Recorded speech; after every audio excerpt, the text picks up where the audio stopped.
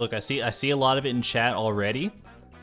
Let's all collectively get it out of our systems. Nice. This is a pretty nice stream.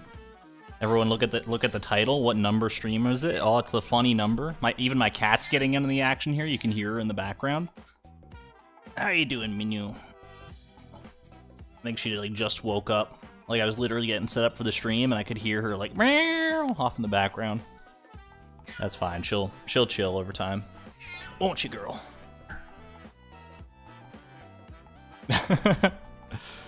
Hope that everyone is having a good day. Also, let me know how the music is as far as, like, is it overpowering my voice? Is it not loud enough? Because, as you might be able to tell, this is some new music, courtesy of QMU. QUMU. They are a remix channel who does a lot of remixes and covers and things of video game music. They've made things for many years. Exclamation point music if you would like a link to their channel to check out more of their stuff. But I feel like I feel like we're well overdue to vibe to some new non-Stardew Valley related music. Good volume so far. Happy to hear it. Yeah, some of these songs might be quieter or louder than others, so we'll roll with it and just. It's experimental. We're trying out a new thing, and we'll see how it works out. Yeah, QUMU music. They do some really good stuff. Good balance. Happy to hear it. Yeah. All right. So let's go ahead and get into things tonight. We do have some fan art to go over for that. Before I do that, before I do anything, I will let you know I'm going to make an executive decision. I'm making an executive decision that we are not going to be going to the Dance of the Moonlight Jellies anymore. I think it takes a little too much time out of our... It takes a little too much, like, gas out of our momentum, if you know what I mean. Like, it kind of kills momentum a little bit, because it takes so long to get there.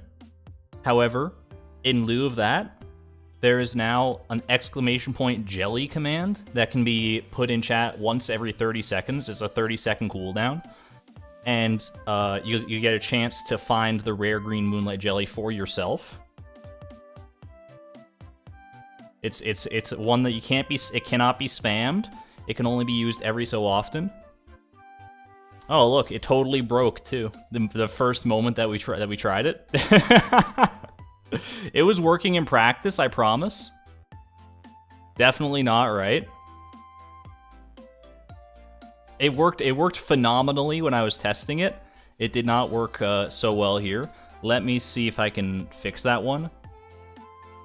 Because I think it would be a fun thing to add. I think I might just be missing a bracket somewhere in there. Let me do this real quick.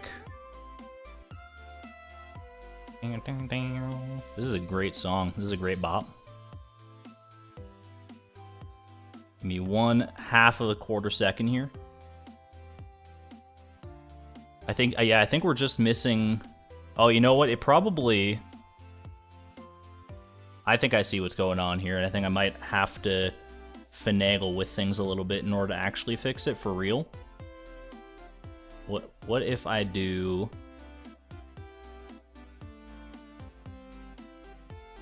One second.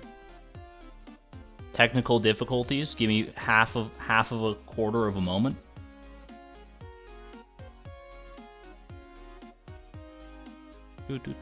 In the meantime, jammed out to QMU's music, exclamation point music, if you'd like to hear more.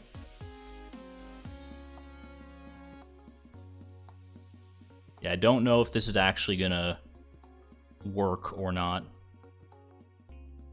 but let me try it anyway.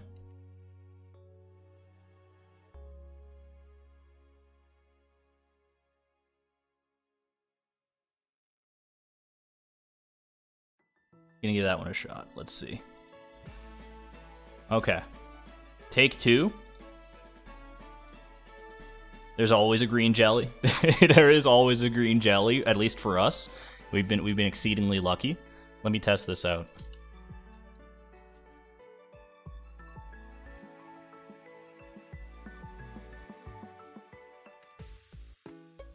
Nightbot's thinking hard about it.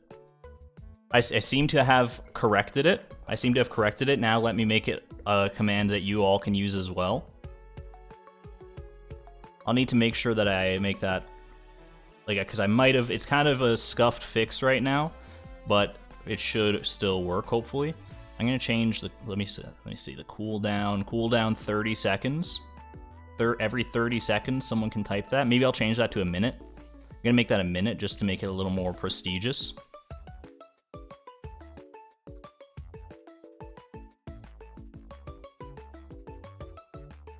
Okay, it should be available now, I think.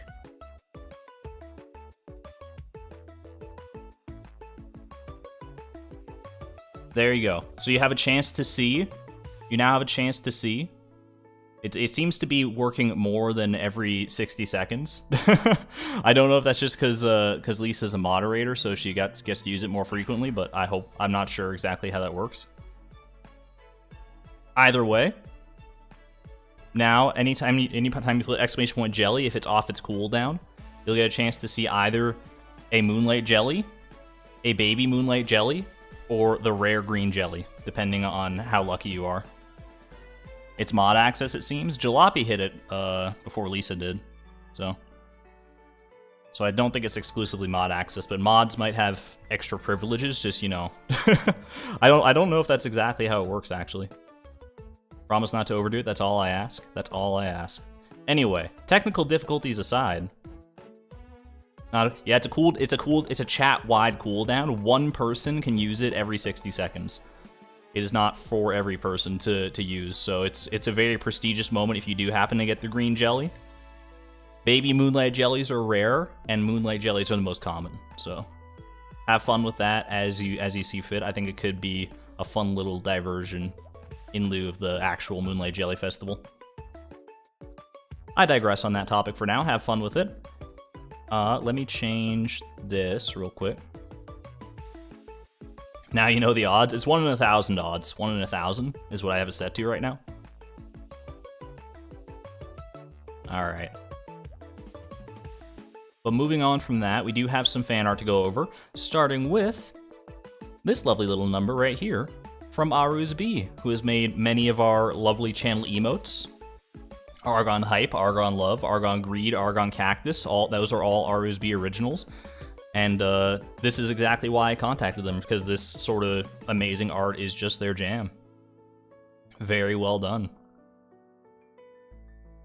I love the just the whole wholesome vibe. It's very this gotta be on Ginger Island. The palm trees, obviously. Haley and Chloe spending a day on Ginger Island. Chloe posing for the camera right there. I love to see it. Thank you, RSB, for another amazing contribution to the fan art lexicon, to the fan art album, I suppose. That's probably the better word for it. Up next, we got this piece from Karita Hearts in chat, which is just it's the beginnings of a creepypasta, no doubt. Chloe giving off some major Chara vibes on this one with that knife, especially. It hits me in just the right way. I do love the dark atmosphere of this one, making a cake out of a void egg. Probably not a mistake you want to make, I guess. But it seems to work out in Stardew Valley. There doesn't seem to be any ill repercussions, but if this is the fan interpretation of it, all the better. Happy birthday, Haley. We at least did not make the mistake of actually wearing that hat on Haley's birthday, not to her party, so that's not officially canon, but, you know, fanon and canon can exist non-unilaterally.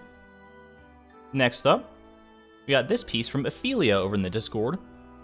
Just a lovely little sort of front portrait shot of Chloe with many of the streaming staples factored in. You got yourself a void egg, a void pendant, the void ghost pendant for Krobus, dragon tooth, dwarf dagger, cactus fruit, beets, the frog hat, of course. Very just iconic. Just an absolutely iconic assortment of items here. Thank you to Ophelia for that lovely little sketch. And last up in our fan art for today, Frog's Legs has shared us Tim Beeb Fisherman. Fish Beeb? Tim Fish? Either way, it's the most dang adorable thing I think I've ever seen. Do you see that little blep that his tongue is doing? So cute. He doesn't need opposable thumbs. He's just gonna fish anyway. What did he catch there? It looks like it could be a sardine or an anchovy. Well done to Frog's Legs for this one. Thank you very much for contributing. Ooh, these songs. Some of these songs are bops. We're not gonna have this. We're not gonna have Qmu's music for like the entire stream. I'll probably flip back to it once we get into our sleeping section of the stream, but we'll probably go back to in-game music for the first little bit anyway. Regardless, thank you to all of the fan artists who have shared fan art over the past few months. It's always amazing to see your talents on display, and I'm just so flattered that my silly little challenge series has inspired all of this. If you'd like to share your own fan art, !Discord, or a link in the description to the Discord, and you can find the channel to share it there. You can also tweet it at me at Argon Matrix. DM it to me, however you want to get it to me is totally fine. All right.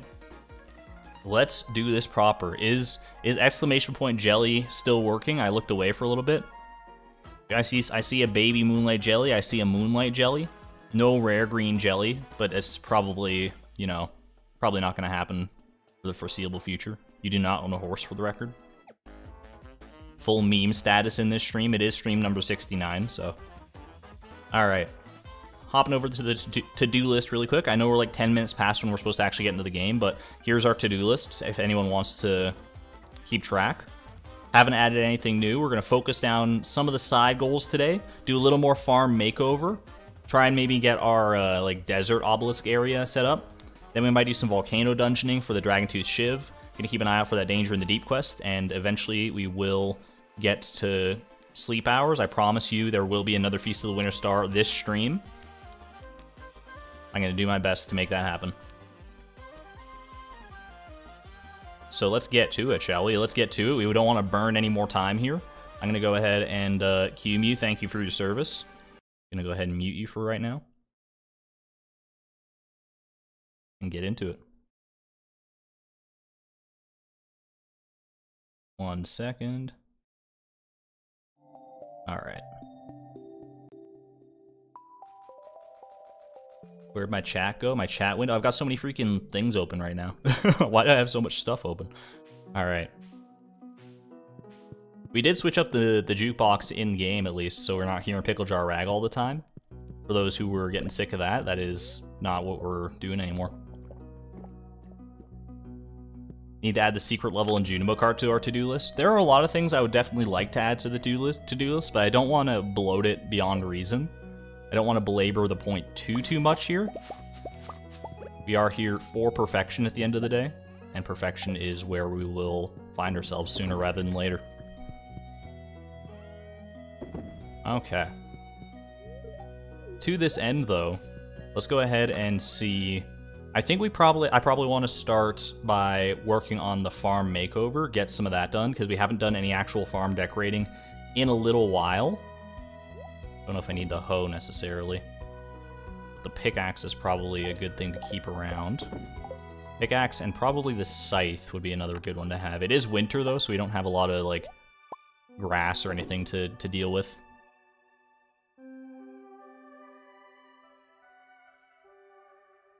With this being cost watching, how did you amass stone? We amass stone by mining it and by deconstructing staircases primarily.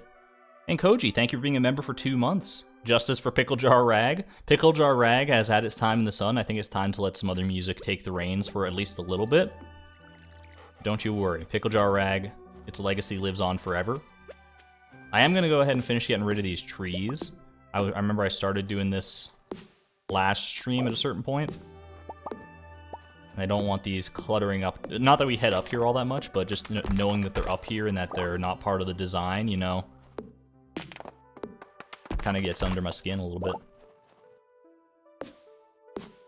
Yeah, we got many staircases from trading jade, and we have deconstructed a good amount of them for all that stone.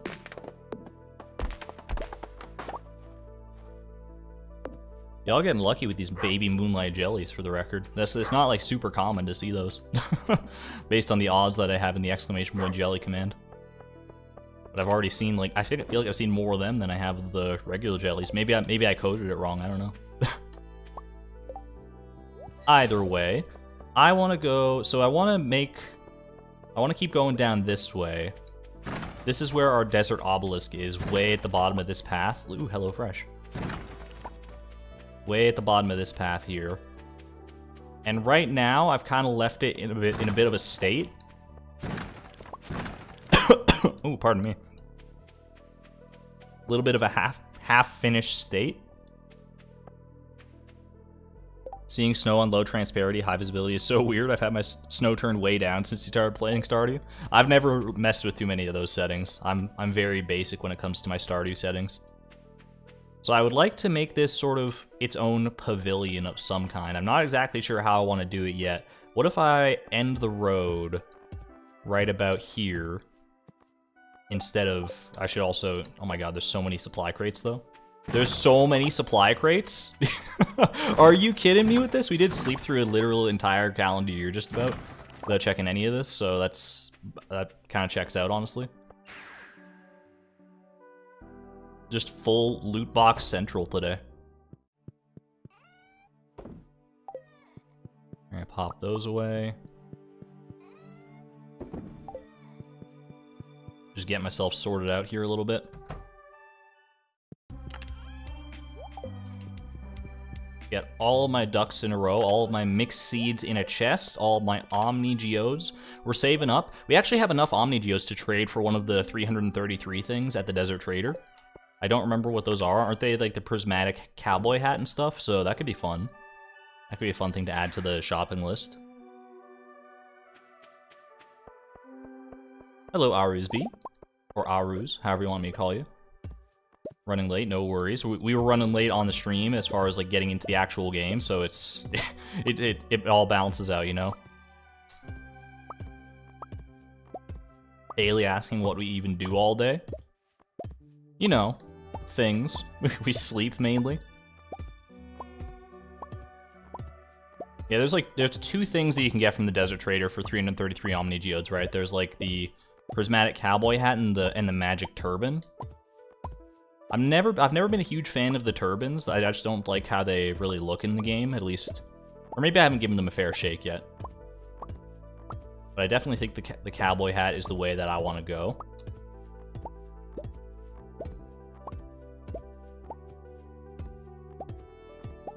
We shall see. We shall indeed see. Technically, Antarctica is a desert based on its lack of humidity. It's true, Antarctica is a desert. Can confirm it's part of the 4 Deserts Marathon. Okay. Yeah, I don't know if I necessarily want this thing all the way out here. I feel like I want to refurbish this and fix it up a little better. So let's see. Move both of those. So if I move the Desert Obelisk, or if I... Where would I want to move the Desert Obelisk? Because we're going to have a path going this way eventually to the Earth Obelisk over here. We're going to get that set up. So we could go even a little lower with our pathway here. It like, because what's the spacing like this? 1, 2, 3, 4, 5, 6. And then we have, so it's 1, 2, 3, 4, 5, 6. And this would be our final stop here, which we could actually, we could throw the mini obelisk down here. Maybe put like a little torch behind it, kind of like how we have at the top, at the first waypoint of the mini obelisk.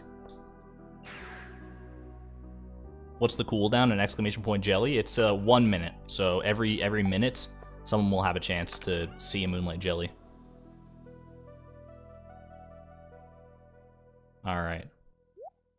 We do have some torches right there, so let me go ahead and use those. I'll also get some coffee in me. Haven't been drinking coffee this past like little while just because we've been sleeping so much, and you don't want to mix the two too ferociously. Okay, so we do that, and then we have one path leading off here to the desert area that we want to have, and then one path leading off to the forest area. Maybe like straight off of this lamppost right here. The way we've done it in the past with these other ones is I made like various sort of themed pathways, like a little beachy one and a sort of tropical one with these cobblestones. I don't know how I want to do it for the desert though. What's the most desert themed pathway that we can muster here? Can I try having lamps on stone floors instead of the stepping stones? I could try that. It would be a lot of work to... Well, not like a lot of work, but more work than I want to put in at this exact moment. But we could definitely try it for any new ones that we put down. I should also, you know what? Maybe we can try it here, because I feel like having one right here. Also, we're like missing a... I guess we're not really missing one there. It's just kind of weirdly off kilter. I don't know. It's fine. It's fine. So you said you want to see a lamppost on a stone floor. Get one iron lamppost for it. And I think we probably have more stone floors. We do not have more stone floors in here, but that's okay. We have a lot of stone still. Plenty o stone. Give this one a try. I could definitely see this working out. This is the way. This is what we have underneath our obelisks already. So this might be better. I wish it was centered though. You see what I mean? It's how it's not centered. I feel like that's what's thrown it off for me. If it was perfectly centered as all things should be, I would be more inclined to like that. But as it stands, I feel like even though it's not perfect, not ideal the way I would want it to be, I feel like these stepping stone paths still win out in my mind. Still not centered, obviously, but what can you do? Hey there, Alon. You like the stepping stone better? I'm with you, Karita. But to each their own. Okay. So I would like to make a pathway leading off this way for the desert obelisk. So maybe I move the desert obelisk out of the way for right now so that I can make that work. Go visit our old friend the wizard, and I do mean old. Ooh, speaking of old friends. Got any early rare seeds for me? Egg? How dare you? Not the right kind of egg anyway, though, so I'm not too fussed about it. Our Cindersap Forest could do with a bit of a cleanup as well. There's a lot of detritus here. We could do with coming through and cleaning this up at some point. It would look so good if it was centered. I know, it's the true tragedy, is that it's just uncenterable. Alright, move buildings. Go all the way down here. And I would like to jut off from the side there, so I think I probably put it somewhere. I don't want to put it too close to the coast, because I kind of like the idea of, like, desert, right? Like sand. So what if we just do like a little baby pathway? We could even go like a little further down here.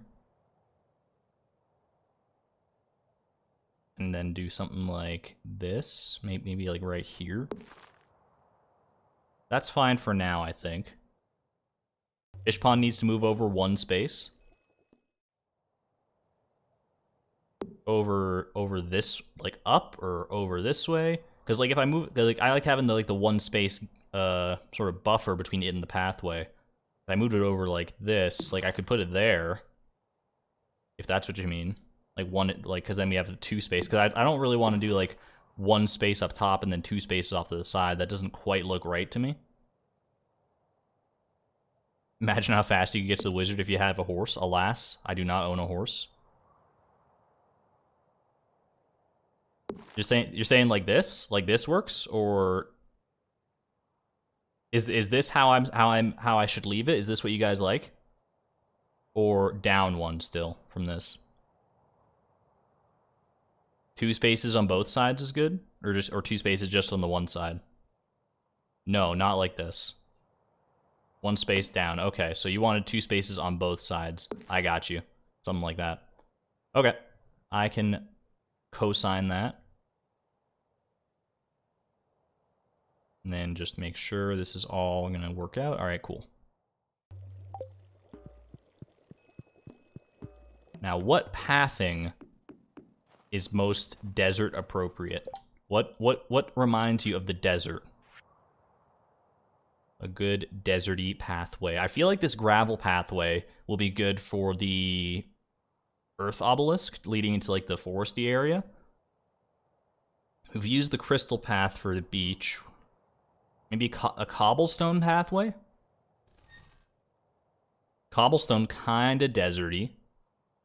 Could do some like rustic planks or something, like kind of like a... I don't know if that quite works for the desert theme though. The gravel is ugly. Yeah, but it's meant to evoke like a natural feel. I don't know, I haven't really played too much around with the gravel yet. I feel like these cobblestone paths might be speaking to me. I'll play around with it and see what I like. Cobblestone looks nice on the sand.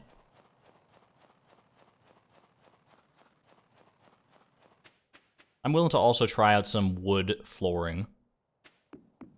Isn't your farm already sand? It's true. Could just hoe the ground here, hoe it to make a nice sort of sandy rut leading over to the obelisk. Let me see. I'll grab some wood and we can try out both of these ideas here. The one above the cobblestone path looks nice. What's the one above the cobblestone path? Just the wood floor? We got wood floor or rustic wood floor. Let's toy around with these a little bit. We could do like a combo as well if we wanted to. This isn't so bad. I think this could be... It is a sandy color. Could that be our true desert pathway? You got a baby moonlight jelly, nice Amber. You guys got to go insane when someone gets the rare green jelly though. The baby moonlights are still pretty rare though. Is this the way to go? Cobble and stepping stone mixed is nice. I don't know if it's necessarily deserty though. What if I mix some of like these rustic planks in? Does this work? Nah, there's something weird. I don't think this would work in any world, but what if No, I think I do like these ones better, just like on the whole. A nice little walkway leading out here. I think I would probably want to move this one down to line up a little better here. Or do I do like a 3-wide? I could do a 3-wide path as well, and then have little things like in the midst of these 3 paths. Like I could do little garden pots of some kind here. That could be fun.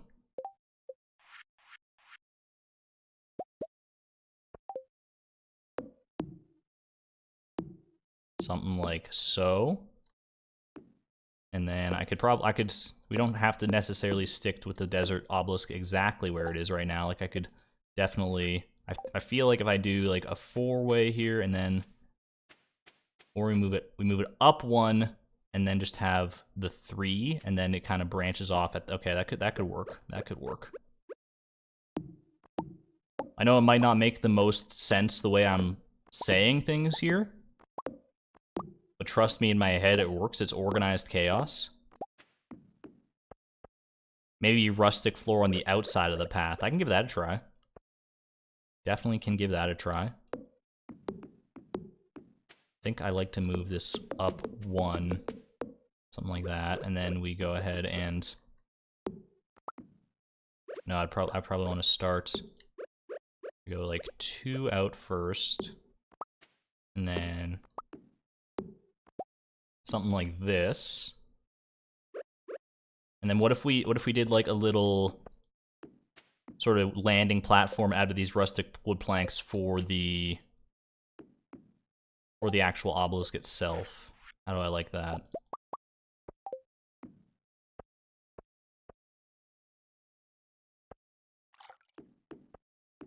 There might be something to this.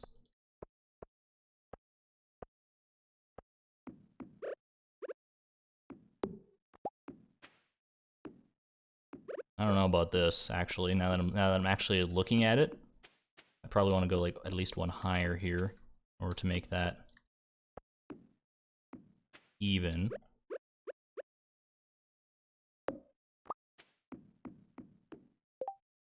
Make a creeper face.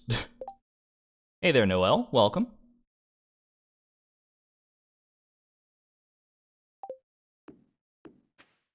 Yeah, I don't know about this. I feel like maybe, what if I get rid of the bottom row here? What if we just do like a 1 wide around this thing? Or maybe we don't encircle it at all. Yeah, this is, there's something that's just not quite working about this. Doesn't feel right. You like to use plants and trees to decorate around things?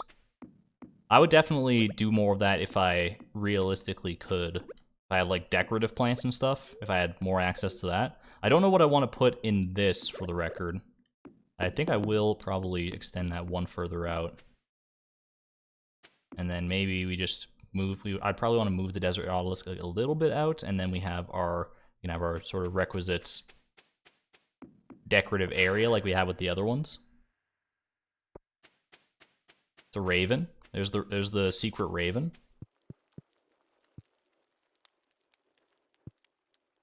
I'm thinking we could do... Are you able to put like these...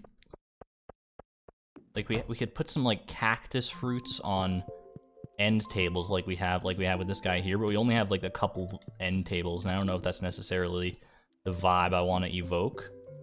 Could do some garden pots. Rustic flooring is your favorite. You use it for everything. Rustic flooring is pretty good. Very thick for a raven. Don't body shame the raven.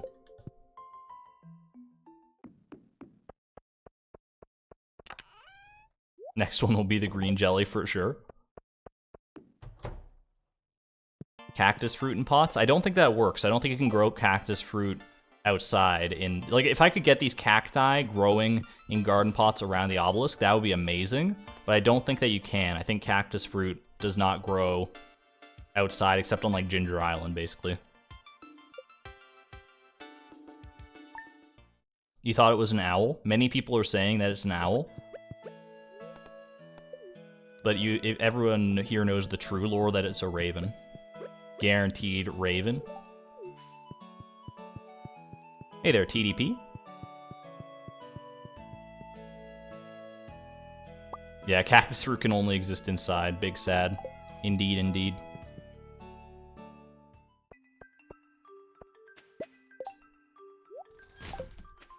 But we'll make do with what we can. Like, what I could do... We could do something with like our cactus seeds in theory, like put some cactus seeds on some signs or something. There might be something to that. What do I want to do with these though is the real question. Like I have these spots here. How would I want to decorate those? And I think because we do have braziers around all of our obelisks, I think the gold braziers or maybe the skull braziers. It could go either way, skull or gold braziers. Probably skull for skull caverns. Now that I'm thinking about it. Anything deserty here? There's bone mills. Bone mills kind of deserty a little bit. Honestly, mini obelisks are pretty deserty. Can I make more mini obelisks? But they're just not functional, or am I not allowed to put down anymore? I mean, I can test that, I guess. 20 solar essence, 30 hardwood, and 3 gold bars. That's a lot of gold bars, though. But we'll try it for science. You can't place them. So if I made one, then I wouldn't be able to place it. I guess that makes sense, because then it wouldn't know which one to warp between, right? Yeah, the more I think about it, the more I think that even though that would be some cool decoration,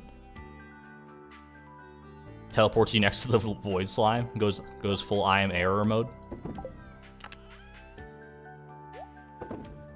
Okay, if we can't do that, is there anything else I can do here? Some desert warp totems, perhaps? Desert warp totems on a little post on a sign of some kind. I'm trying to figure out what I want in the actual area betwixt, like areas in the middle of the path that I carved out. What if we did something like this? Bear with me for a second on this one. Just bear with me. Go full maple syrup and bear with me on this.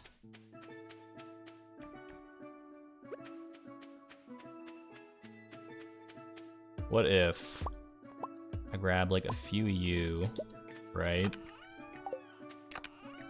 And a few of you.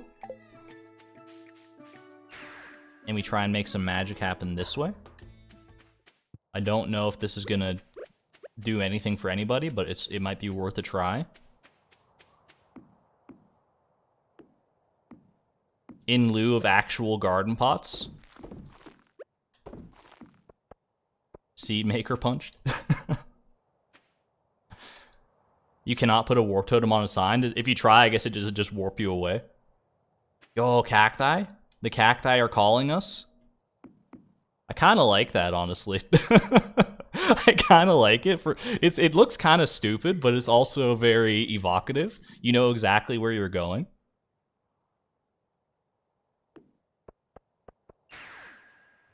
It's the best, worst idea ever. I think that's exactly how I would describe it, yeah. Best, worst idea of all time. And then we grab some torches, and we throw the torches behind the seed makers for a little ambient occlusion lighting. And you can't even tell the torches are there. Look at that, it's beautiful. Some glowing cacti seeds. Then I think I'm gonna want to move the desert obelisk out a little further here, and then we do some maybe a couple of gold braziers and a couple skull braziers. I think we could do a little mishmash there, like 2 and 2.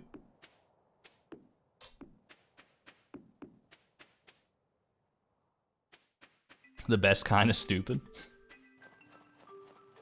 You could use plant fiber on the garden pots. I don't know if that would necessarily be deserty though. You know what I mean? If we're going desert theme, and we don't have access to the furniture catalog or anything like that, we're gonna have to get a little creative here. It's so dumb, I kind of like it. I'm glad we're all on the same page of it's dumb, but it works.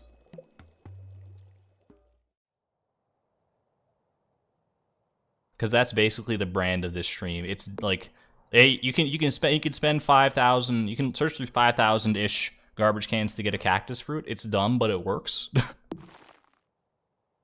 Like, I probably want to go like one closer, and then I would do like a brazier there and there and there and there. I don't know if this is gonna be. I mean, I've said this about all the other ones, and I literally haven't touched them ever since. I don't know if this is gonna be our finalized design here. I feel like I would probably. I feel like I can do more with this path still. Like I could do a little more decorative action. Like maybe some like fence posts like the way I had the other one. But honestly, like what if I did like just like a few fence posts across? I'm trying to shape it together in my mind.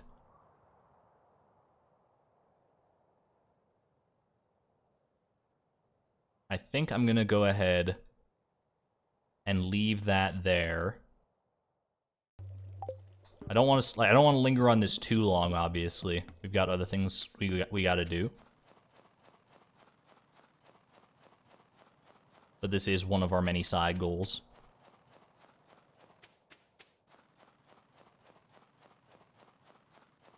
Gonna lurk for a bit. No worries, Jalopy. Glad you're having fun with the new command! Exclamation point jelly. So one day someone will see the rare green jelly. A pyramid shape. We could what would we do to build a pyramid shape? Like, because a pyramid is very deserty for sure. Goes without saying. Let me see. What do I need to build these braziers as well? Because this is where my mind was going next.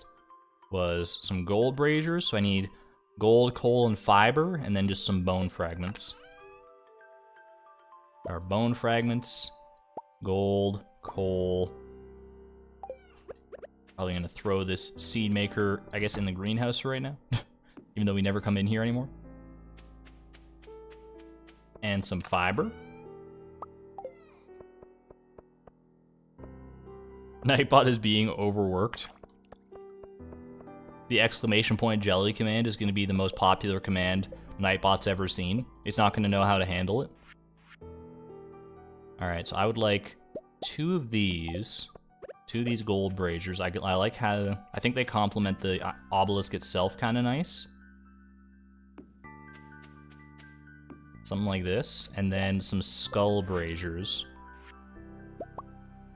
in honor of Skull Caverns. Or Skeleton Caverns, as some people say. I could probably do a little more than this. Like, I feel like we're missing some... It's missing something for sure. It's missing some extra panache. But I don't know exactly what.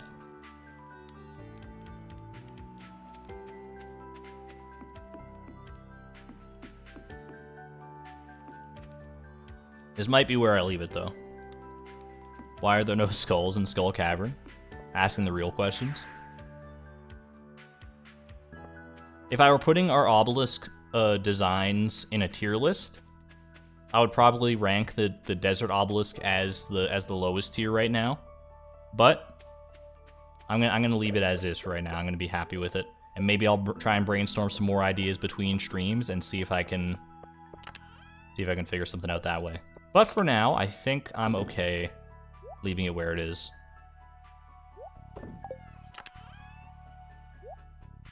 Put all our stuffs away here. Haley's asking, can we go on a camping trip someday? We're about to go camping inside of a volcano. We're gonna do some more volcano dungeon runs. I don't think... Well, we could probably get one in today. If I hustle here. So I want to bring... I'm still looking for that dragon tooth shiv. Chat 75% commands right now. I was a little worried about that when introducing the exclamation point jelly command, as well as the exclamation point Haley command. I'm going to be real with you. That spam would be a real possibility. But I'm inviting it upon myself, so you know what? I only have myself to blame. But I'm glad you guys are having fun with it regardless. That's what they're there for. They're there to have fun. I just hope that I can also entertain in some meaningful capacity. If I get another golden mask artifact, I could put it on a sign by the obelisk. That's true. Some of the golden artifacts in general, like the gold relic and the golden mask, those both have good drip potential for decorations. However, I don't know if they're good enough that I'm going to go out of my way to pick them up. I'm going to swap out my shirt here.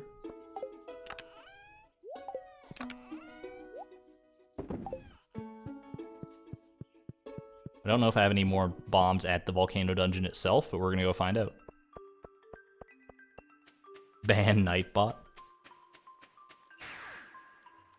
Horse Jelly and Haley, the Holy Trinity.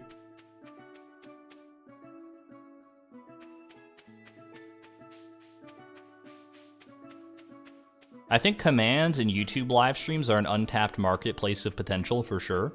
There's a lot you can do with Nightbot and a lot you can do with commands. I've only barely scraped the surface with the ones that I'm using. I feel like they're not very common in YouTube live streams in general. You see them a lot more in Twitch, I think.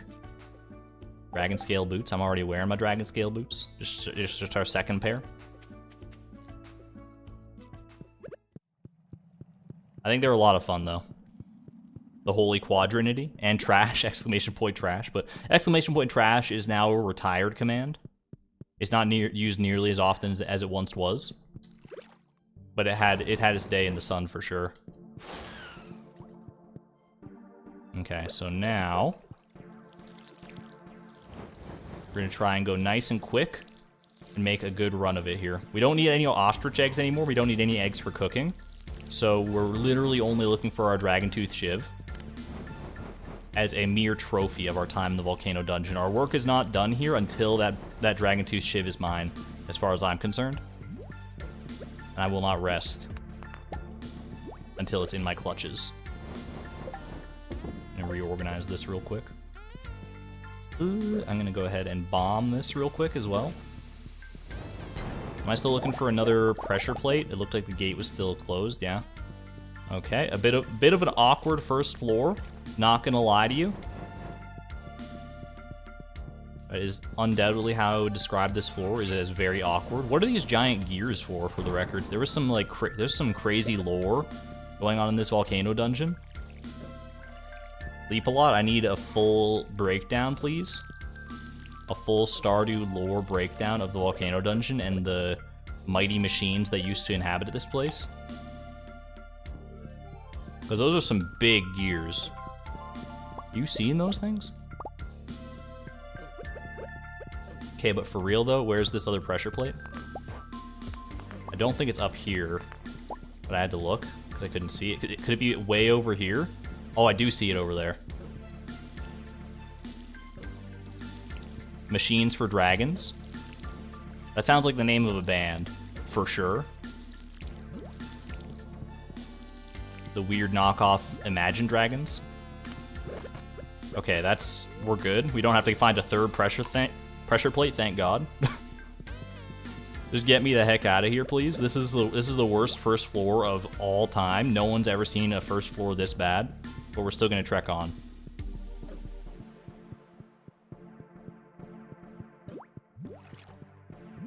Dwarves were beasts.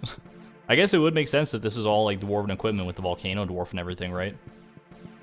We need some quick floors here to make up for that that heinous first floor. But this could be a chest just on its own waiting for us. Nope. All right then.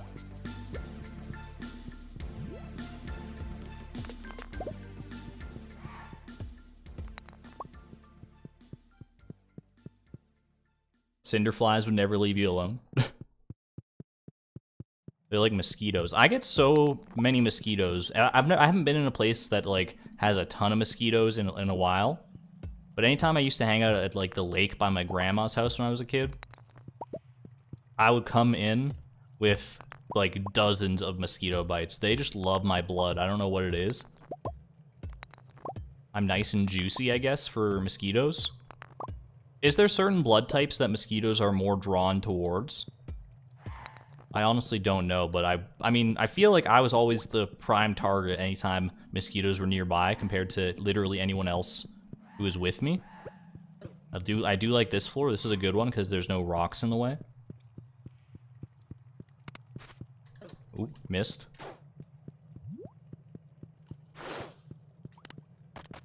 There we go, that's pretty good. I'm just gonna not even worry. There's too many of them to kill. Keep on going. I think so. It would make sense if they were, I don't know if they can like sniff out the blood like a shark in the water. Why did I eat the pineapple? I meant to actually drink the espresso. I wanted the speed boost. For some reason, I think of pineapples as a speedy fruit, I guess. Ooh. Excuse me.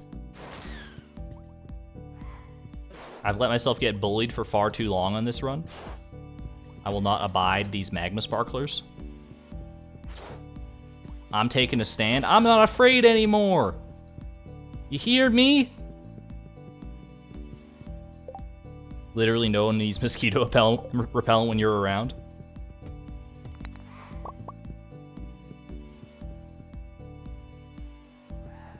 The galaxy brain play, if mosquitoes are like very attracted to you, just never go outside. It's worked for me. As long as I continue to never go outside again, I think I'll be okay. At least never go outside in like a humid area where mosquitoes are prevalent. You can go outside to go to like the grocery store or to go like take a few steps outside to pick up or to like meet your DoorDash driver or something like that. That's probably reasonable. But any further than like 100 or so steps, you gotta be careful. Those suckers are just waiting around every corner, literally. Okay, this is, you gotta pause for a minute here. We do have plenty of time. I actually managed to, I didn't think we'd get here quite in this short amount of time. Now we make the best and make sure that we survive and show this dungeon who's really boss. Ooh, nice. Nice deflection, Chloe. And people would tell me the dagger's the worst weapon. Never go to North Africa if mosquitoes like you? I'd believe that. I just think of Africa as being, because obviously the climate is like extremely humid and extremely hot. So it's gotta be, there's gotta be a lot of bugs around there, mosquitoes especially. Any of these doing it for me? On most of our trips, when we found this particular floor layout, we did get a legendary chest out of it. Not today, though. Not today. No legendary chest, so no Dragon Tooth Shiv. In that case, honestly, see you on the other side, if I can find my way out of here.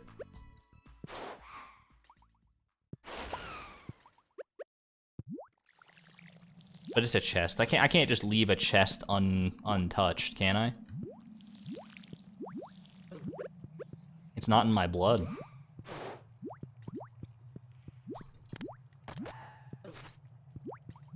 That opens the exit right there. But this one way up here is going to open up the chest of our dreams, and it could be... I mean, it's not going to be the Dragon Tooth Shiv. It literally can't be, I'm pretty sure.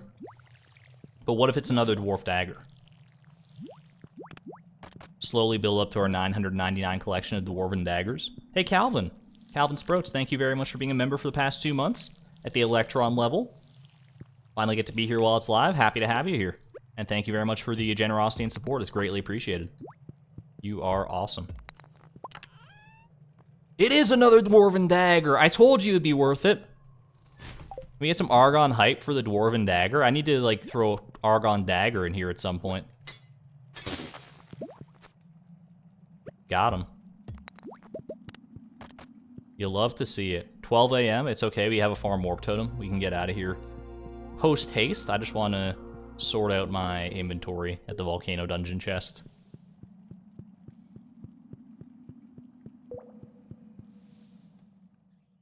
You will be live in about an hour. You're just gonna go back and watch this one from the start. You're gonna do some 2x speed watching. I got you, Calvin.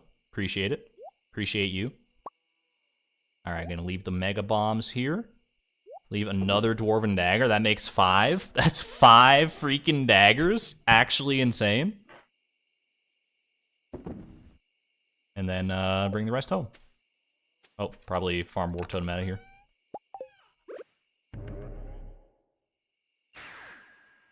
Argon hype for a Dwarven Dagger. It's the best weapon, so far anyway. The Dragon Tooth Shiv that we're so diligently looking for is the only thing that could surpass it in my eyes.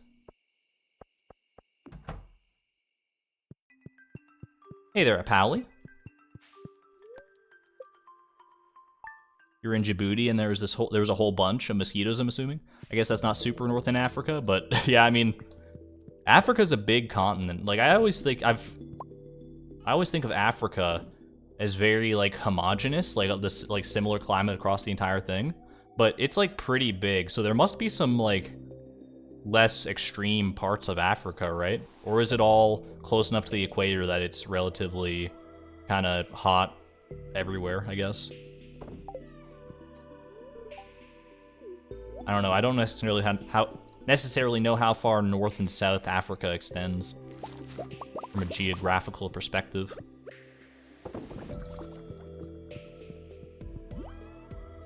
All right.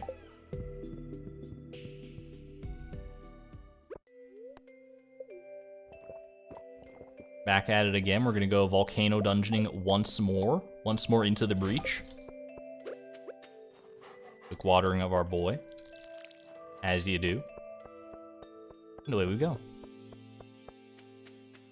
The southern part of Africa is a cold climate. For some reason, I thought it was the opposite, but now that I think about it, when you get to like northern Africa, that's like where Egypt and stuff is, right? Like the whole Sahara Desert. That's probably pretty hot. I've heard that the Sahara Desert is slightly warm, especially at this time of year.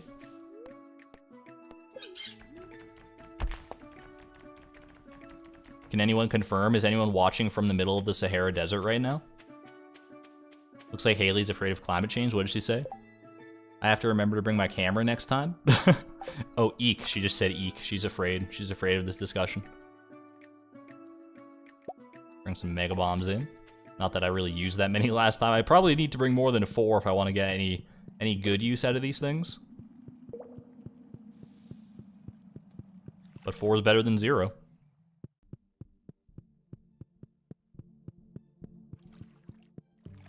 Sounds fake. TBH, what, the Sahara Desert? I've never seen it with my own eyes, but I'm pretty sure the Sahara Desert is at least somewhat real. You're a lion, you can confirm it's hot. Thank you, Jalopy. Didn't know. I didn't know you were a lion. That's pretty exciting. Another dwarven dagger? They can't... Oh my gosh. Keeps on coming and I don't stop coming. Fed to the rules and I hit the ground stabbing with my dwarven dagger. Just BEA, beautiful, baby. Congratulations, Andrew, on your new baby Moonlight jelly.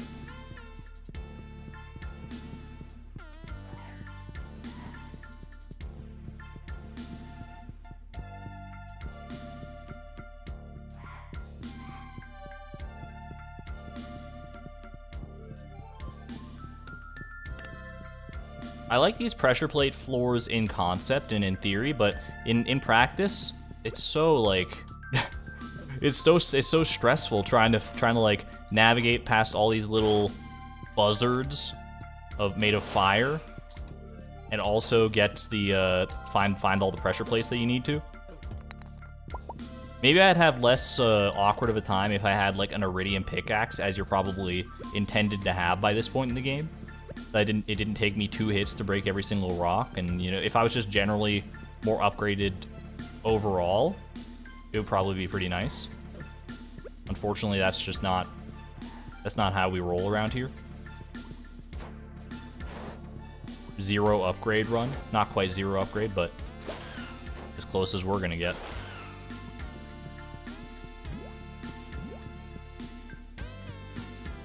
I always do find it funny that I had like more upgraded tools in the no level up challenge than I do in this challenge, despite like never using those tools in the no level up challenge. I just upgraded them because like I wanted to, because I had the materials for them, so I was able to get like an iridium hoe and stuff like that. It was so funny.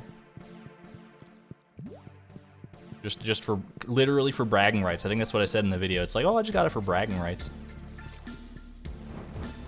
What else are you gonna do with all that iridium?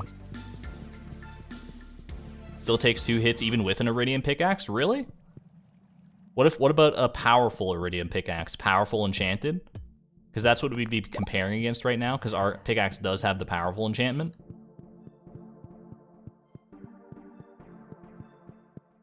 So maybe there's a case to be made there. It's one with the powerful enchant, though. Okay, yeah, so...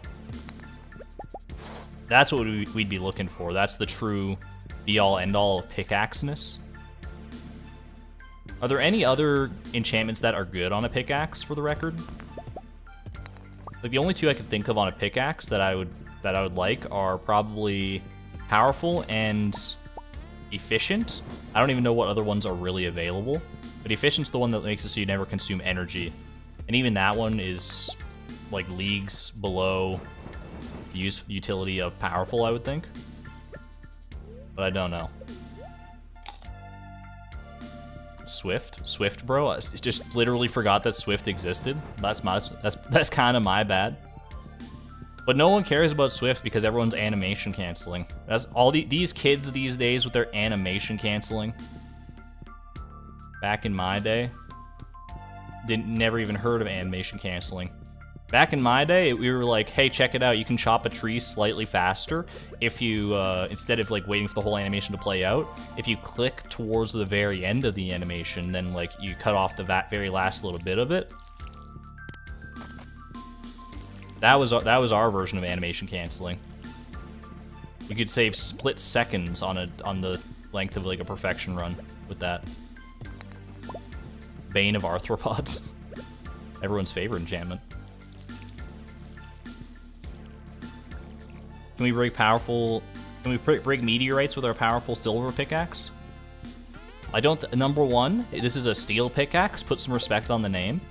Number 2, we did already try that, Karita. We tried that last stream, I believe, when that new meteorite fell to our farm. And it unfortunately did not work. You don't animation cancel, so Swift is nice for you. That's probably where I would be too. I'd be like, yep, give me that Swift enchantment all day so that I don't have to learn anything new. I'll just let the game do the work for me and accept my inferiority when it comes to Stardew speedrunning.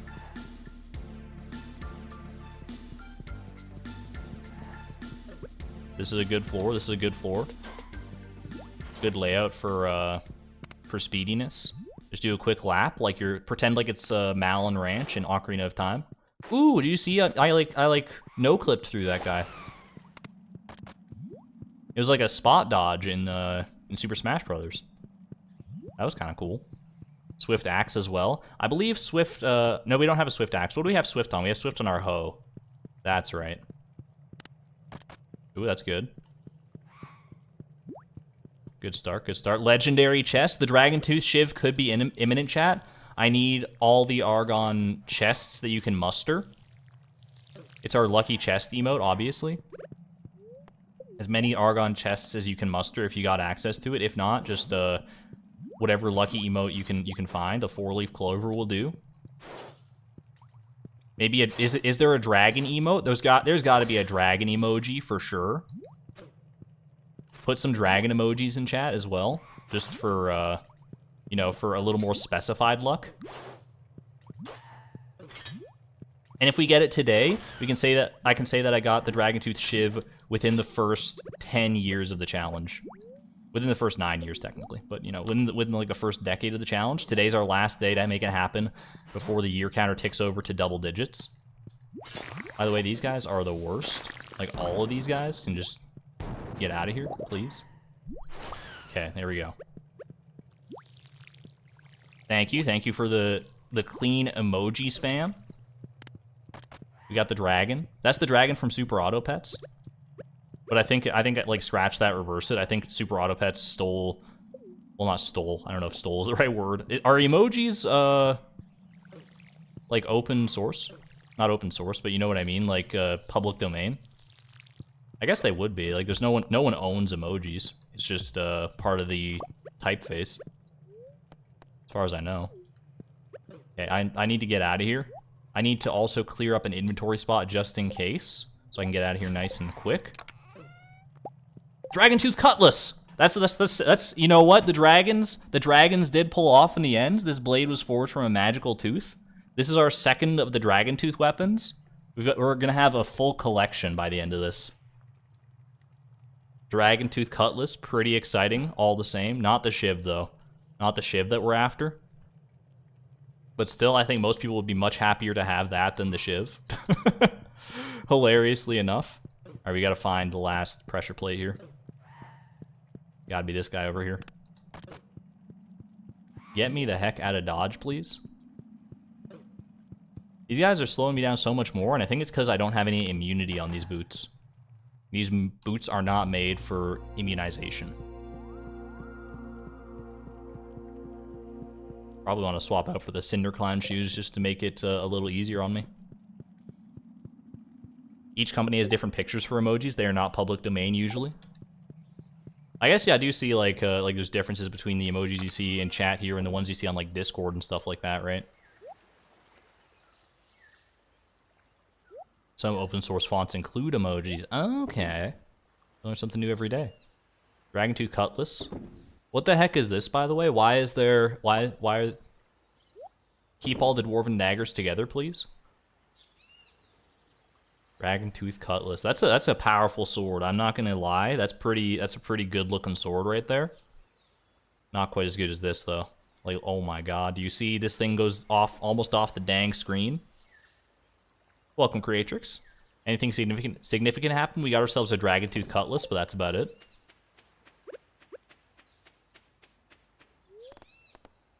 Let's you know, I could just farm Orc Totem out of here. I need to remember to do that more. Lindsay Smith, thank you very much for joining the my YouTube members at the Electron level. I greatly appreciate it. The generosity is always amazing to behold. Enjoy your emotes and your sword. Careful you're swinging that thing.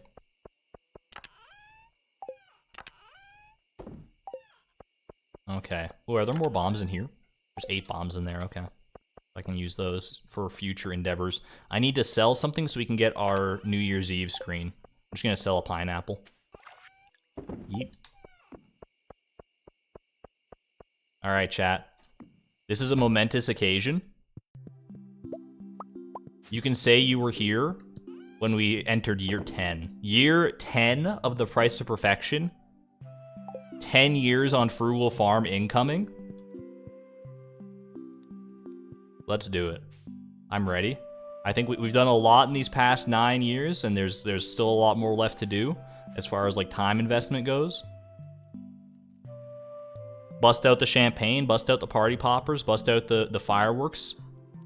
We're going in. Go to sleep for the night? Heck yes. Day 28 of winter, year 9. It's going double digits, baby. It's going double digits. Year 10. Look, they had to shift it over and everything. They had to shift the font. Year freaking 10. Let's go to Nightbot. This is your last chance to get in a sneaky, cheeky year 9 before it goes to year 2 in binary. There it is.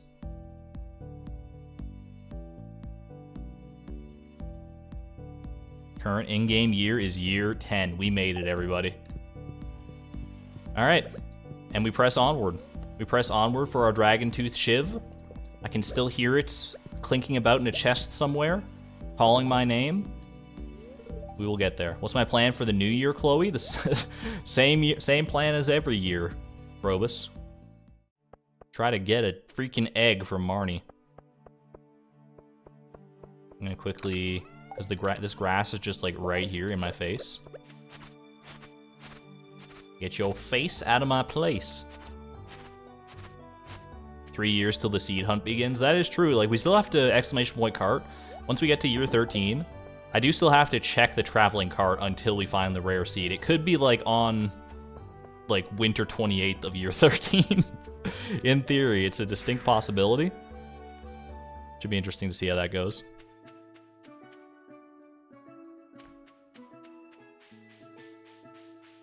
All right. Back to the Volcano dungeon. Back at it again at the Volcano Caldera.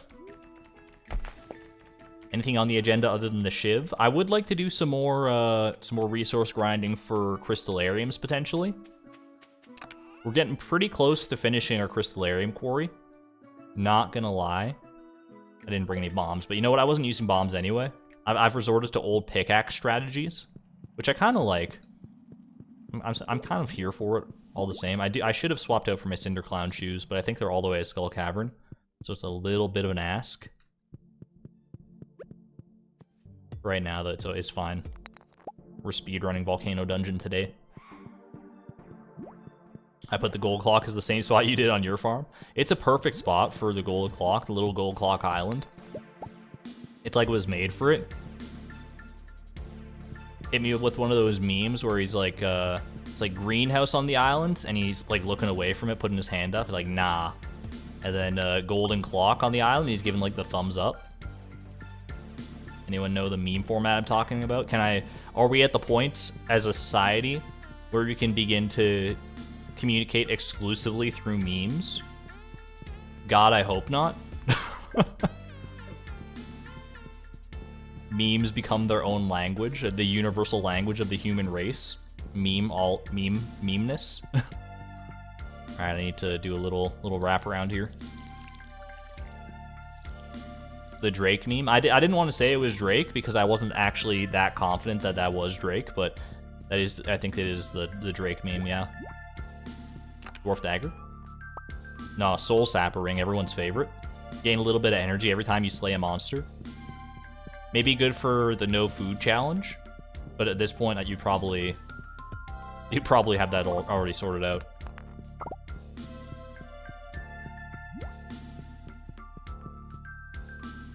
Put a question in the community tab saying saying eggs or rare seed, what will we get first? We're free to say eggs right now, for the record. It's not a taboo word yet. That's only in once we reach winter. But right now, since we're not in winter, we can use it colloquially.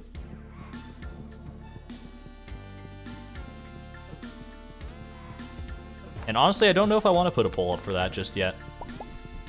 I mean, maybe I should, because obviously we're closing in on the time where a poll is going to be irrelevant once we actually hit year 13 and see whether we had the eggs by that point or not. Oh my gosh, the cinder shards.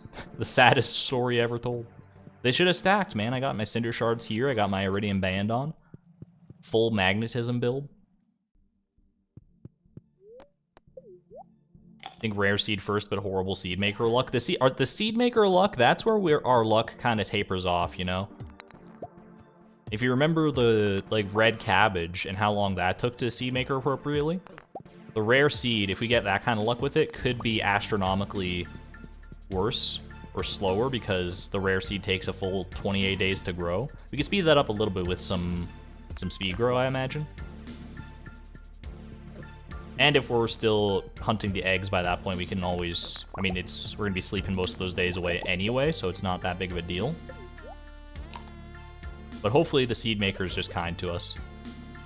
It's the last crop we need to seed maker, so hopefully we don't get screwed by mixed seeds or ancient seeds. We've been pretty good about that for all the most critical moments of the seed makering process. But there's always room to trip over the finish line.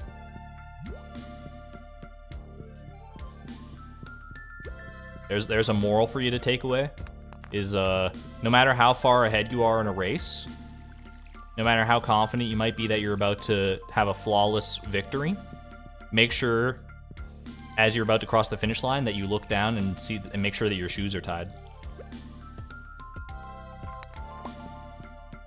Which makes you think, doesn't it?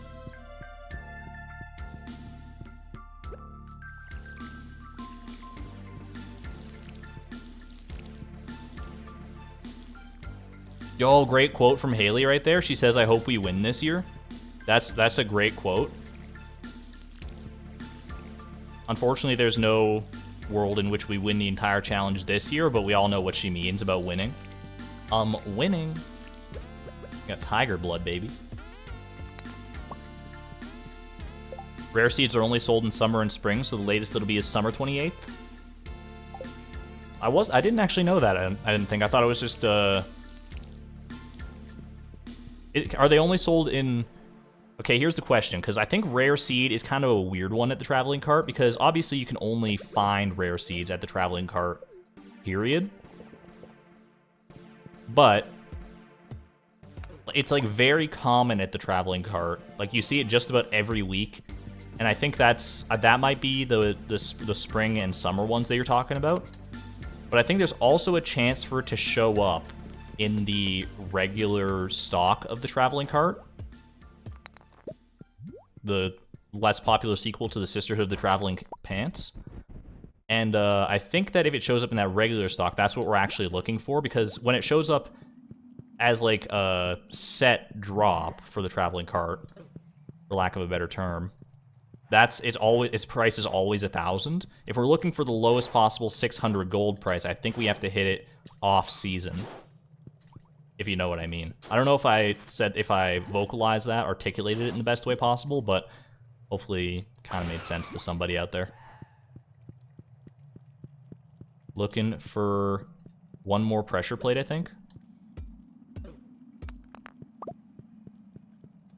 Is it down there? Is it on this little island down here? I don't think so. I think that's actually connects to where we were previously. The 600 gold price is off season, yeah. That's what I thought. That's what makes sense in my head. Oh, this poor existence of this little Dougie here in this one little patch of soil. I'm just gonna leave him to it, honestly.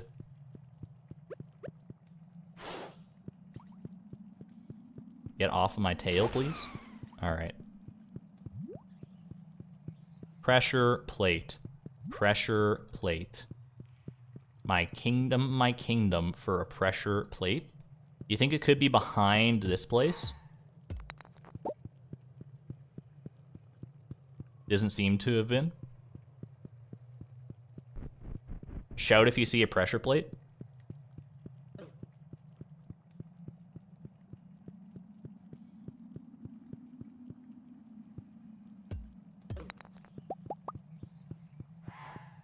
Must have been like way early on here, huh?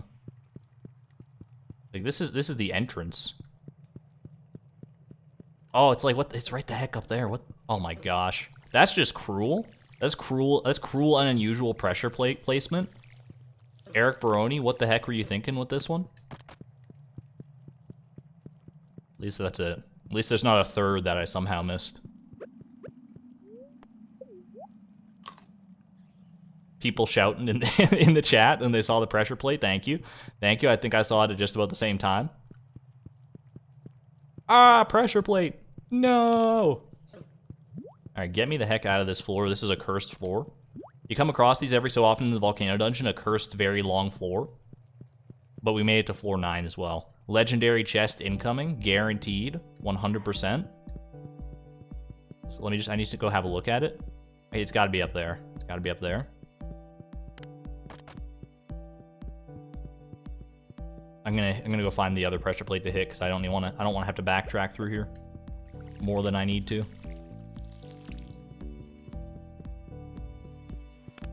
Ooh, there's the legendary chest right there. I thought it was gonna be back the other way, but it's a little sneaky beaky with this one. OMG, that Haley cloak. Nice shoes. Are those made out of plastic? Haley, these are literally made from the scales of ancient dragons, thousands of years older than either of us. You're gonna have the gall to say that they're made of plastic? Look, maybe they're not the most, maybe they're not Gucci, you know, but I'd take these over Gucci any day of the week. These are a literal relic of the past. Does resetting change the drops from the chests or no? Or not? I'm not sure, honestly. I honestly have no idea. Anyway, we're not going to hype up this chest too much. Last time we did that, we did get a dragon weapon out of it, but not the dragon weapon we wanted. Let's just send it here. It's an ostrich egg. Still not the egg we're looking for. Maybe if I take this into like Photoshop and just, you know, scale it down a little bit, then it'll count. Didn't seem to work this time. All right, let me get the heck out of here. This is quite the labyrinthine castle at the end of floor 9 here. Realistically, I should just bring a farm warp totem every time so I can warp right after I get the chest. Egg, egg, egg! First stream, been loving the VODs. And keeping me sane for my end of year assignment. Hey, Fiona. Happy that I am able to help you out in that regard. Hope that you're closing in on the end of that end of year assignment and that you can breathe a sigh of relief shortly afterwards. Keep on fighting the good fight. Go give the egg to Marnie as a hint to what you want. Would Marnie like an ostrich egg? It may be the world's largest egg for the record.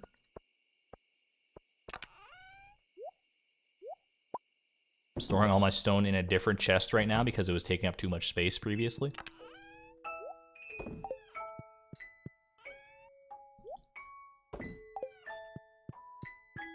Green jelly isn't real. I promise the green jelly is real. It exists within exclamation point jelly. It's just a 1 in 1,000 chance. Alright. I'm headed to sleep for the night. Did I decide not to do Danger in the Deep? No, I literally just forgot that it was Monday and I was supposed to check that. I did forego checking it when I was doing my sleepathon last stream. Ooh, Poppy Seed Muffin. Thank you, Krobus. But we can go check it today. It's not Pickle Jar Rag.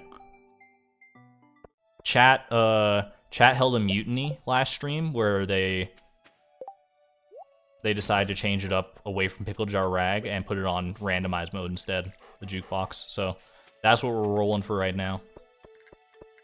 Real quick, I am actually going to head over to Skeleton Cavern. I got to get rid of all this grass around my desert obelisk as well at some point. This is not very deserty. Gonna go to Skull Cavern and grab my Cinder Clown shoes. I think they will be better served than our Dragon Scale boots. The Dragon Scale boots are high drip, but the immunity is actually pretty important in the Volcano dungeon. So I think let's just do that. And you know what? I'm gonna bring some cherry bombs, honestly. Cherry bombs kind of low-key underrated for the Volcano dungeon because so much of the space is taken up by lava that you don't need as big of bombs to make it work. Skeleton Cavern? Yeah, you never heard of Skeleton Cavern before? Trademark Shawnee do?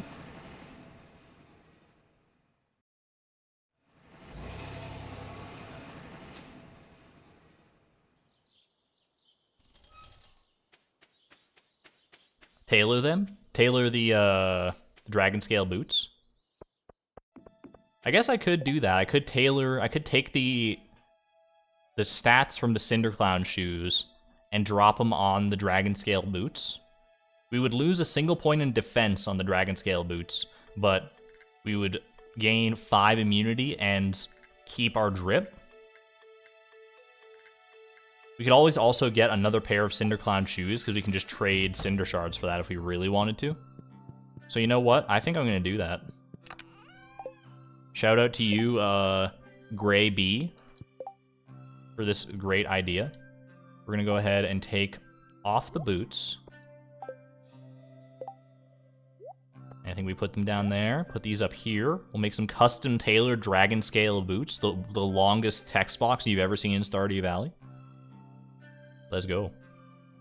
Let's go. Oh yeah, I can't just take them from there. That's right. I made that mistake many times. There we go. +6 defense, +5 immunity. These shimmering boots are extremely tough.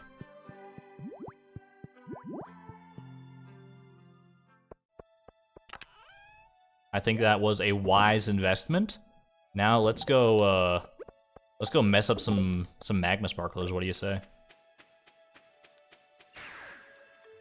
I'm gonna hit up the walnut room first before I forget, because if we do have the Danger in the Deep quest at any point here, I'm gonna want to pivot to that instead because it's gonna be on a time crunch. Remains to be seen though. Those kind of look like they're made of plastic. Haley? Haley has infected you? Lee? I laugh every time I see the slime room. I do too, honestly. Cuisine and Hungry Challenge. I'm going to take Cuisine because it's a longer one. So it'll ride over into next week and maybe we'll have a better chance at the Danger in the Deep.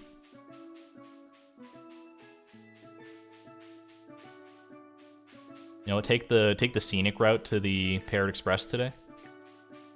We don't often get the chance.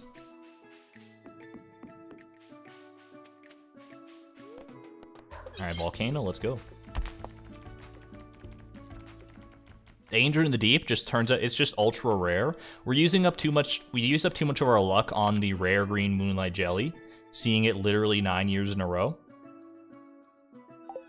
And now it's coming back to haunt us in the form of this Danger in the Deep quest.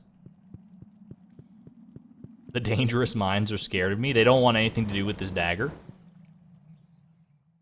I'll tell you right now, if they wait until I have the Dragon Tooth Shiv though and get that thing fully enchanted and upgraded and everything, oh my gosh, they're gonna wish that they'd showed up like last year.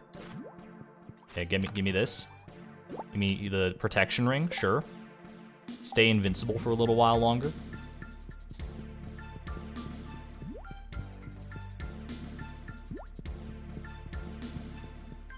Okay, so I need to get up to that pressure plate. I did see a pressure plate up yonder way, I think. So let me deal with these rapscallions before they make a mockery of me. They make a mockery of ethics. Alright, quick little sneaky pressure plate. There we go, that's it.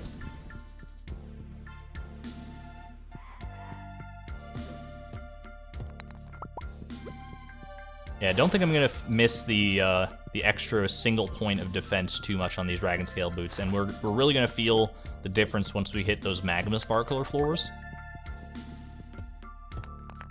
And presumably when we're in the Danger in the Deep quest too. I don't know how many monsters in there give you debuffs and that sort of thing. The only thing that I actually really know about the Danger in the Deep quest, for the record, is that the shrine you use to activate it after the fact, like the shrine that you can use to toggle the Danger in the Deep mode for the mines, looks like one of those skulls from Chapter 6, I think it is, of Paper Mario: The Thousand-Year Door. The chapter where you like go to fight the Pirate King Cortez with Flavio and all that, and he's like, and you got those skulls with the crystal eyes. Anyone know what I'm talking about? And then the other thing I know is that the slimes wear sunglasses, and that's pretty cool. They're still gonna not be able to touch me at all because of my slime charmer ring, but I don't have a sunglasses charmer ring, so maybe they'll be slightly more effective. Hard to say. Take ginger ale for the middle levels. Everyone keeps telling me about these middle levels and that they're scary in the Danger in the Deep quest. What's so frightening about the middle levels of the mines? Maybe don't tell me, actually. Maybe I'll be surprised when I get there myself. The monsters can give you a debuff that makes you unable to eat. That's a little spooky. Okay, I'm glad that I know that one going in. I'm glad that does get spoiled for me, because the last thing I would want would be to be trying to meme it up a little bit in the Danger in the Deep mines, and all of a sudden be unable to eat. That seems ill-advised.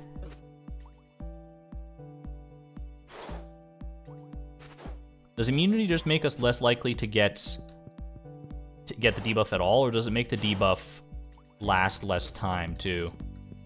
Because I thought I'd be feeling it, but I still keep getting hit by the debuff, so I don't know. I only have a sample size of 2, I guess. There's a ghost that gives you the nauseous debuff. We'll just bring our Crusader hammer, and the ghosts will run away from us. Pretty sure that's how that works. Ginger ends the debuff. What a strange concept. I guess in real life, ginger actually is good for nausea, isn't it? So that makes sense if that's what the buff is called, is the nauseous debuff. That's kind of a cute little interaction. Ginger ale as well.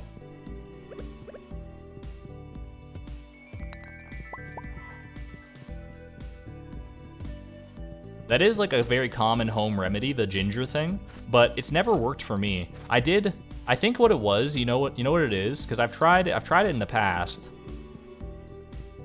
but the experience that I had with ginger in the past made me very averse to it. I do like ginger ale still, but I remember being a kid, like I was like 6 years old or something like that, old enough to remember, but not very vividly, and I was sick. I was sick with some kind of flu or other vomit-inducing disease of some kind, infection. I don't know what it was. It was not relevant to the story. And my parents got me like these ginger tablets to help with the nausea. And I was like, oh, good. So I tried these ginger tablets, and they tasted very strongly of ginger, like super ginger, basically. Kind of like me. And then they didn't work at all for me. If, in fact, mere minutes after ingesting the ginger tablets, I like had like a horrific reaction to it or something. Not like an allergic reaction, but I just like spewed chunks basically everywhere, like worse than I had been through the entirety of this illness up until that point. And maybe that's what it was supposed to do. Maybe that's what it was. It was just like trying to induce nausea in order to get it out of my system. I don't know. All I know is that it fully traumatized me from ever trying ginger as a nausea remedy again. An extremely unpleasant experience. Would not recommend, but I'm probably the outlier in that scenario. I think ginger does actually work pretty well for most people. There is a legendary chest on the horizon. Can we get some, we gotta get Argon chests and dragons in chat, dragon emojis. I didn't let him build up last time, and I got goose egged. Ostrich egged, actually, but goose egg is the same.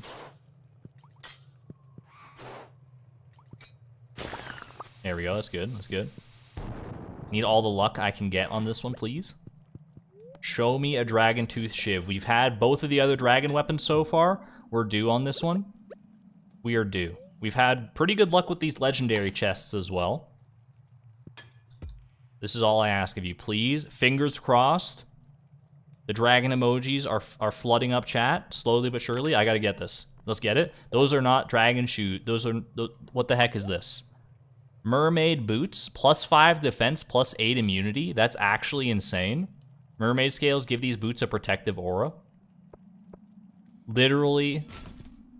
Are these better than what we have right now? +6 defense. I mean, it's lower defense, but much greater immunity. There might be... We'll have to do a little fashion show once we get out of here. The mermaid boots. Expanding our drip collection even further beyond. I do like to see it. Get me the heck out of here, though. Mermaid boots are OP. Those are very good for danger in the deep. Well, well, well. And you all thought I was wasting my time in this volcano dungeon. No one actually said that, but, you know, you gotta read the room sometimes.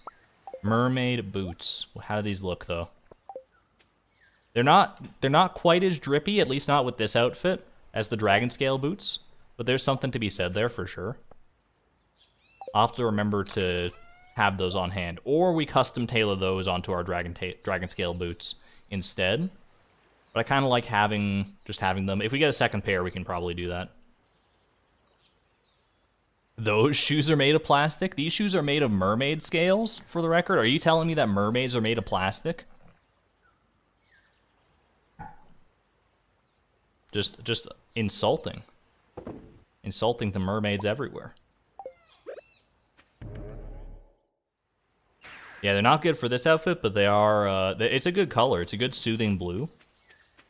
If we could put together a nice outfit for it, then there might be a time and a place for those. Absolutely. There's a lot of plastic in the ocean. Sad but true.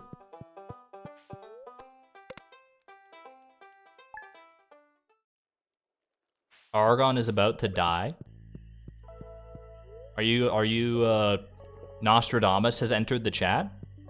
Hopefully not, because the fact that you say Argon is about to die makes me feel like you're not talking about my in-game avatar, Chloe. And you're talking about me in real life. Do you have something that I don't know?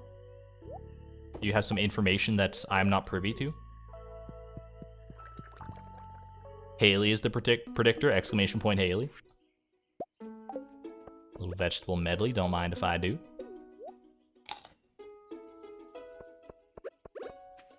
So I think to put a hard limit on things here, once I hit the...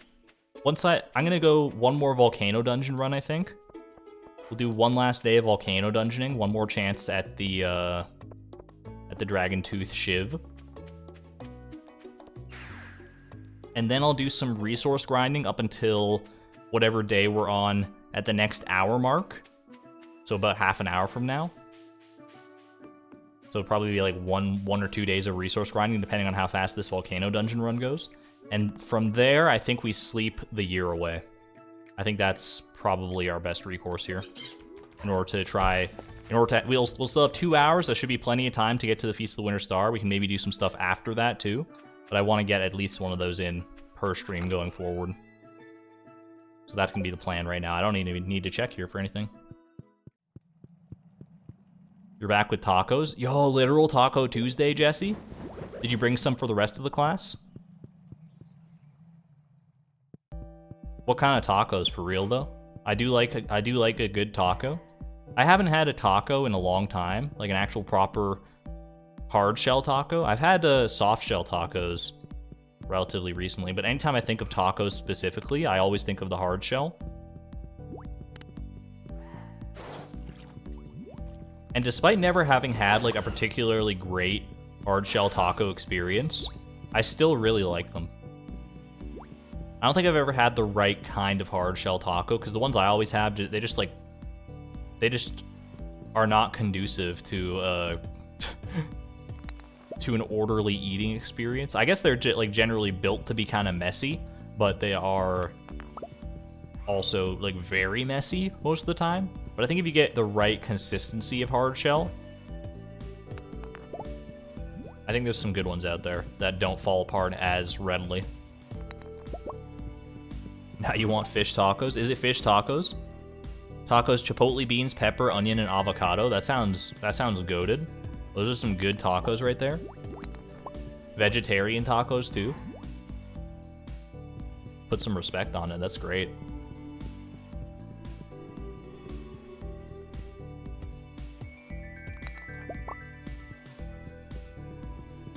What happened in chat? Chloe. Oh, Haley said, Chloe, I think I've been hanging out with you too much, and then she said sorry. See, she's a good person. She's just a little snarky sometimes. Aren't we all, though? Snark is just part of my brand, I think. There's a certain part of me that's snarky and sarcastic when it feels right. Most of the time, I think I'm pretty genuine. Especially when it counts, I hope. Get him out of here. But I do empathize with Haley in feeling the need to pull out the snark and the sass sometimes.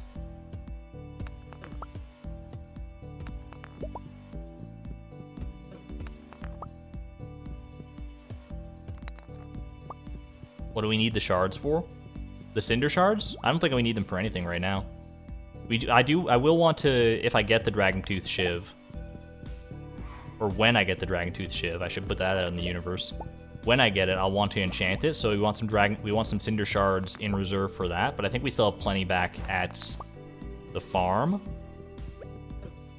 So I'm not super worried about grinding them out here. I mostly go out of my way for them at this point as just a habit, because that's what I've done in the past, but I don't think I really need to.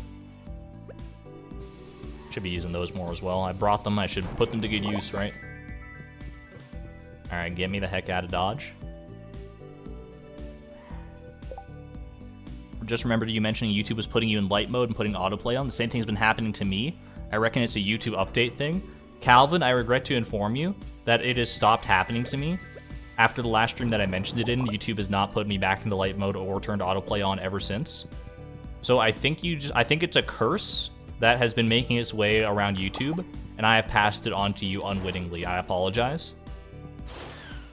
It's like It Follows, but instead of being, well, I guess it's PG-13 warning, but non-PG-13 warning. Instead of being a sexually transmitted demon, it's a stream transmitted curse. It Follows, great movie, by the way, if you're into the horror movies. Very much not PG-13, but highly recommended for non-PG-13 crowds. You've had that happen. Am I patient zero for the great YouTube apocalypse, the light mode apocalypse of YouTube? Alright, this is our last Volcano dungeon run for this stream. Aw, I was gonna say let's hope we get a legendary chest, but I can already see the writing on the wall. Well, we can get another dwarven dagger, maybe? No, okay, fine. Not even any kind of good ring or any cool stuff. Not even any tarot tubers. I would even take tarot tubers. Instead, just a swift kick in the pants.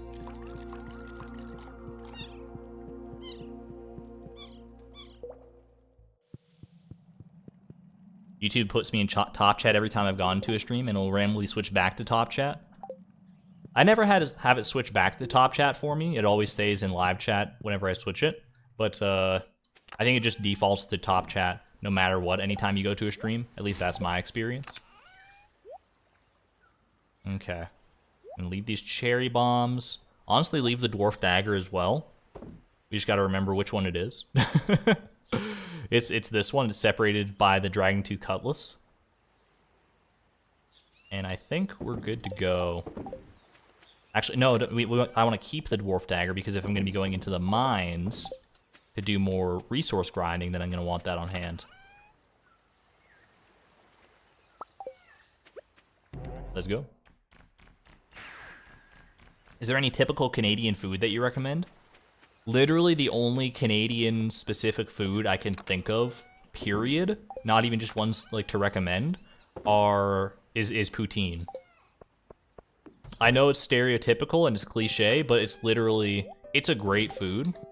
If you've never had poutine, and for those who might not know what poutine even is, it's fries with gravy and cheese curds, and it's just as good as it sounds. Guaranteed. Maple syrup. I would not recommend drinking maple syrup on its own, personally. But whatever gets you going, I guess. I shall head off to the mines now. We're doing a little more gold grinding for crystallariums and the like. Let's quickly check how many crystallariums do we have left to drop in this place.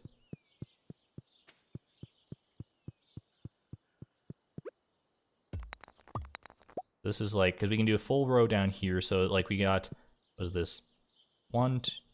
This is like 1, 2, 3, 4, 5, 6, 7, 8, 9, 10, 11, 12, 13, 14, 15, 16, 17. So 17 per row here, so that's a full 51 up until there. Then 52, 53, 54, 55, 56, 57, 58, 59, 60, 61, 62, 63, 64, 65, 66, 67? Roughly 67, so we'll call it 70 crystallariums in case I miscounted somewhere in there. 67 crystallariums. 67 times 5 for the amount of gold bars that we need. What's 67 times 5? It is 335. 335 gold bars. Multiply that by 5 for the amount of gold ore that we need. That's like 1,500 gold ore.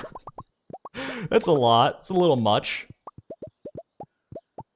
I don't know if that's realistic for the amount of time we have left in this challenge, because we have like what, like 100 back at home. 1675 gold ore. Is that the crystallarium constant though? That's the actual number though. 1675 gold ore. How much stone do we need? If it's 99, we'll call it 100 stone per crystallarium, so 6,700 stone. And then just 67 iridium bars and 67 batteries.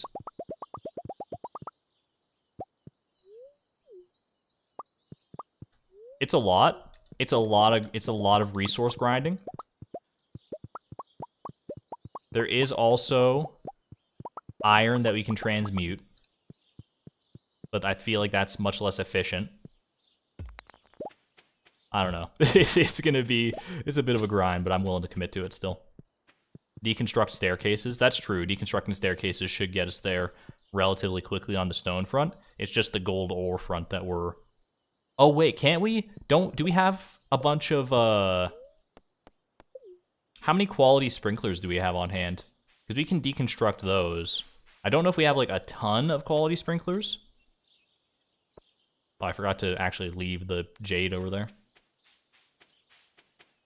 Is there a place in your country I'd like to visit? In Canada here? I can't think of anywhere in particular. Wrong place. I'm sure there's lots of great, cool places to visit in Canada, but nothing's jumping to mind immediately. I've been to like Vancouver and Toronto, all the big hot spots, all the main ones. Kind of skip over Middle Canada though, a lot of the time.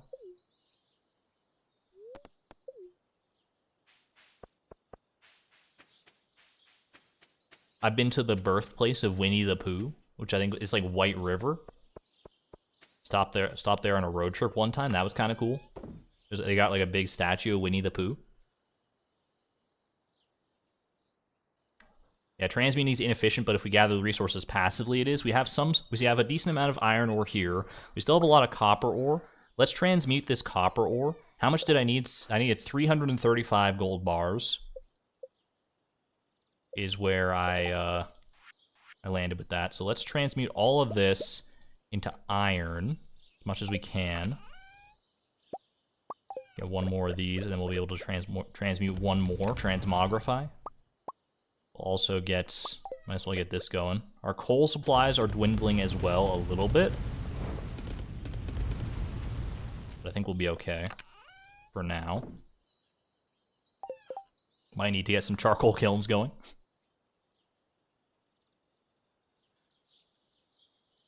You love Winnie the Pooh way too much. Winnie the Pooh is pretty great. Okay, so we get how much gold out of this? That's 20 gold bars. That's nothing to scoff at. That's a start. We're getting started in here. I think I probably do want to bust out the charcoal kilns, honestly, if I want to make this a realistic thing that I'm doing. Where are my charcoal kilns at?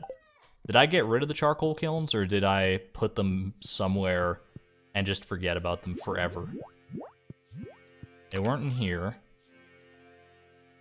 Yeah, confirmed not in there.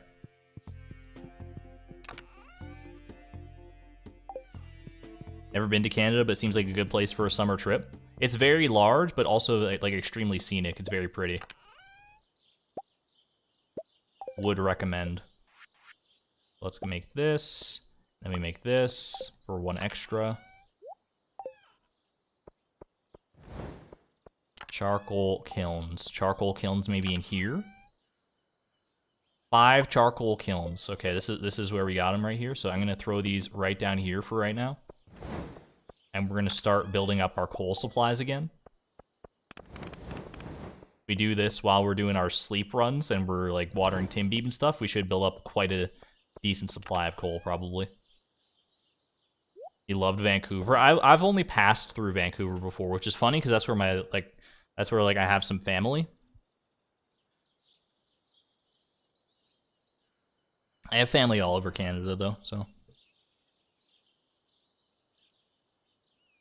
But I'm not. I usually just stick to myself. It does make it hard to visit family with Canada being so freaking big. Just the way it goes, though. Yeah, Vancouver's pretty great. Can confirm. All right, let's get some actual resource grinding done. So because I can talk about this sort of stuff while I'm actually in the mines as well. So let's get it going. You know what, I'm gonna start on a fresh day, just because I feel like that's a better way to do it. I don't know why, it just feels more traditional to me.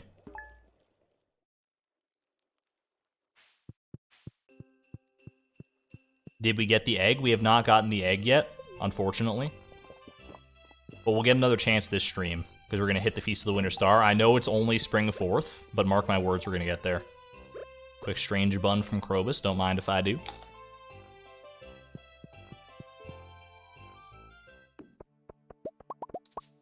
I would like to do some traveling, because that's the topic that I guess that we're on right now for most of the chat seems to be into it right now. I haven't thought much about where I want to travel specifically. I am one of those people that's kind of got on the bucket list that I would like to set foot on every continent at least one time. Including like Antarctica and stuff like that. I think that would be cool to say that I'd done that. However, I don't know when I'm gonna get around to doing that, because I still have a lot of time, obviously. I'm still quite young in the span of my entire life.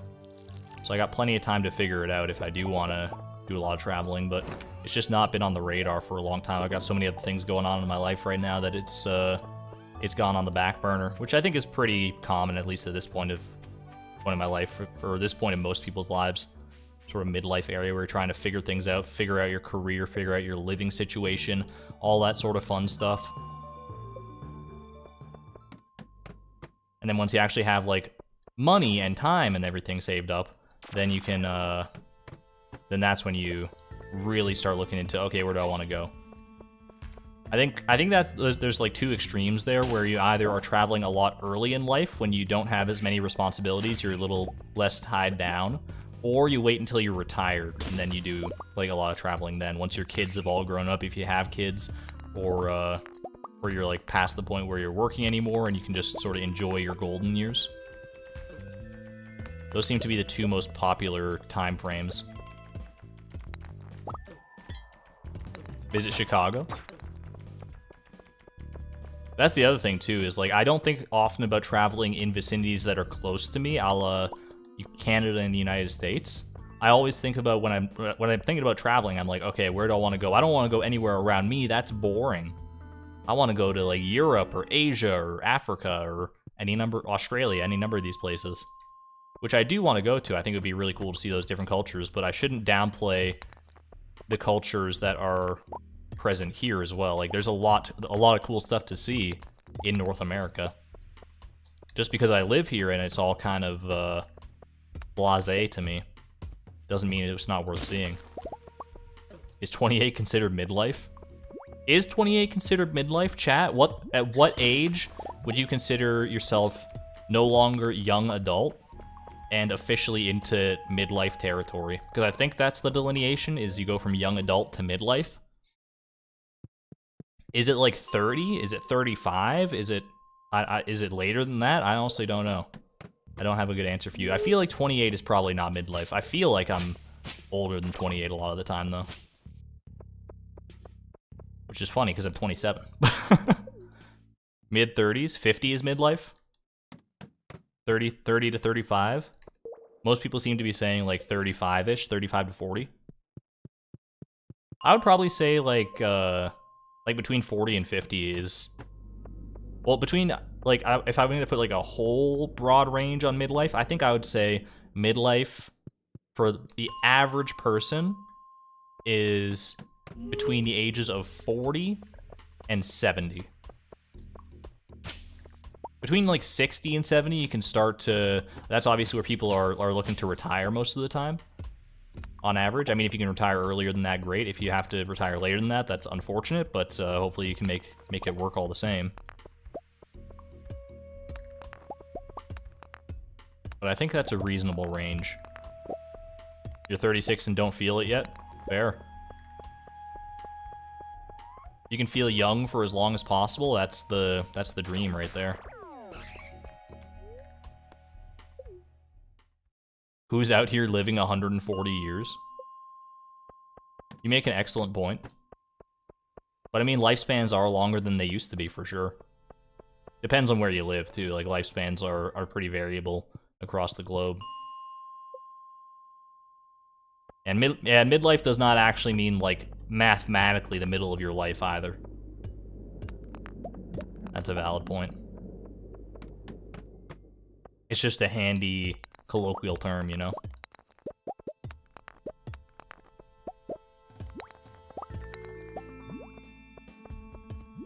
Haley saying make sure to take a break every once in a while to get something to eat. Good call, chat. If you haven't eaten enough today, if you're feeling hungry, if you skipped dinner or lunch or breakfast, this is Haley telling you to do a wellness check, Argon Axe, and, you know, take care of yourself. I fully admit I did not eat as much as I probably should have today. I needed to go get groceries, but I was busy with other stuff and kept putting it off, which is not smart, for the record. Groceries are kind of important to have on hand. Eating carrots right now? Honestly jealous.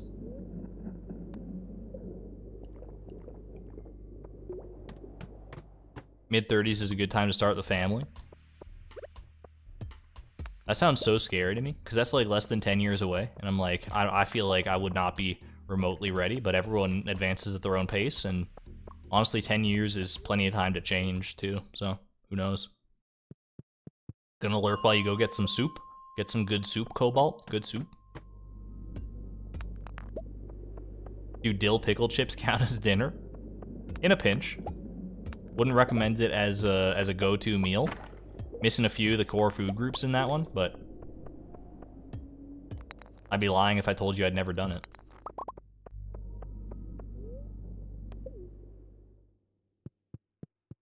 I am going to take some of my own advice and just take a quick drink of water at least, though.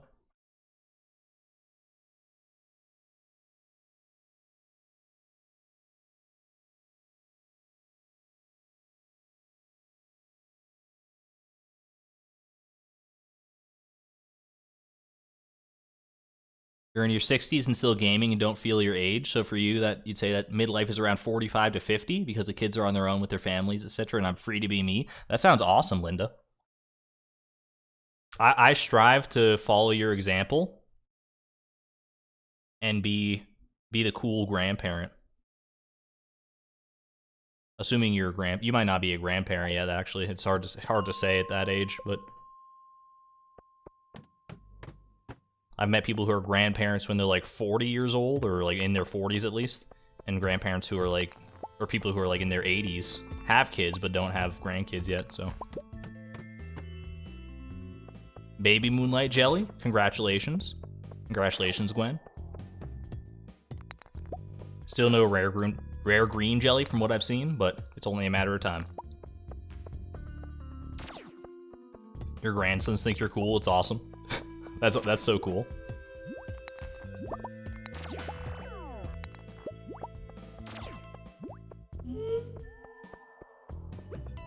Ooh, we got a couple baby Moonlight jellies. I feel like the cooldown on the exclamation point jelly command is not as long as it should be. Although, you know what that was, Creatrix. I think mods have more power with the exclamation point jelly command. I think they're immune to the cooldown.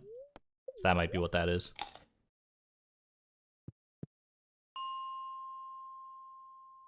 How rare are the babies? So the breakdown for the, if you want the actual mathematical breakdown, if you want a little peer behind the curtain into the cogs of the machine of how exclamation point jelly works, is that the chance of seeing just a regular Moonlight jelly is the highest. It's 80%. And then the odds of seeing a baby Moonlight jelly are 19.9%. And the odds of seeing the rare green jelly are 0.1%. If I did my math and my fractional distributions right, I think that's exactly how it works.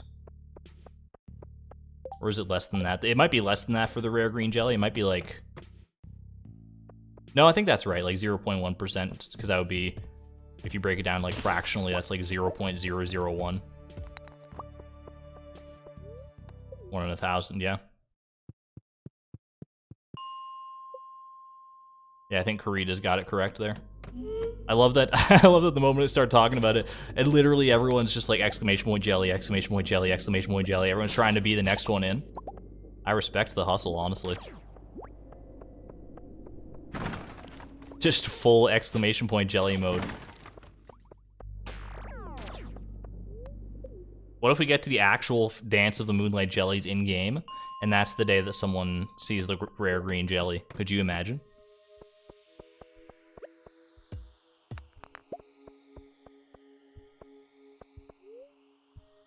Every time you go to the festival, you always see a green one. A Pally, you're on the same wavelength as us. We have also always seen the rare green jelly, but they say it's rare, so there's no way that it would just be like a guarantee every time. Literally, just not possible. You see, J Nuggets hasn't seen even one yet. Or are you talking about exclamation point jelly?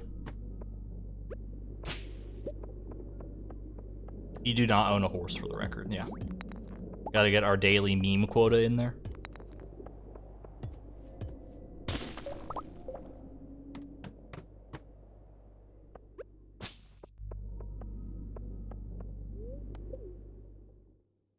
I don't really need to be going away for all this stone, I guess. If we're just going to be deconstructing staircases anyway, I guess gold is really all I need to be down here for.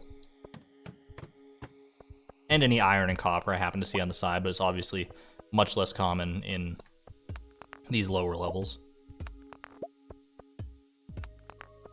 You always skip the festivals. I'm so bad. I make it a point to go to all the festivals no matter what I'm playing. It's why it kind of hurts me to honestly skip them, even though I know it's the best thing to do in this challenge right now, because it's just kind of like killing time. It's the filler episodes, the filler content of the Price of Perfection is going to festivals for sure, and also honestly some of the stuff we're doing right now, but we don't really talk about that. As long as we're having fun, that's what counts. But like any game I play, any Stardew game I play, any new save file I start up, I always make it a point to go to all the festivals, and I don't freaking know why. Because I know what they're gonna be every single time. And I talk to all like the NPCs and stuff too. Because I'm like, oh, I gotta get those friendship points up, even if like, that's literally, like if I'm doing a challenge that has nothing to do with friendship, I'll still go and talk to everybody, because I'm like, oh, I don't want them to feel bad. I don't want their ones and zeros to become all sad. I'm just too empathic, I think, is how it, is I think that the answer to that. What script are Nightbot commands in? Nightbot is written... Nightbot interprets JavaScript via its special evaluate command, or eval command.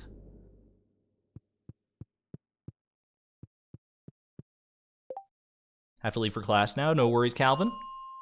Have a good one. Thank you for dropping in. You know what? I'm not gonna let some dastardly weeds get in my way. Never mind, I guess I am. There's no freaking gold here at all. What a ripoff.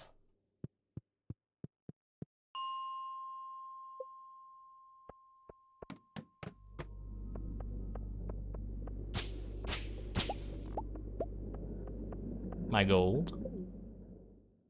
Yeah, so after this day of resource grinding, we are gonna go into full sleep mode.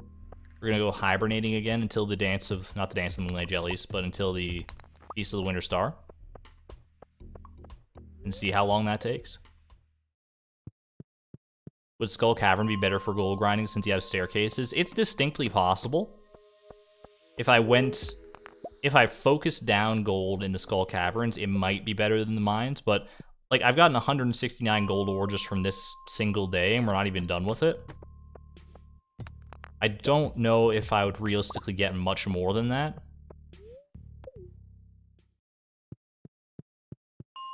But maybe I'm totally underestimating how profitable Skull Caverns can be.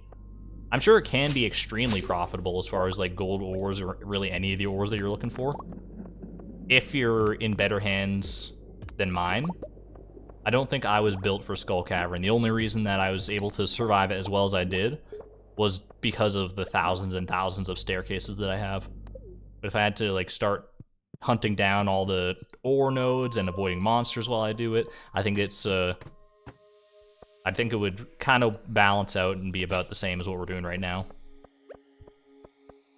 The difference being that this is, I feel, much more chill and much more manageable, where I can look at chat more frequently and not have to worry about a serpent coming out of the abyss and biting my head off or something.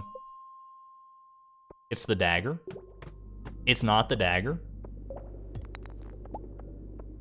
I will take this this copper repository here.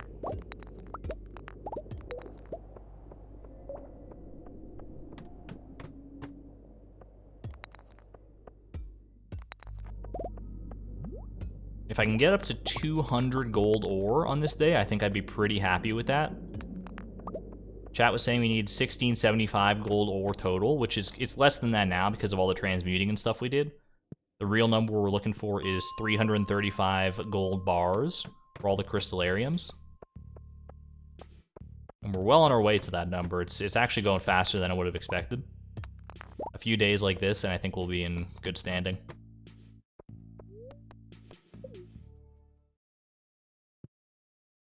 It was a fake rare.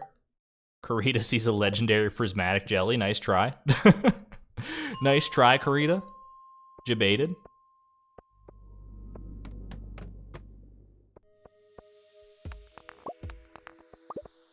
Creatrix sees a peanut butter and jelly.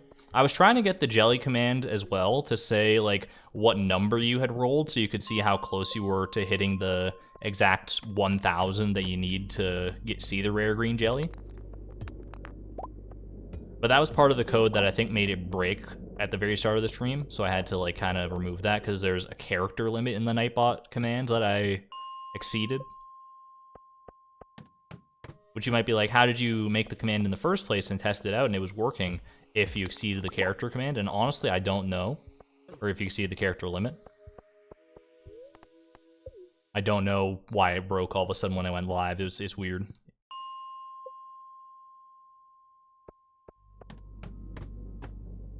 Your internet straight up dies, so you're watching on hotspot right now?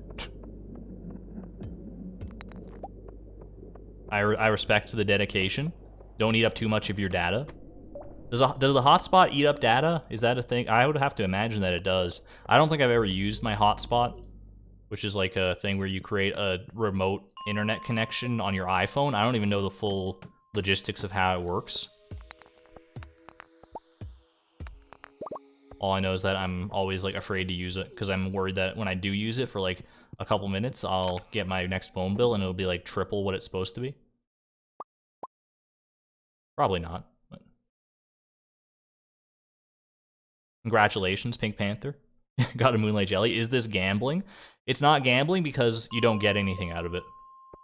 You might get some dopamine out of it, but you're not paying anything and you don't get anything out of it, so I don't think exclamation point jelly constitutes gambling.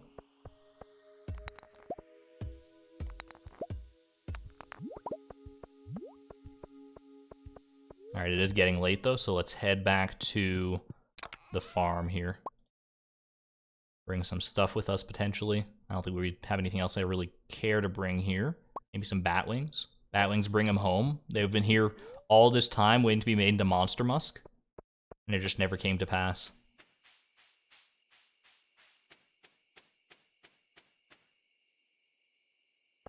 Making a hotspot is just turning a phone or anything with a SIM card that you get from your phone provider into a mini router. And yes, it really does eat your data. Fair enough. Fair enough. Everyone's really vying to be the first one to get that rare green Moonlight Jelly.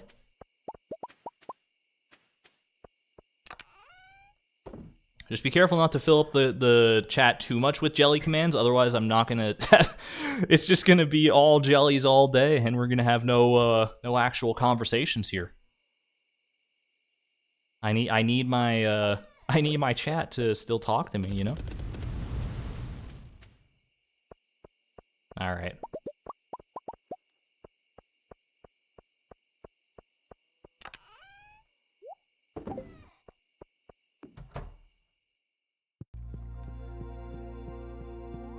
Gonna go to bed here, and then I think, like I said, we're just gonna go ahead and sleep away the year. Spring 5th, we're gonna stop on a very select few days in order to do some stuff, but otherwise we're sleeping straight through till the Feast of the Winter Star.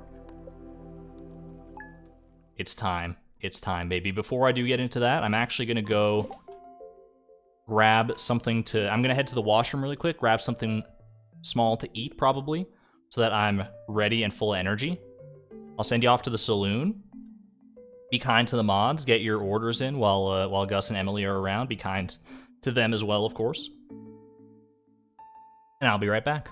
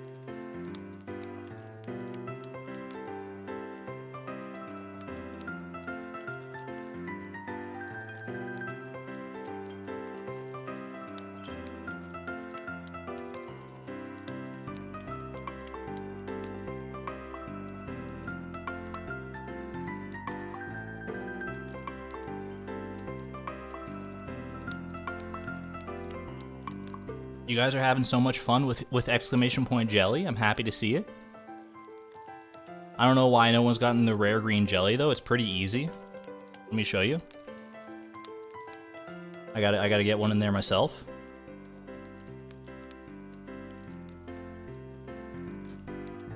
There it is. Just that easy. Don't even worry about it. Don't even worry. I mean, we all know that I'm very lucky around here, and it has nothing at all to do with the fact that I'm able to manipulate the code.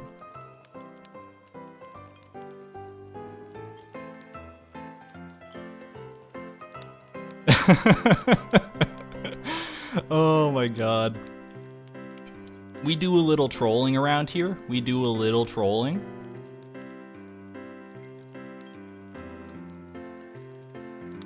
Let me make sure I changed it. I changed it back properly though. It should be back in action. Argon's a cheater, actual hacks. Alright, we're headed back to the farm now. Welcome back. We're back in action. We're going to be sleeping the years away. To that end, we're going to do it right here. I have silenced the music from in the game, and we're going to bring back QMU, exclamation point music, for the music that we're using this stream in the background. Get some jams going. You love to see it. You love to hear it, actually, is what's really going on here.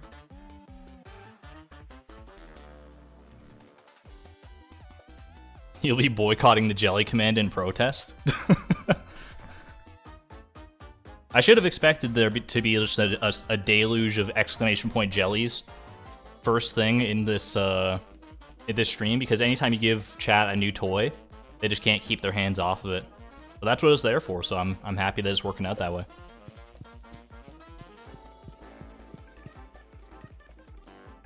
Let me know as well if you need to if I need to turn down the music at all. It feels a little loud for me, but that might just be in my own ears. Let me know if it's too loud and you can't like hear me or the game sound effects. Not that I guess you really need to hear the game sound effects, but if you really want to.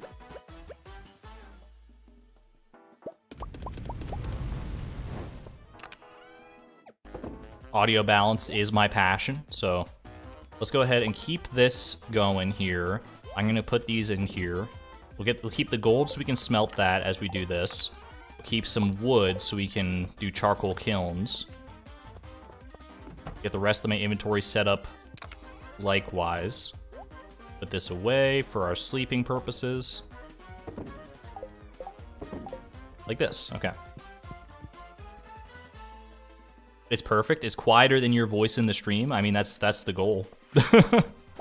Ooh, a little gold from Clint. I don't mind that either.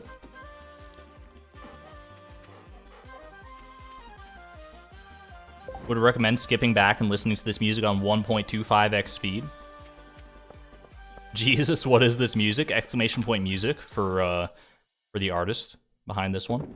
It's some Kirby. It's a Kirby Superstar remix, I believe. We got lots of other fun video game remixes and covers and things to go along with it.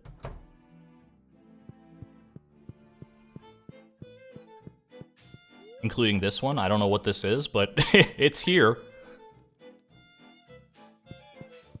Alright. So I need to get back in the rhythm of things. We talk to Krobus. We eat his lovely breakfast that he prepares for us. Oh my gosh, we're gonna have some great jams. I picked QMU music for a reason.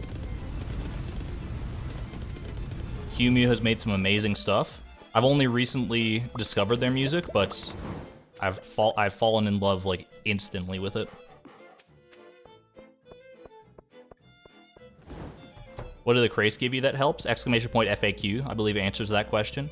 But it's mainly been wheat flour and sugar. Assuming you're talking about the supply crates, which those are the only crates I can think of. Wheat flour, sugar, and oil. Oil, technically, we could have gotten for free otherwise, but it definitely helps to get it that way instead.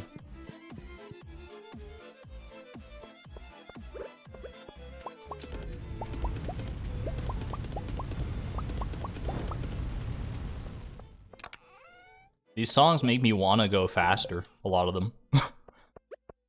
Many of QMU's songs you'll hear are very just high octane, high intensity. They're gonna make us want to run towards the Feast of the Winter Star, undeniably.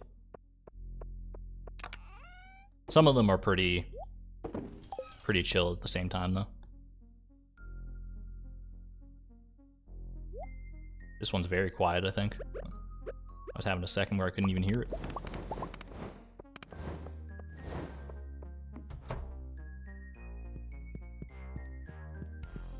Ooh. Also a great way to just hear some video game tracks that you might never have heard before through remixes and stuff like this. Just very cool. Not giving Krobus any wood or anything like that. I guess I don't need to be talking to Krobus, do I? Or do I? I still need to talk to Krobus occasionally, but his friendship won't decay that fast. As long as I talk to him every now and again. Might be the strat.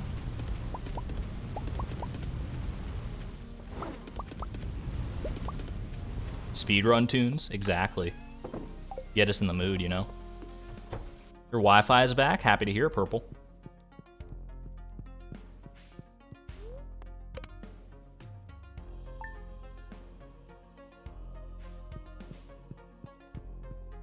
With ADHD, you can barely finish a task.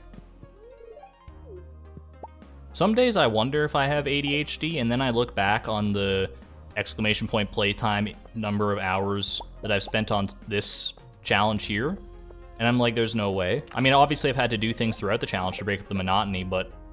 And not to say that someone with ADHD couldn't also do this challenge.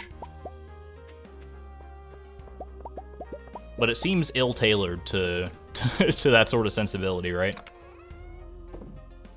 95 gold, that's gonna be our stopping point for gold this stream. It's a pretty good dent in our eventual 335 gold mark.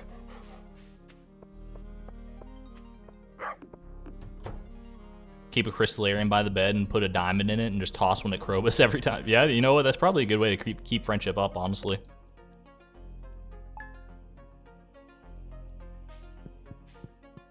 Hyperfixation is an ADHD thing too, just saying. What are you just saying? I honestly wouldn't be that surprised if I was diagnosed with ADHD at some point.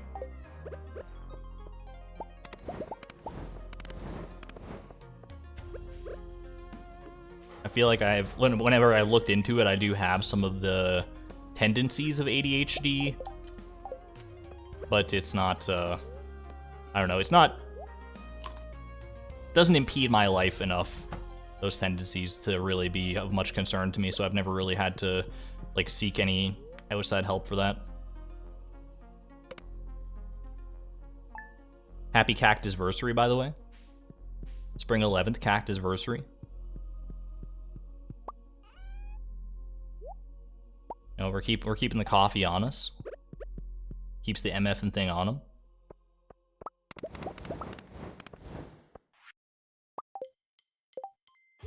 Also need to not be checking the mail. I need to remember my speedrun strats to get to the Feast of the Winter Star in good time here. Trash run. You know what? I did commit to it. Yo, we got lyrics. Super Mario Odyssey.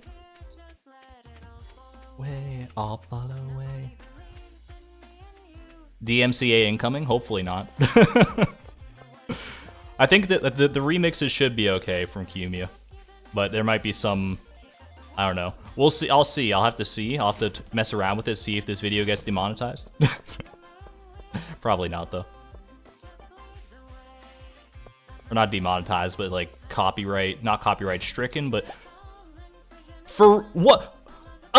Wait a second. No! You can't do that to me! You can't do that to me, game! What the... What? That's not fair! That's... What? Well played. Well played, video game. That's a new one on me. On the Cactusversary? What do I do? What do I do? Oh my gosh, I'm getting the craziest flashbacks. What? Wait. There's no shot. There's absolutely no shot that just happened. Oh my god. All right. Well, you know what? Just carry on. This is that a sign that this year is going to be full of good things? Only time will tell. Only time will tell. But you know what? Now I get to do what could have been the ultimate troll when I first got this thing. Send it. Laughing so hard you're crying. Like, honestly, what are the real odds of that? Mathematicians, time to bust out your old protractors, your calculators, all your fun mathematical devices, and get to work on the probability of that son of a gun. Blade laughs in the distance. Blade yells wolf in the distance. Did we get a second one on the Cactus birthday? We did. Somehow, some way. To the beautiful sounds of Super Mario Odyssey remixed as well. I couldn't imagine a better Cactusversary, honestly. That was ridiculous. That was like just icing on the cake, honestly. I'm not even mad.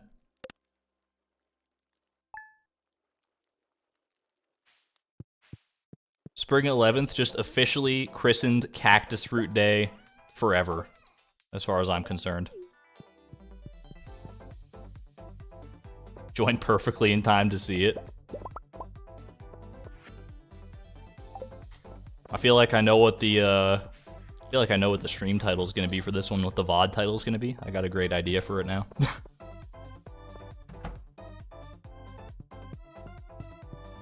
Little Diddy Kong racing action. I respect this remix for sure. Yo, Creatrix, thank you for the $5 super chat.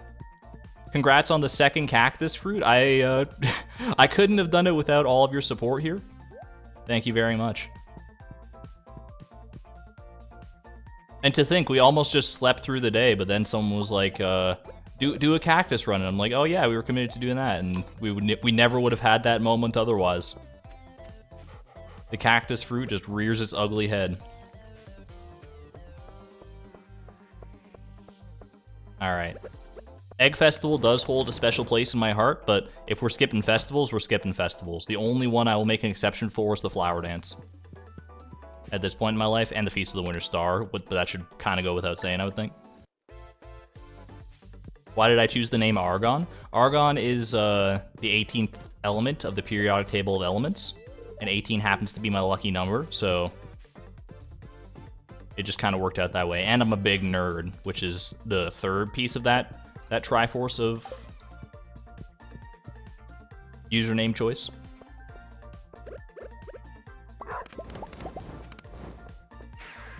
What the heck? I didn't mean to take the mini obelisk. Let's not forget it is also Haley's birthday. So let's grab something for her. We gotta grab something. We gave her a cake last year. We made her a cake. It's a piece of cake to bake a pretty cake, but we can make her some fruit salad this time. Just mix it up a little bit. Yo, that's the best part of the song right there. And a noble gas with a beautiful color. It is a great color. If you've ever seen, like look up Argon's Wikipedia article. Like Argon gas, I don't have a Wikipedia article yet. No, I'm never gonna get there, I don't think.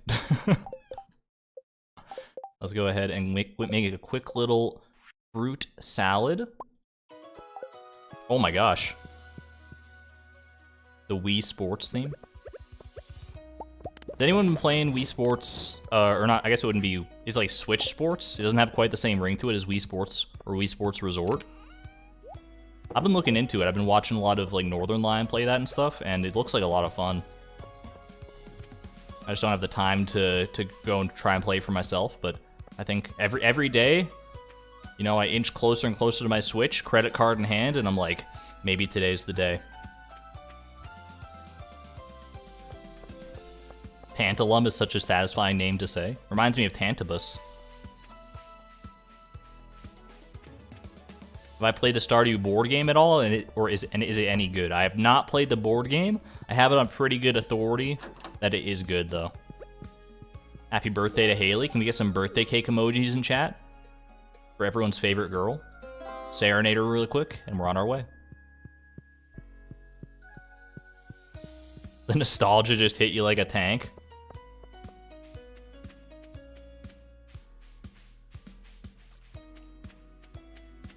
This is very, very nostalgic music for me. Anyone who grew up with the Wii and Wii Sports, I still remember going out, standing in line outside the Toys R Us with my mom on like the launch day of the Nintendo Wii. So baffled by the idea that motion controls could like that I'd be able to like swing my arms from side to side to control a video game. We get to the front of the line at the Toys R Us. And the lady's there, like, you can tell the look on her face. She does not want to be the bearer of this bad news for this small child. She's like, I'm sorry, we just sold our last Nintendo Wii. I cried all the way home. We went and got one next week, and I never looked back. True story.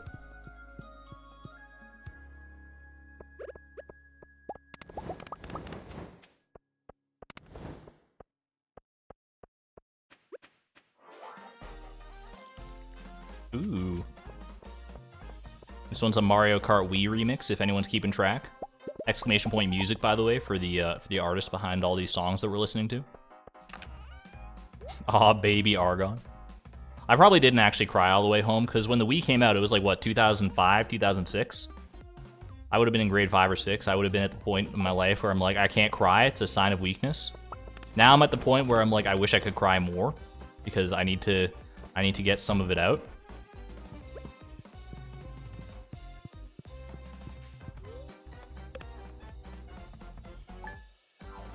Your mom surprised you with a Wii for your birthday 2 months before your birthday. That's awesome, honestly. Getting a birthday gift like significantly before your birthday is the ultimate surprise. That's so good. And then you get to just play your new fancy game console on your birthday and just enjoy it that way. Instead of having to go through all the rigmarole of like setting it up and calibrating the motion sensor bar and all this stuff when you got like cake to eat and all this other things to worry about on your birthday. You can just have like a Wii party.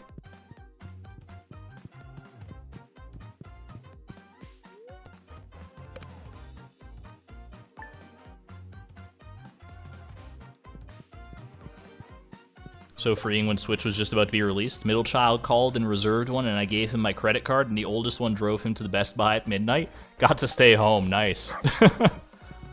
Putting those children to work, I appreciate it. That's what they're there for. I think we burned through this stack of wood for these charcoal kilns.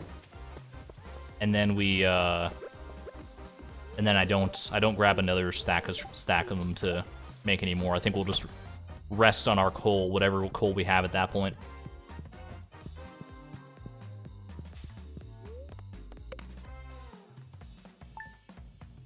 Pre-ordered and we were first in line to get our Wii on launch night.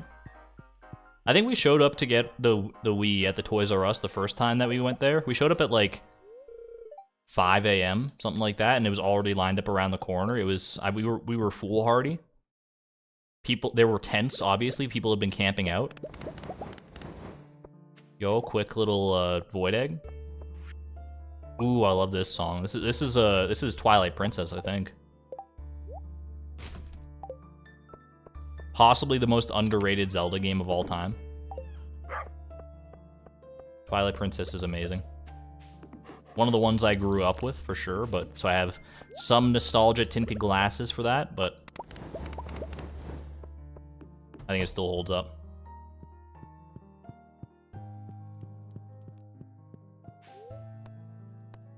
Is that another table from Krobus, or is he just looking at the same table? I think he's just looking at his same table. I don't think he added a new one.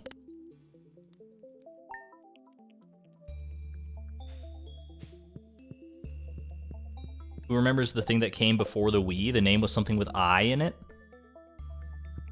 Was it like a PlayStation or Xbox thing? Was it like the Kinect that was trying to capitalize on motion controls, so they could say they did it like they did it too when Nintendo was doing it? I don't know. Or was it one of those weird off-brand third-party consoles? Sounds more accurate. Have I played Earthbound? I've played through Mother 3, and I've watched much of Earthbound's content. I've watched it via Let's Plays and things, but I've never actually fully played through Earthbound itself on my own. One day I will do that for sure.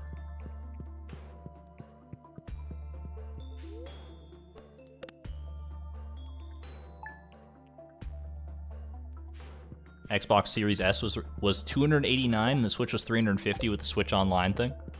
That sounds about right.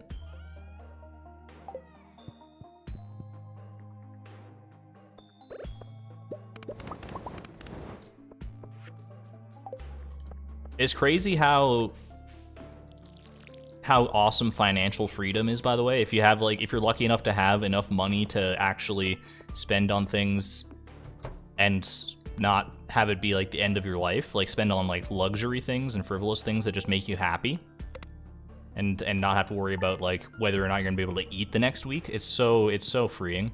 Not that I'm not really in that position myself. New chair, by the way. New chair. Who this? I'm not specifically in that position myself.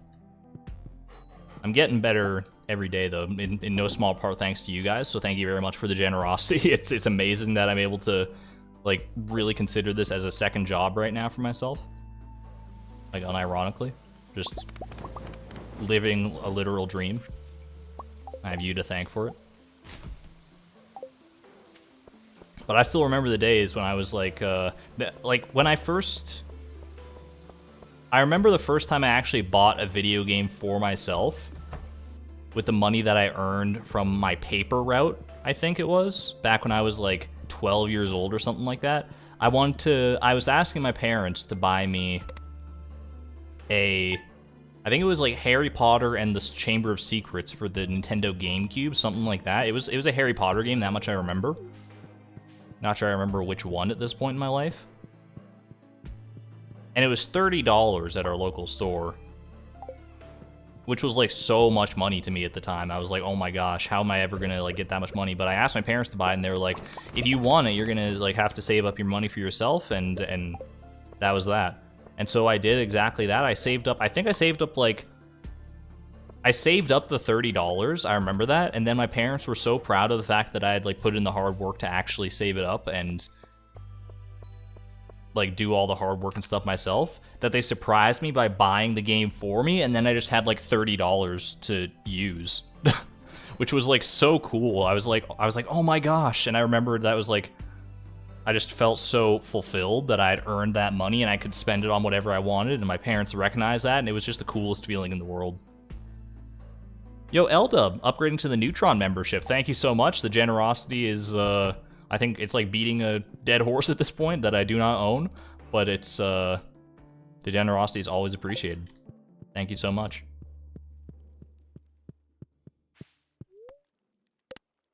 I was looking at these buffs, I'm like, where the heck did I get that? I think it was a soup that I ate from the mail. Would not usually recommend eating mail that you just receive. Eating mail that you just receive in the soup is what I was about to say, but eating soup that you just receive in the mail. Probably don't eat mail if it's in your soup either, though. That's also good advice. Less likely to come into play, though. You have just enough disposable income to buy nice things every now and again. It's great. That's kind of where I'm at right now, where I have, like... I still need to be frugal with my expenses. Like, I can't just spend on anything I want at all times. Buy a little bit of everything all of the time. But I do have... I am at the point where I don't have to, like, worry about living paycheck to paycheck, which I did for, like, many years. So, it's definitely a nice feeling for sure. 999 honey, exactly. Where's 999 Stardew when you need them? Yummy paper fiber. Your parents discouraged all things video games, so you saved up your own $200 to get a Sega Genesis.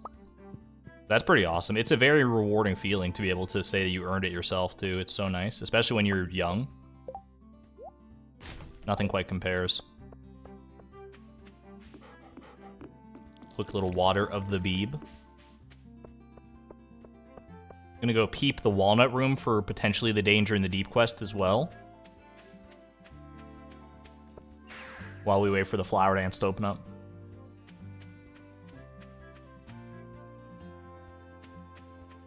Got your dream job last year. It's been weird being able to splurge a little. Congratulations, Dawn Time. That's awesome. I hope that we can all be so lucky as to end up in like the position that I'm in or the position that you're in, where you get like a dream job and it doesn't feel like work at all, and you still get to maintain like a healthy lifestyle with it.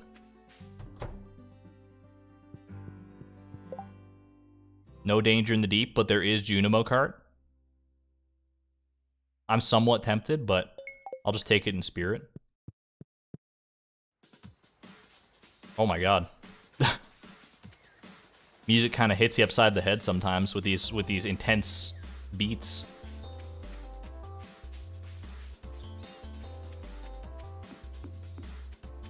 Hope you're okay there, Colleen. Just spilled half a mug of fresh boiling hot tea on your leg. Yikes. Be careful with that. Hopefully you're all right. Sounds scary.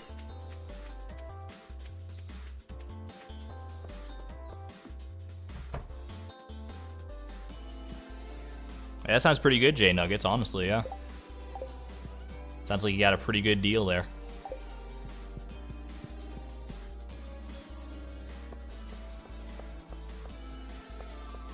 Not as good as Concerned Ape music, though. I think we were due for a bit of a change when it came, because we've been listening to Stardew Valley music for insert exclamation point playtime hours here. I think we were due to mix it up a little bit for sure. Not that I don't still love Concerned Dave's music. It's very, very good. But I felt like throwing in a little something new could be fun too.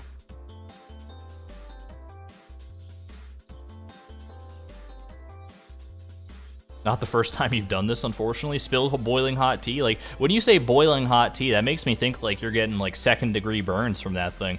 But I guess it's not literally like boiling tea. It's just like pretty much, I mean, it's still very hot, I would imagine.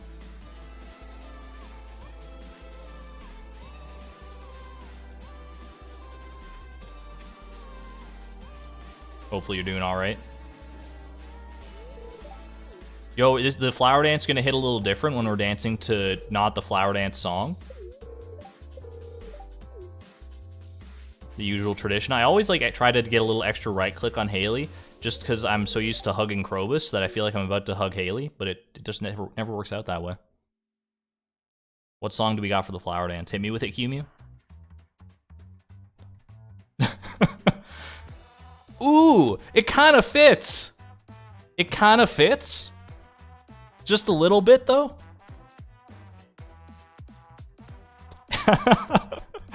Oh my gosh, that's I kind of like that.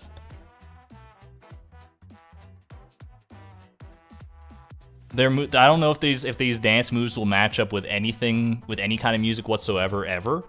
But, because they're not the greatest dance moves I've ever seen, but this is kind of alright. Less cringe, for sure.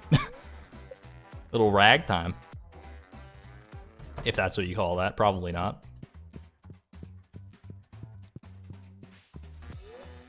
This is like a Cuphead song, I'm pretty sure, too. I have yet to play Cuphead, but I probably should at some point in my life. It seems like a game that I would like. Very hard, very unforgiving, but also like very fun. Obviously, the art style is there. Extremely unique. I think I'd have a good time with it. Not staying long. No worries, Clover. Thank you for dropping in for a little bit. Happy to see you.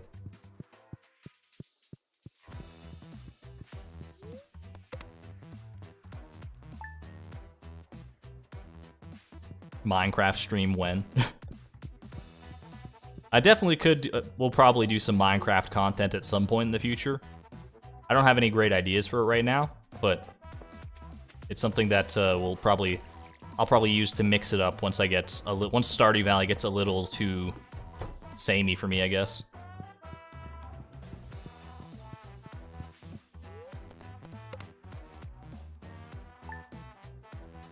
If I like Hollow Knight, then I'd recommend it.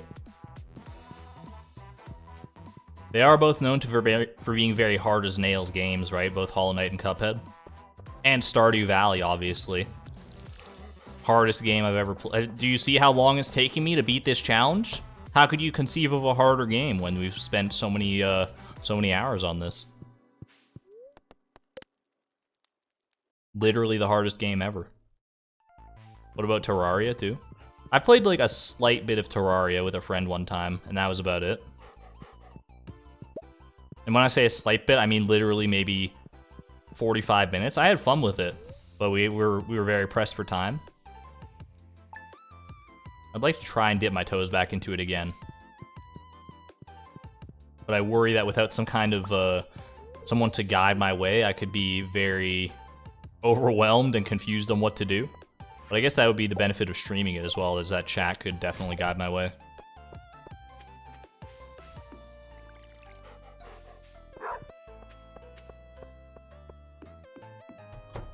Have I tried Stardew Expanded? I have not. I'm experiencing it vicariously through Charlie Barley's playthrough, though. Which is fun. There's a lot of things in there that I feel like she, her series of it is great, and she's touching a lot more on some of the expanded content in more recent episodes, but for the first little bit, she was very hyper-focused on Victor, which, you know what, who can blame her? Have you looked at the man?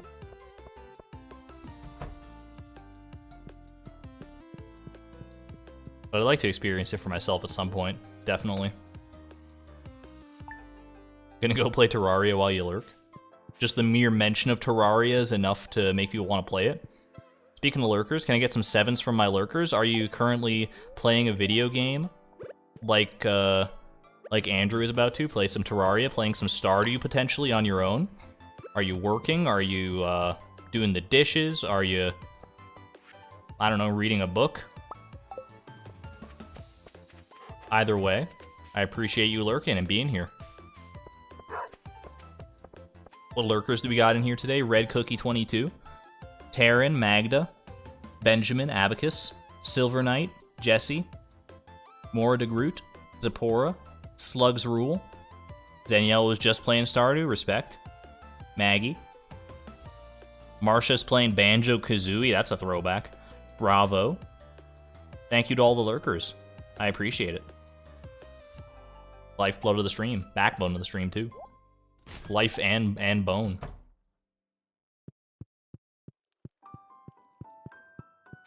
Ooh. Little Pokemon? I'm here for it. I feel like it's gonna, like hit me upside the head like a ton of bricks at some point here. Like, the beat's gonna drop and I'm not gonna be ready for it. Or is it gonna be... Okay, it's starting to pick up a little bit. Starting to pick up. I need to stop checking the mail every single day.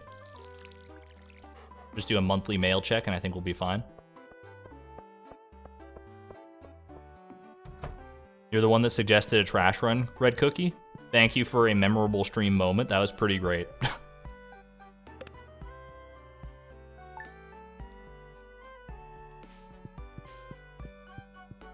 So nostalgic. I think many of us have played Pokemon games in the past. What was your guys' first Pokemon game? Mine was Diamond and Pearl. I'm old enough that I should have been playing earlier Pokemon games than that as my first ones, because I was into video games when, like Gold and Silver were coming out, at the very least. But for whatever reason, I was always of the mindset, and it had always kind of been stuck in my head that, like, oh, Pokemon's for, like, little kids. Like, not me. I'm freaking 9 years old. I can't be caught playing Pokemon. How naive I was at the time. And then I tried it out, and I'm like, oh my god, this is, like, so good. Black and White, Pearl, Leaf Green. I don't know if there's a bad, like, first Pokemon game, really. I think they're all pretty, top of the line.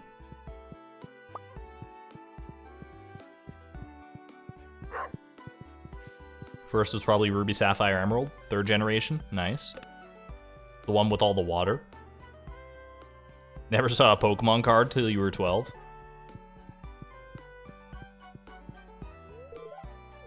Possibly more important follow-up question to the people who had a first Pokemon game to share.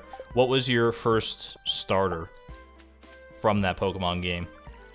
I think your starter choice in a Pokemon game tells a lot about you as a person. My very first starter was Turtwig. I just could not resist him. I'm a sucker for reptiles in any capacity, and that little leaf-headed son of a gun stole my heart the moment I saw him. Hello, Mexican Tail. Water type forever. You like Mudkips, I take it? Charmander. Turtwig supremacy. Piplup is awesome. Honestly, I think that Sinnoh is pretty great for starters. Chimchar, Piplup, and Turtwig all have some incredible staying power. There's great things to love about all of them, including like, oh, thank you, Sandy. Thanks, but I get mine from the trash can nowadays, no big deal. You got a Tepig so you can aim at spicy bacon. What was it with Game Freak and like their fire fighting starters for a little while there, by the way? Like, wasn't it 3 generations in a row where they had fire fighting starters? You got Blaziken, you got Infernape, and you got Emboar? What is it about fire and fighting that are so just intrinsically drawn towards each other? Is it because they're both kind of aggressive typings? So they just blend seamlessly like that?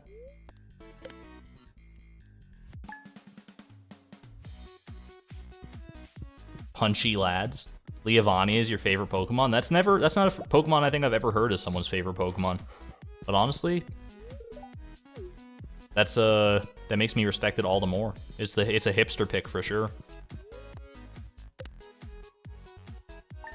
Then it was Fire Psychic. Was it Fire Psychic for a while after that? You got Delphox. Delphox. Well, who's the one in? Well, it was Fire Psychic. Oh, maybe it wasn't like a Fire Psychic trend. Maybe it was just the one Fire Psychic.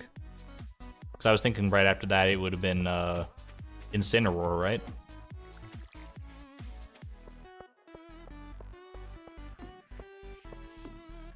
Oh, was that I thought I saw an egg down there. No egg, confirmed. No egg %. Slowpoke's your favorite, honestly? Sometimes the classics just hit different.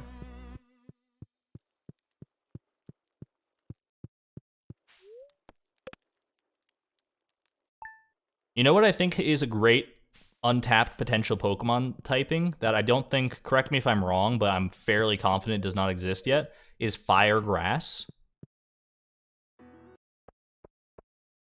My music. Video paused, continue watching, yes please. I got it playing on YouTube, I probably shouldn't be doing that if I want to actually have this thing keep going. I've run into that problem before. Yeah, I think a Fire Grass type Pokemon, they've done Fire Water with Volcanion. I think Fire Grass could be a very interesting Pokemon. Do I have any specific ideas for it? I was thinking maybe like a Sunflower Pokemon, like Sunflora, except cooler. Because no one remembers Sunflora. At least I don't have ads, that's true. Hello, Grayson. Yo, avoid mayonnaise. Respect. Thank you, Krobus. I feel like I'm overusing the word respect today, but honestly, there are worse words to overuse, so... You know what? We eat everything else that Krobus gives us. Would not recommend... Oh, no. Looking like I'm straight out of Toy Story all of a sudden. The claw. Yikes. Not Chloe's best day. A chili pepper Pokemon? Ooh, that'd be a nice idea too. Something a la Plants vs. Zombies chili pepper. I do like rainy days, Krobus, because they mean I don't have to go outside at all. Crunch, yeah, just ate the whole jar.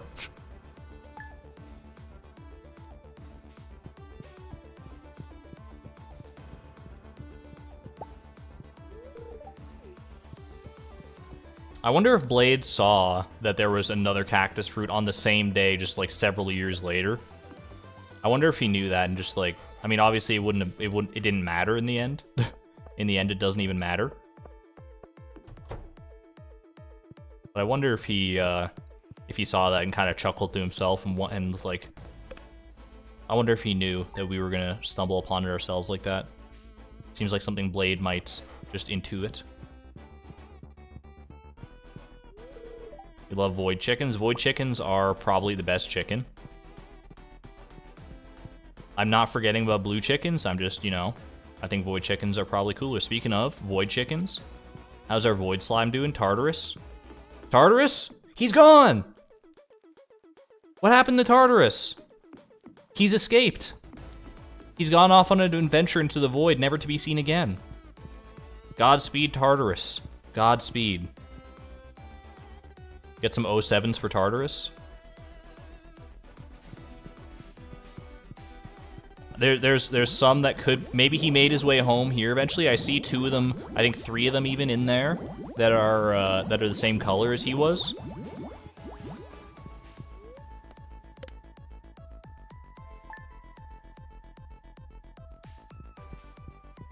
So maybe he found his way home, after all. I don't know, I haven't been keeping close tabs on him, so... I'm such a neglectful slime parent. Gold chicken is best chicken? Yeah, but like no one remembers the gold chicken because you have to get perfection for it, and then once you get perfection, you just kind of start a new save file.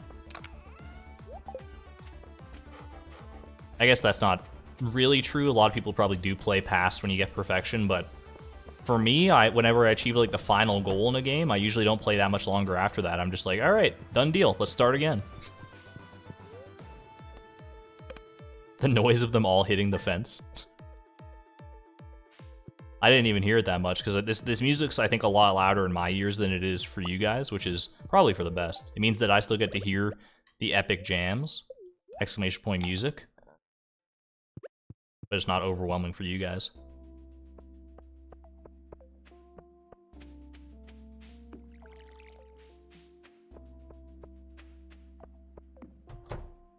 Got a little over an hour to go here. I think we're still pretty well on track to make the Feast of the Winter Star.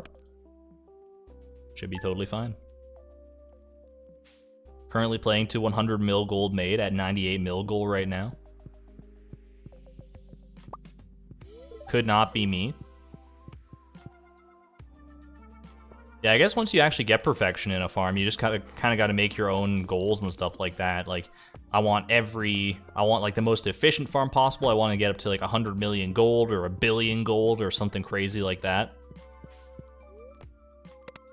For me, it's going to be like perfection and then honeymoon off into the distance with Haley. Get on the horse that we'll finally be able to own and ride off into the sunset with her. And Krobus. Krobus can come too. As long as he's like okay with being a third wheel, I guess. Oops, I missed. You were so excited to get a gold chicken, but then you don't think you ever collected any eggs. You were just past the point for where you needed eggs.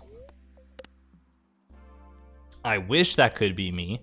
Gosh, some people are just so inconsiderate. They're just leaving all these eggs on the floor of their coop when they could be being put to good use by donating them to your local frugal farm.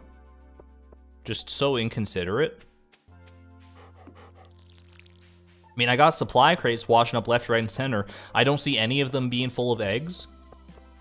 You might be like, oh, Argon, if you got an egg from a supply crate, it would be rotten. It wouldn't be any good. Yeah, that's probably true. But also, who cares? We're not cooking with it. We're shipping it. Mayor Lewis can deal with the ramifications of trying to sell a stinky, rotten egg. As long as it's a small, white, stinky, rotten egg, we're laughing. Maybe Haley's the third wheel? Incorrect, just factually wrong.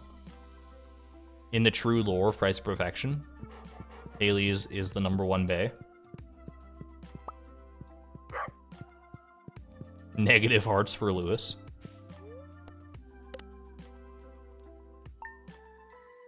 How did I complete the community center without eggs? We used remix bundles.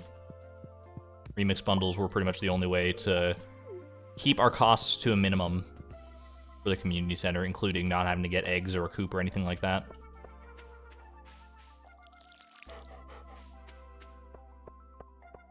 Just a small white ball of mold. Just a century egg. We don't want it to be a century egg, though, because then it would be like a black egg, and we need it to be fully white. Did I see Zed's stream yesterday? I saw his, like his docket, like what he was gonna stream. I didn't actually see the stream itself, though, because I was also streaming at the exact same time. Would have probably been a bad look to be like, hey, guys, I know I'm supposed to be streaming right now, and I'll, you know, I can still stream, but I'm gonna watch Zed's stream while I stream. Hope you guys don't mind, and then just like watch it, restream his stream. Ultimate clickbait content. Just dye a brown egg white, if only it were that easy.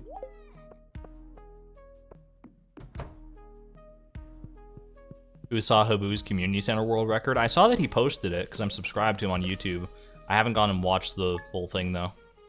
It seemed like a very good time, though, from everything I know about community center speedruns, which is not that much, but it looked like super impressive, just based on the time alone.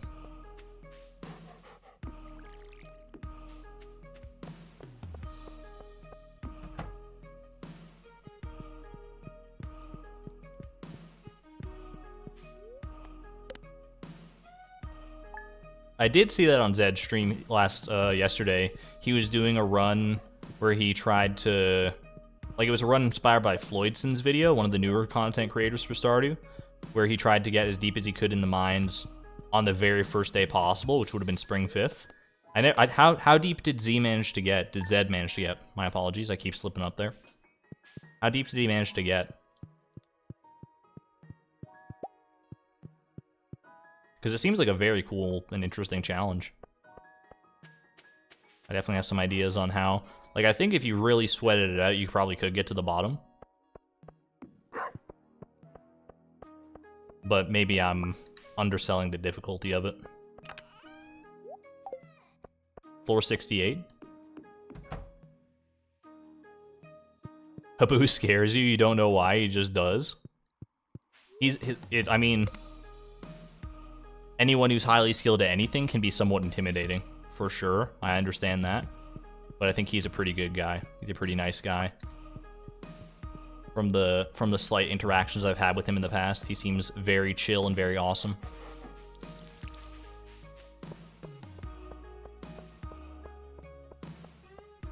How about a new category of speedrun? No animation canceling allowed?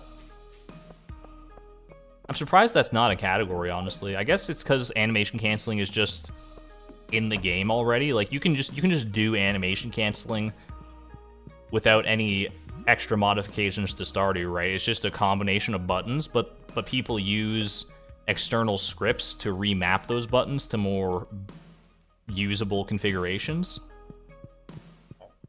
Am I understanding that correct, or is animation canceling a little more complex than that? Like, what's the button combination that is supposed to be animation canceling in the game? Quickly gonna go through the mail. Gonna go slow so as not to induce any kind of seizure warning necessity. There is a category for no animation canceling. You can't do it on Switch. I guess that's true, you can't do it on Switch. But they have different leaderboards for different consoles and platforms and stuff too, so.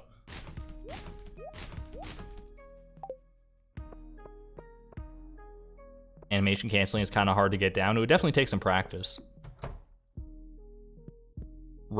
R, right shift, and delete keys. R, right shift, and delete. So if I did, oh god, how do you even do that? So it would be like, hold on. If I do like, oh, like something like that. I'm animation. Baby's first animation cancel.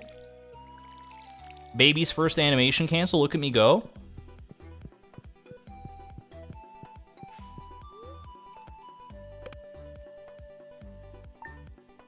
I'm officially an animation canceller. You can't tell me otherwise. Yeah, I'm kind of a big deal in Stardew Valley. I've animation canceled before. No big deal. Let me see. Can I make Timbeeb watering faster with this newfound power? Oh, it's beautiful. Probably not, like, literally not any faster at all. Much slower, in fact, but it is doable.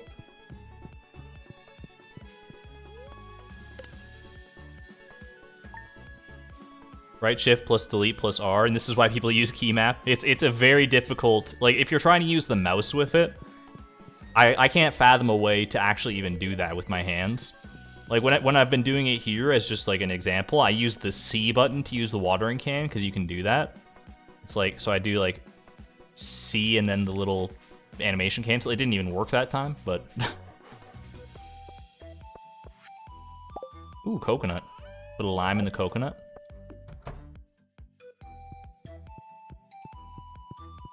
Can we get into the top 10 for community center speedrunning without the time of 200 hours and then brag about the least amount of money as well? Wait, will I be in the top 10 just by virtue of having done Frugal Farm? Yo, can I submit the Price of Perfection as a perfection speedrun? I feel like perfection speedruns are not done very often, if at all. Is there a world record for perfection yet, or is that still in the works? I know I saw that Habu was routing it, and that Blade was working on, like, seeded perfection, but I don't know if either of them have actually gone through the full run. It seems very intense, for sure. It's seeded? You don't think speedruns can be seeded? This is a seeded perfection run. I think there's literally a category for that, because Blade was planning something for that, right? Habu did it in under 24 hours total. Pretty sure it's Habu. 22:30 by Habu. We're a little ways off. Exclamation point playtime. Ooh, a little void salmon. A little void salmon breakfast. Don't mind if I do.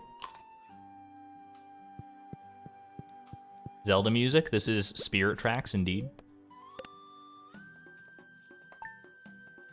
Another one of the most underrated Zelda games, honestly.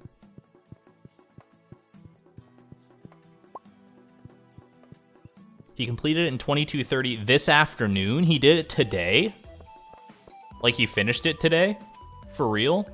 Is that why people are talking about it? That might explain it, I guess. Congratulations to Habu if that's the case. I mean, congratulations in any case for completing a perfection speedrun. That is no small task, obviously. It's insane, just the amount of stuff that goes into it. He finished it at like 5 p.m. That's wild. Big congrats to Habu. Who did he marry?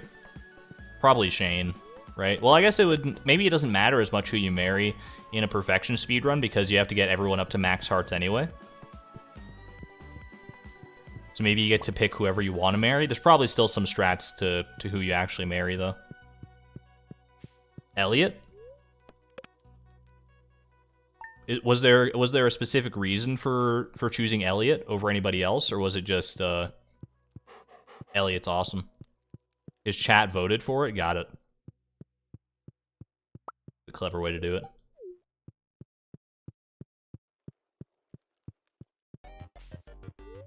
Ooh. A little Kirby one. Hey, that's rude. What did I say? I thought I was being nice to Elliot. Oh, you're saying... Oh, someone said you, Elliot. I got you. The Elliot disrespecter has logged on.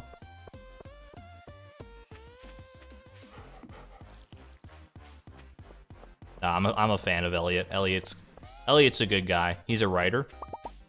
A man after my own heart.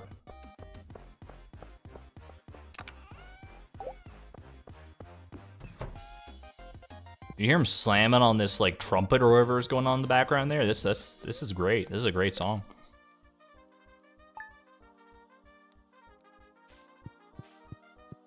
I feel like we're due another stone owl pretty soon. Obviously, we had one last stream, but we've been going through a lot of days very quickly here. I feel like a stone owl or something comparable has got to be incoming. Although I don't know that I would actually hear it based on the music overpowering my my ear canals right now. You've always chosen Abigail. Abigail's a pretty great choice too. I mean, there's no wrong choice when it comes to marrying someone in Stardew. There's pros and cons to every character. Except Haley, she's all pro. And Krobus, you know what? Krobus is pretty pro too.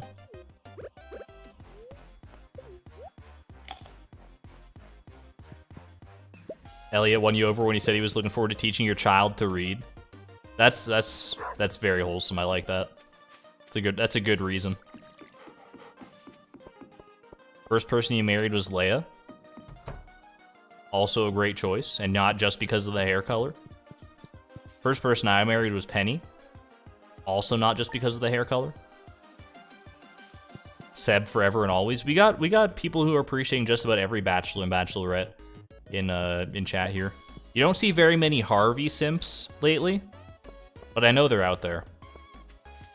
People who love Harvey freaking love Harvey.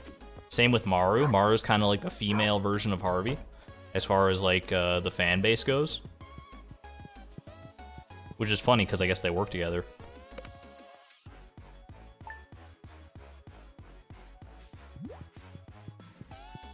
You were going to take Haley because you'd never married her, but your brother who you're playing with stole her. Haley has a way of doing that, you know? She just, she enraptures everybody. End up fighting over her. Getting into real fisticuffs. Little battery pack from Pam. Thank you.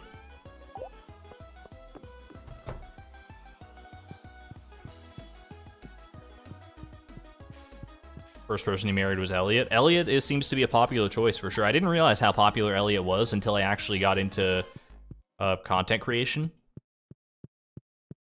When you start making Stardew videos and watching Stardew videos, you see Elliot all over the place. It's kind of wild. Married Sam first, but Elliot's your favorite. I feel like Sam is kind of a sleeper pick too. Not gonna lie, until you mentioned it in chat just now, I kind of forgot that Sam existed. Like, I always remember Harvey and Maru because they're, like, the least memorable, so in that weird roundabout way, they're also the most memorable. Because I'm like, I don't want to forget them because they're so unmemorable. And then someone in the middle of the pack of memorability, like Sam, kind of slips between the cracks.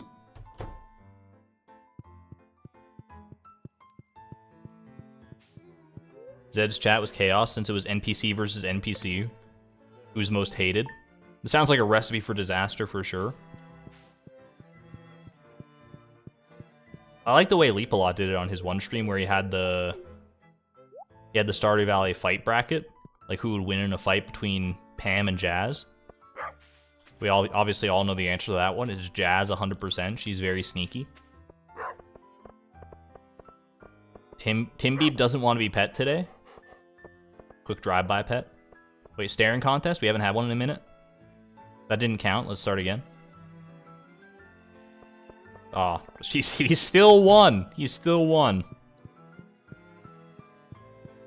That dog is unbeatable when it comes to staring contests. I'll tell you that right now.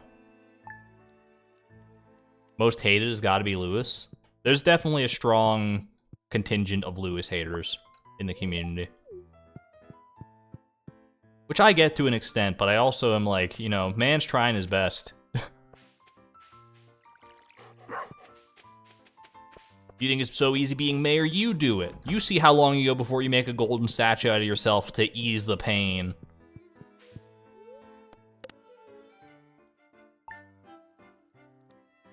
I don't think I could ever do, like, a most hated bracket for Stardew characters, though. I'm all about optimism and enjoying things, and, you know, hate is a word. What the heck did you just say? Did Krobus just say, well, I'm cursed today? Did I read that right, or did I kind of read it out of my peripheral vision? Did he say, well, I'm cursed today, or did I, You know what? That's kind of a mood if he did say that. Anyone else feeling kind of cursed today? I feel like I've never seen that Krobus dialogue, which makes me think I misread it, but I guess I'm just cursed today. Alright, cool. He did say that? Fortune tale said he's cursed? Guess I'm cursed today. Wellwick says I'm cursed today. Oh, I thought he just said, well, I guess I'm cursed today, like apropos of nothing at all. And I was very amused. Wellwick said it. Okay, that makes a little more sense. It's still kind of wild.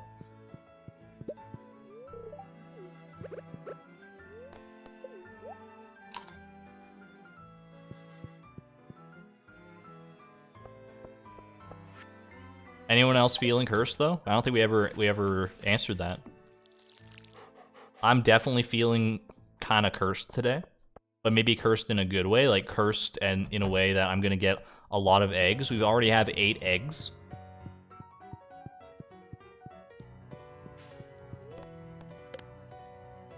I'm hoping that this new music grind that we're on helps out with our luck. I think there's a chance. Depending on the song that we get during the Feast of the Winter Star, it might come to pass. Speaking of our luck, though, we gotta be careful. We are closing in on winter, so remember once winter first hits, there is a, it's a no egg zone. We don't mention eggs, we don't use egg emojis as soon as winter first hits and throughout the entire season up until the festival. Just neglect it. Give it the side eye, the cold shoulder, anything you can do. You're cursed tonight, but not earlier.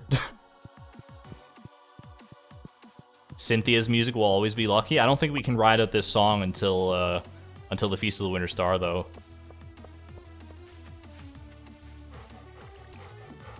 Definitely a trauma-inducing song, though, for anyone who's played Diamond Pearl Platinum in their youth, or at any point, really.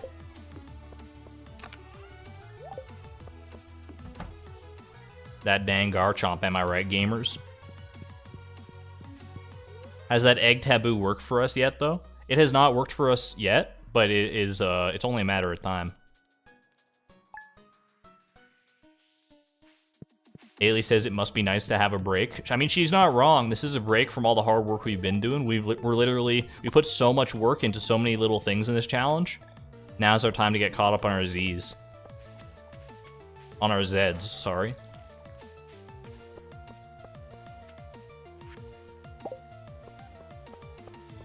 Need to stop checking the mail. Someone in chat stop me from checking the mail.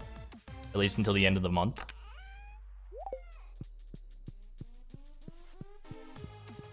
The egg thing only has to work once. That's where I'm at too. That's where my head's at. If it works once, we can use the transitive property to say that every year that it didn't work was just building up to that one year that it did work. You can bet that's going to be the sales pitch that I'm going to go for when we actually do get there. I'm going to be hyped out of my mind for it. Need mail for half OCD. Yeah, I mean, it's just there. It's just that little mail bubble. It's so taunting and tempting. But I shouldn't be going out of my way for it like this. Just not talk about the egg taboo so people don't mention it. Just don't even bring up the egg taboo whatsoever so that... I mean, there's still a chance that someone could bring up the egg leading up to the festival, regardless, but I guess some people are just always going to try to be contrarian. But I think chat's pretty good overall about our little traditions here, our little fun traditions.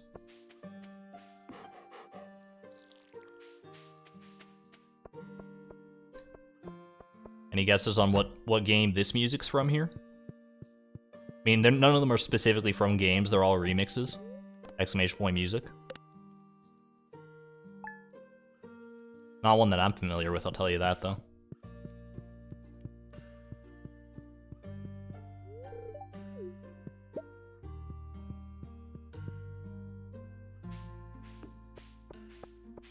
All right, end of the month, we can clear out the rest of our mail here. We probably don't have that much because we were going through a decent amount of it to begin with. There we go. do a little inventory cleanup. I shouldn't have deleted that battery pack. I was just getting delete happy. My bad. Into winter we go. We've been giving Krobus a lot of pumpkins and golden pumpkins lately. I think we can mix it up and throw him a diamond this year for his birthday. I think he'll be happy with that.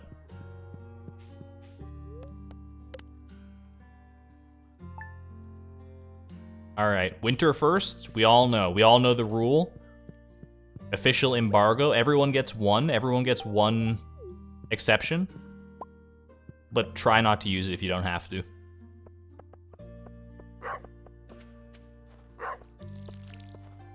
I will need to check the mail on the 18th. I need to remind myself of that, so let's all collectively remember that as a group. 18th for mail. 18th for mail.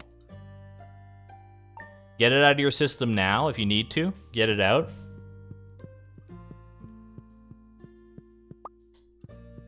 What the heck? Probus must have put this up here some other day because he's not here, like, ogling over it right now. What kind of flower is this? It's kind of like... It almost looks wilted in a way. Here you go, Probus. You left this up in my room. I would say... Is that like, Are those like marigolds or something? Probably not. Did it say on it what it was? Or was it just like decorative plant? Hold on. House plant. It's just a house plant.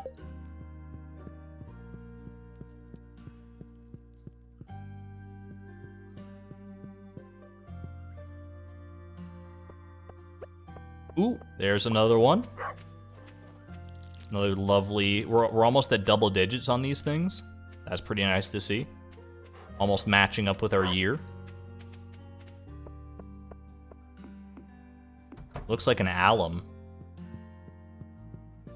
Lisa, are you a flower connoisseur? Are you an ornithologist, which is actually birds, but it's the only, you know, specialist name I could think of at the moment. I don't know what a specialist in flowers would be. A botanist, maybe? But that's... I don't know if that's too broad-reaching. Lilies? Little lily of the valley? Little mother of pearl? Know a bit about houseplants? Fair. The only houseplants that I can care for are the plastic kind. And even then, it's kind of hit or miss with a cat.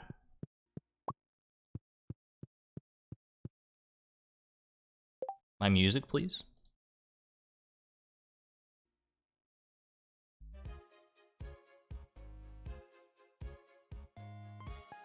We're back at it again.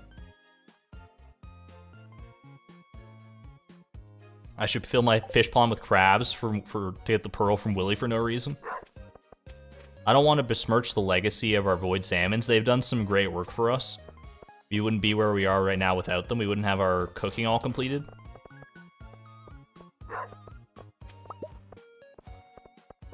But I could be persuaded, depending on how long this whole grind ends up going.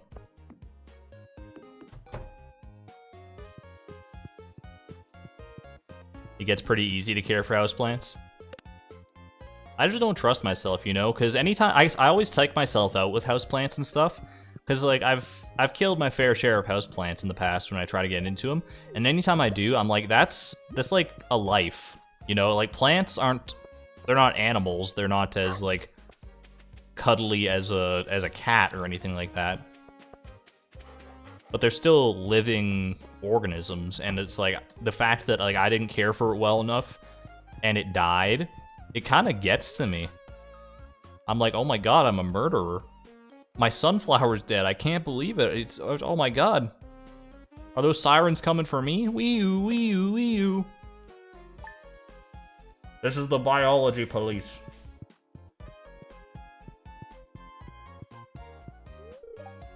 I don't know if I'm the only one who's like that, because most people are probably just like, bro, it's just a plant. Chill out. You walk on grass all the time.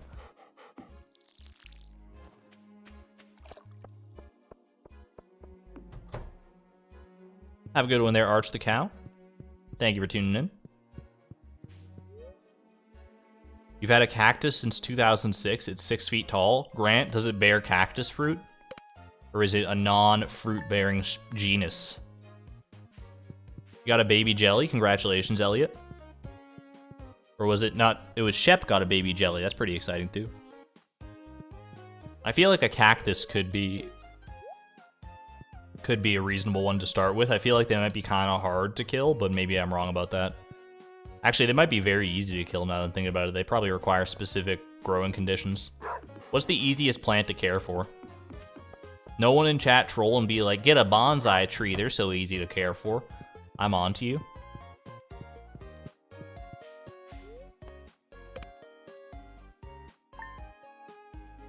It gets leaves when it's happy. That's about it. How can you tell when a cactus is happy? I guess when it has leaves. Ooh, poppy seed muffin.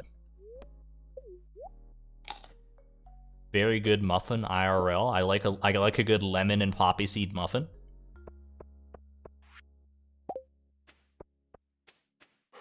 A little cloth for tailoring potential. Get a carnivorous plant, trust me. I did have a Venus flytrap for a little while, believe it or not. This cloth is still in my inventory, excuse me.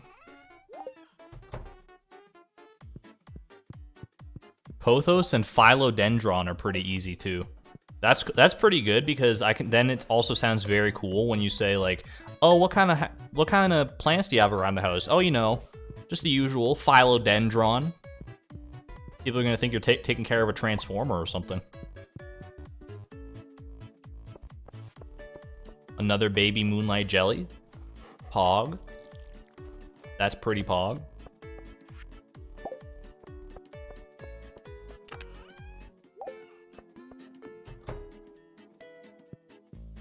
Potatoes grow fast, and seeing something I'm caring for grow makes me happy. That's true. I mean, there is like a converse to the stance that I laid out before where like I get very anxious about watching something I'm trying to care for die. But if it thrives and survives, then all the better. That's got to be a pretty good sort of maternal/paternal feeling. Philodendrons are magnets for bugs. I mean, depending on the types of bugs, I could still be persuaded. I'm not as averse to bugs as the typical person probably is. There are some bugs that get to me, but not very many. Not as many as most people, I think. The ones that still kind of freak me out are cockroaches when they fly, and millipedes. Centipedes/millipedes, because I had a traumatic experience with one as a child. Did I ever tell you guys about that millipede story? I feel like I've already told it, so I just won't say it here, but because it's shiver-inducing. At least for me it was. It's kind of tame when you actually tell it, but it's in the moment, you know. Pantry pests are the worst.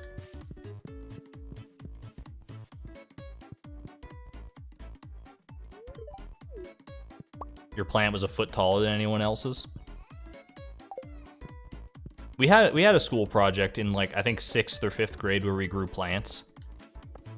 I don't remember what we grew specifically, but they had a very good enclosure, so they were very easy to grow, and I think that was by design, obviously, because we were a bunch of kids and they wanted us to like learn some stuff from it. So we had our own like little miniature greenhouse in the classroom. It was pretty neat. You have arachnophobia, so spiders are the worst for you. My mom also has arachnophobia. Which is unfortunate, because I'm the kind of person who would totally get a pet tarantula if I would have had a pet tarantula probably as a kid if I had been afforded the opportunity, but my mom would never have allowed that in a million billion years. Embarrassingly, you're terrified of butterflies. I mean, I can kind of see that, honestly. If you ever look at a butterfly close up, they're a little frightening. They kind of look like they belong in like a horror movie if you're looking too close. From a distance, they're very beautiful, don't get me wrong. They look like little pieces of construction paper fluttering in the breeze. At least the ones around here do. Quick 50 wood.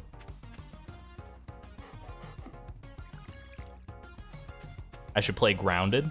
Is Grounded the one game where you're like, oh, Honey, I Shrunk the Kids, but it's a video game? Is that it?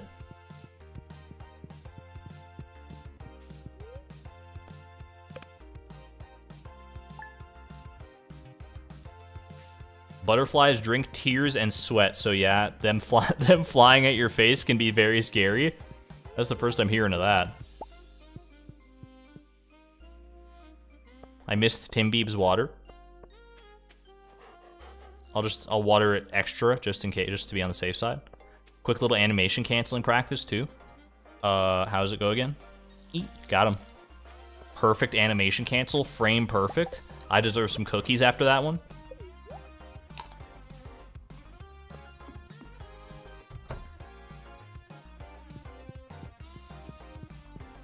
Accidentally watered the sprinkler. Look, Chloe's getting a little groggy from sleeping for 98% of her life for the past 2 years. It's amazing that she's remembered to water Tim Beeb as much as she has to begin with.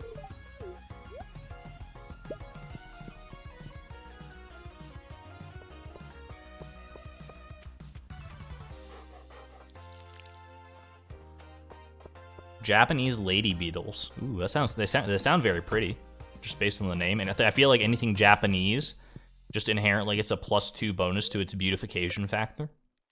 Japan's just like a beautiful country in general, with the cherry blossoms and all that. Is that Japan, or am I like being ignorant? Really should play Grounded. It's super fun and interesting. I'll have to look into it when I get the time. One of these days. Maybe in like 10 or 15 years, you know? Alright, tomorrow is the day of truth, the moment of truth. If we get Marnie as as the one we have to give a secret gift to, I think we might be hooped for the you-know-whats this year. But the odds of that are pretty slim, so fingers crossed. Let's find out. What do we got today? 270 gold. That's the little dice. Little bomb. Little Maki roll. All right. Keep on. Just keep sending it. Just keep going. Tomorrow the travel. It's the night market. It's the... Okay. All right. Got it. Thank you very much for that. Okay. Here we go. Feast of the Winter Star. Your secret friend this year is... So remember when I said that it was like not very likely for that to happen? That's, you know, that's just a self-fulfilling prophecy right there, is what the kids call that one at home. Oof, oof, oof, oof, oof. That's just me saying egg in French over and over again. Oof, oof, oof, oof. And I know I said egg, but it's kind of, you know, it's kind of out the window now, right?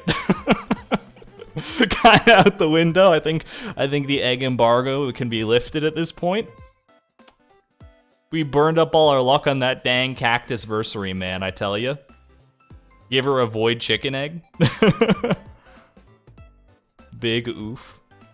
Oh my god. Alright. Well, you know what? Maybe this is a blessing in disguise. Maybe if we give Marnie the best possible gift of her life, then maybe next year there's a chance that she repays us in kind, you know? Just we gotta pave it forward. What is the best thing we could possibly ever give Marnie? I'm gonna wiki this. There's a wiki for that. Marnie. What do you got? Diamond, Farmer's Lunch, Pink Cake, and Pumpkin Pie are her go-to gifts. So I'm thinking we make her some fresh food, like a fresh pumpkin pie. Sounds like a pretty good gift to me for a cold winter's day. And I think we have to use an egg to make said pumpkin pie. Let's see, pumpkin pie. We don't need an egg, we need milk, actually. Give her the purple shorts. We do have some milk in reserve. Ooh, pardon me. Ostrich egg would be symbolic, but it's only liked. Yeah, I don't think ostrich egg or void egg are the way to go. I could definitely see the argument to be made for it, but I feel like we gotta be kind to her. The purple shorts, there's no way we're giving Marnie the purple shorts. Does she have a unique interaction with the purple shorts at the Feast of the Winter Star that is hitherto unknown? I don't believe so.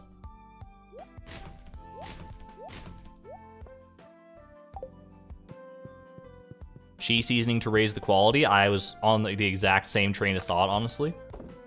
I think we go pumpkin pie. Use one of our remaining pumpkins for a pumpkin pie. And cheese season that son of a gun. We got some cheese seasoning left in reserve. She does. Shorts. Please, I want to see if it does anything. Does she actually have... Hold on. This is... Like I said mere moments ago, there's a wiki for that. Lucky purple shorts. Mayor Lewis's purple shorts.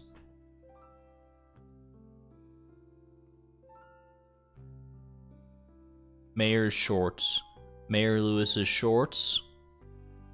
I feel like I'm going to be put on some kind of watch list just for Googling this stuff. Not Googling, I guess, but... Let's see, giving them to Lewis. On Ginger Island. Tailoring them with a gold bar. Putting a staircase in your pants slot. I don't see anything about the Feast of the Winter Star. I'll do you this much, chat, okay? I will bring the shorts. I will bring the shorts with me on the day of the Feast of the Winter Star. We're not going to make this pumpkin pie just yet. We'll make it on the day of, so that's nice and fresh. I will bring the shorts, and we'll see if it's givable. And if so, you know what? Maybe we can make some magic happen there. We can make some proper history. Be the pioneers that we've always dreamed of being.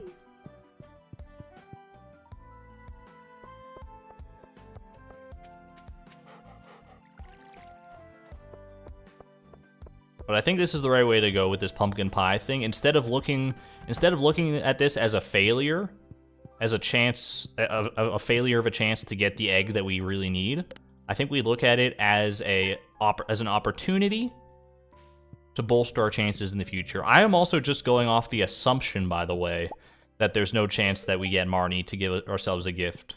Like, I've never seen or heard tell of getting a gift from the same person that you give a gift to at this festival, but maybe it can happen. I don't know if there's anything in the code that precludes it. That's a Blade question for sure. But he's not here right now, so we're gonna have to put on our own little detective Stardew caps, and maybe there's still a chance. Might be undiscovered territory.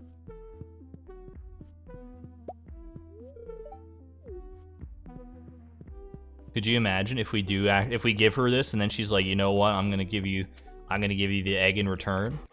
This could be the most beautiful Feast of the Winter Star to ever transpire in all of Stardew Valley history. There might still be a chance. I'm not hopeful, but I'm also willing to put some faith in it. I'm willing to believe that there's a chance, because in a real Secret Santa situation, there is a chance that you get like you and the person that you give a gift to get each other. That's just a mathematical option. I just don't know if, from a video game perspective, that's something that Concerned Ape would have accounted for. Isn't there a trick where you enter the festival every hour and it resets who gifts you? It only resets the gift that they give you, unfortunately. It doesn't reset the person that actually gives you the gift.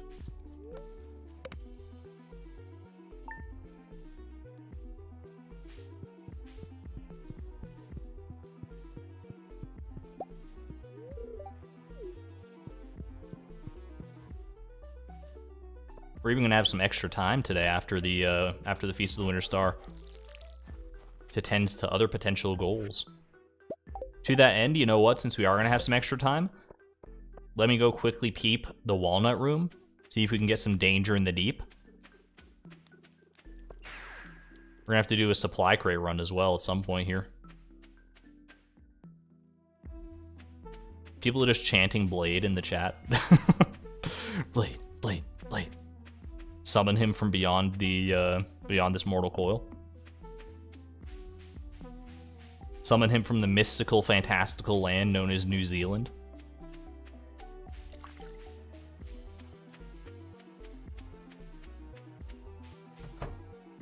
All right. What do you got for me, Mr. Chi? Chi's kindness. Kind of this.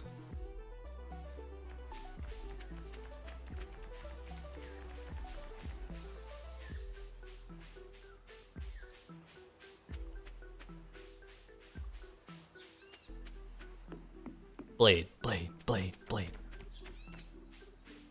Blade and I, the Stardew guy? Can I say egg in Portuguese? Just did. Egg in Portuguese. Egg in Portuguese. If you tell me what egg actually is in Portuguese, I can do my best at pronouncing it and pronunciating it, but I make no promises.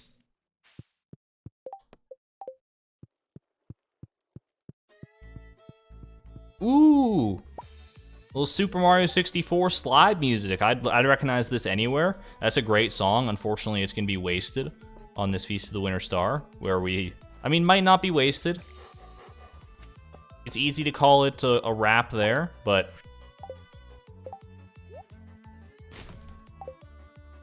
we're not out of the woods yet. We're down, but we're not out. Egg is ovo in Portuguese. Ovo. There's probably some inflection you could put on that. You want 1.5 on mobile so bad? So many things to discover when that happens. I hope that it comes sooner rather than later, but I'm sure that Concerned Ape is working on it very diligently. All right, we're not... about to... You know what? First we'll make... Because it is the day of the Feast of the Winter Star, so let's make our pumpkin pie for Marnie. And then we make all of our triple shot espresso like I was about to. Good spot to be.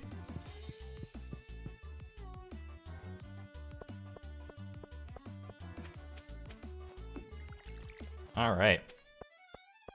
Well, while we wait, why don't we take this opportunity right now to go do a little supply crate run to the perfect music of all time to do a run around to the farm to. How many supply crates do you think we got here, chat? Let's count them up. Counting with Argon. 1 supply crate. 2 supply crate. I honestly have no idea what a reasonable guess on this would be. That's 4 supply crates right there. This is 5 supply crates. 6, 7 supply crates. 8, 9 supply crates. And we're only in the first corner, baby. We're only in the first freaking corner. 10 supply crates. We're going in. We're going hard. A little bit of a drought there. 12 supply crates. He's a madman. Look at our... Oh my god, let's not pay attention to that. I don't think there's any supply crates down there, for the record. There's 13 supply crates. It might even be more than that. I kind of feel like I've lost track. Get rid of these artifact troves. 14, 15, 16 supply crates. This is ridiculous. 17, 18 supply crates. So no one's ever seen this many supply crates in their entire life. Hello Fresh, baby. I need more room for the Hello Fresh. The mixed seeds, get them out of here. The deluxe retaining soil, I love you, but get it out of here.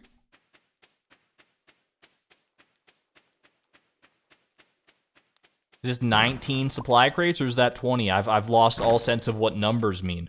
That's 20. That's 21 supply crates. 22 supply crates. 23 supply crates.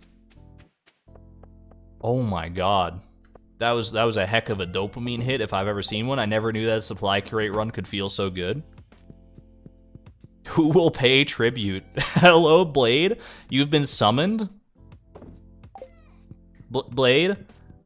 Real question for you, if you know the answer to this. We're giving Marnie a gift for this Feast of the Winter Star. Does that mean that she cannot give us a gift? I don't know the answer to that, and I don't know if the answer exists on the wiki. If it does, I have not been able to find it, I don't think. If you know such a thing, speak now. Because we got Marnie as our secret gift.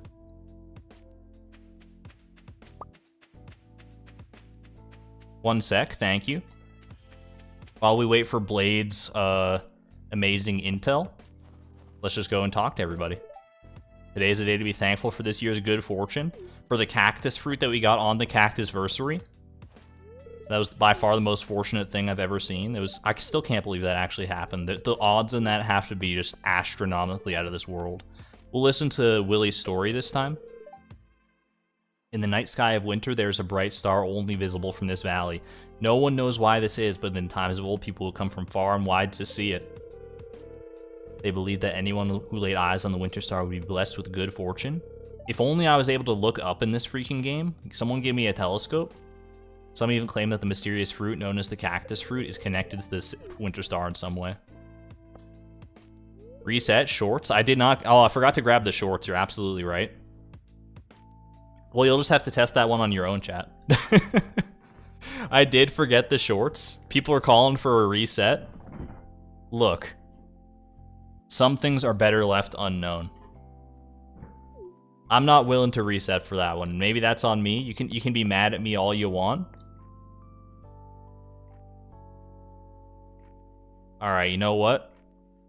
You know what? Fine. Fine.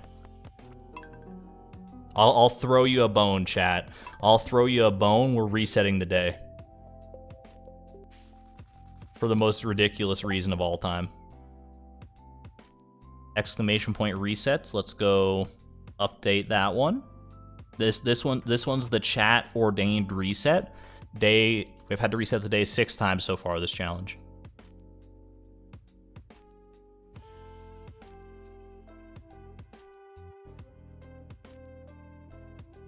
Does that give you different crates? I don't know, but that's legitimately the secret reason that I actually wanted to reset the day, so that I could relive the dopamine rush of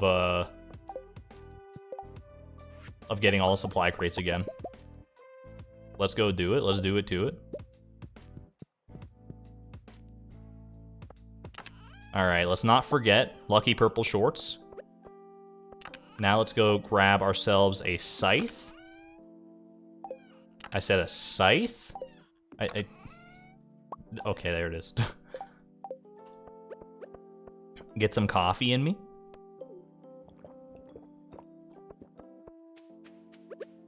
You're guessing 23 crates? That's a pretty astute guess. I remember I got 24 mixed seeds out of this deal before. I don't remember if I'll get it again. Yo, what happened to my pathway there? It was there before the reset, chat. You broke it. That one's on you.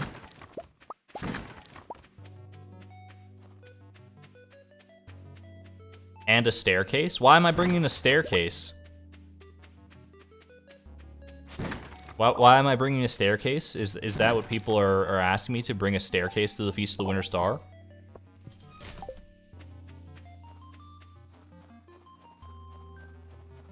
Actually, it's not people, it's just J-Nuggets, so you know what?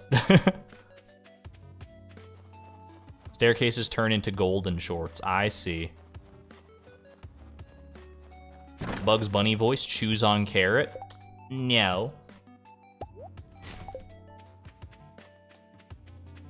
I give you this one, chat. I don't even want to give these lucky purple shorts. We're doing it for scientific purposes only. That's some science you can do in your own time. I'll come back for the HelloFresh. Probably the better way to do it. Are these... I thought these like skulls had like snow on top of them for a second. I mean, it would make sense, it's winter, but they're also on fire, so... Don't know if it actually does make sense. Confirmed, crates do not reset if you reset the day. Here we go. Go ahead and drop this off. Quickly hit up Krobus with his Winter Star gift as well, a little golden pumpkin. I cannot get a gift from Marnie this year. Blade has confirmed it. He has spoken it into the gospel of Stardew Valley fact. Thank you, Blade, for your service. It's unfortunate, but it's just the reality of our situation, and we'll have to accept it. Can we get some Argon love or just hearts for Blade for coming out of the woodwork, being called to action, and helping us resolve this conundrum so that we can know without a doubt? Thank you very much, Blade. Secret Santa recipient and my Secret Santa can't both be the same person. There's code in place for that. Fair enough. Yeah. Gonna lurk while editing? No worries. Have fun with your editing, whatever project it may be.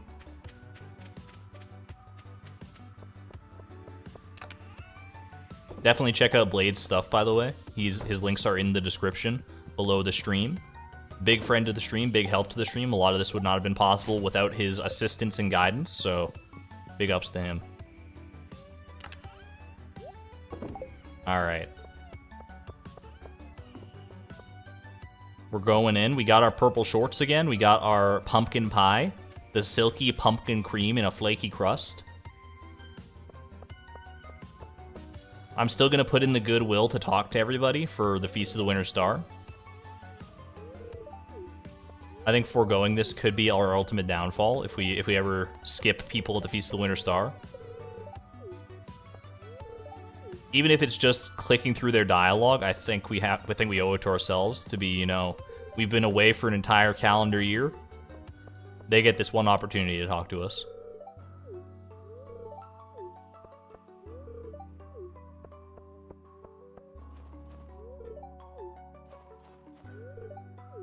And we open presents now.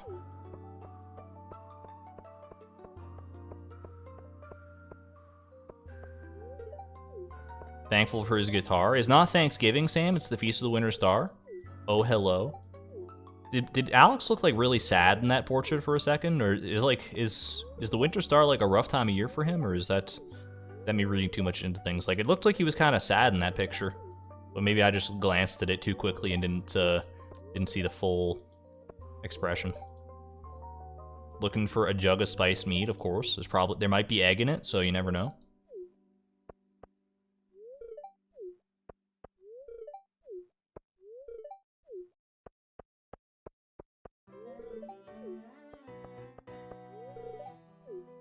He's always sad at this festival? Is there real lore behind that, or is that just, you know, the way it is? Alright. Of course, gotta say hi to Haley as our last little stitch effort here. Merry Christmas, girl. That one's for you. It's kind of nice, honestly, in a weird way, that we don't have to worry about whether or not we're getting Marnie this one. Like, it's confirmed that we just won't. It's kind of a nice, in a weird way, just relieving of the burden. I don't know how to explain it, because obviously it sucks for us, but it is what it is, and you know what? I'm willing. We can't change it now. We just accept it. Give Marnie your secret gift. Confirmed. You cannot give her the purple shorts. Purple shorts do not work at the Feast of the Winter Star. Not even for Marnie. Maybe for Lewis. Maybe for Lewis. But we're just gonna have to give her this freshly baked pumpkin pie instead, and hopefully that paves it forward. A pumpkin pie? Thanks. What do we got? Do we spam egg anyway? It's freaking Clint, dude. Look at, do you see his sassy walk? He was throwing his shoulders so far back. He was throwing them back into the next time zone. I didn't know that Clint had such like a heft to his walk. I'm your secret gift giver this year. Well, open it. It better not be a rock, I swear to God, Clint. Oh my, you know what? Ordinarily, I mean, I've got iridium, like, bleeding out my ears, but it's nothing fancy, but it's the best I could afford. It's the best I could afford. Merry Christmas, Clint.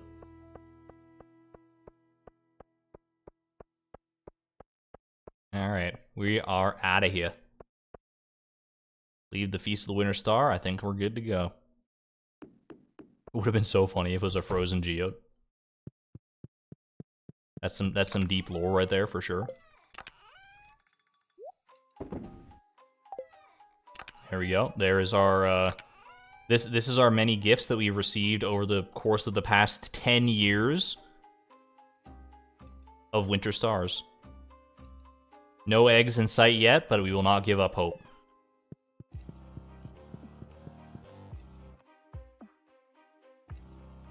Man, re-gifted your gift from last year. incorrect. I gave him an Omni Geode from last year. There's no world. I guess he could have gotten the Iridium ore from the Omni Geode and then turned it into a bar for me. But honestly, that's kind of sweet if he did do that.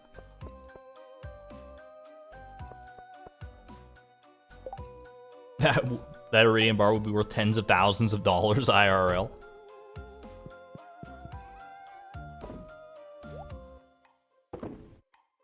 All right. We got about 10 minutes left in the stream. I think in that case, we probably do... I can squeeze in one more day of resource gathering for our Crystallarium tomorrow. And then we'll probably call it there. Probably do some... I'll try and get some Prairie King in. I mean, maybe I do Prairie King instead. You know what? I might just do that. I might call it early here and do Prairie King. Because I do have to wake up pretty early tomorrow for work, unfortunately. So if I don't start Prairie King early or on time at the very least, then I would have to probably not do it at all. I'm gonna go ahead and keep this on hand just to remind me of what I was doing. Have a good night there, Maggie. Thanks for tuning in. We got another owl. We did. Hootie the 6th. So yeah, I think what I'm gonna do, and I'm actually gonna say thank you to QMU for the music. We're gonna go back to Stardew live for this one. Frick it, we'll do it live.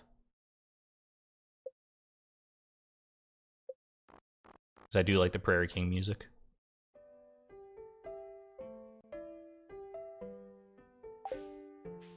So yeah, let's send it off with a little bit of Prairie King. We might, depending on how this first run goes, we might even get a couple runs in here. But hopefully we'll just get one really good one that goes the full distance, right?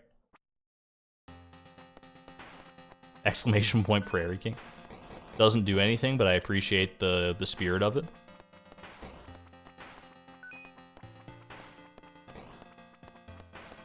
And I mean, this is on our itinerary as well. This is a goal that we're working towards, this Vector's Challenge. It's one that we want to get done before perfection, before we see the light of day at the top of the summit. So this is still productive, for sure. Prairie King is so hard on mobile. I can't even imagine. Oh my god. There are some games that just do not translate well to mobile. I think most mobile games that are good are made specifically for mobile. There are some outliers for sure. Like, I don't know how good the Stardew Valley experience on mobile is specifically. I hear a lot of people talking it up, so it must be at least semi-decent.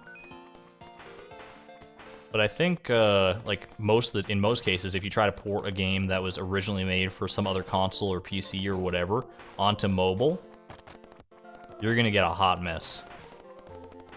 Just my intuition and my anecdotal experience. That's pretty nice. If I can snag it really quick, thank you. It's a nightmare. Feast of, or not Feast of the Winter Star, Prairie King is.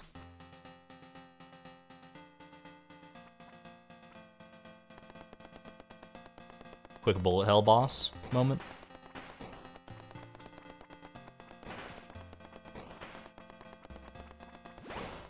Ooh, give me that, please.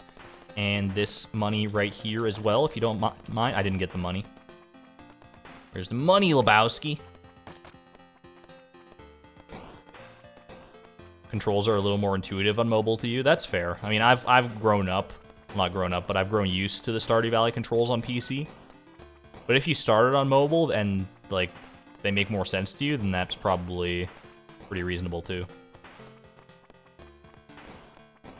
Not to say that you necessarily started with mobile, I just always hazard to guess that whichever version you prefer is usually the version you played first, because that's the one you got used to, and then any transition to, like, a different control scheme or whatever else, not only just for Stardew Valley, but for video games as a whole, will be quite a learning curve.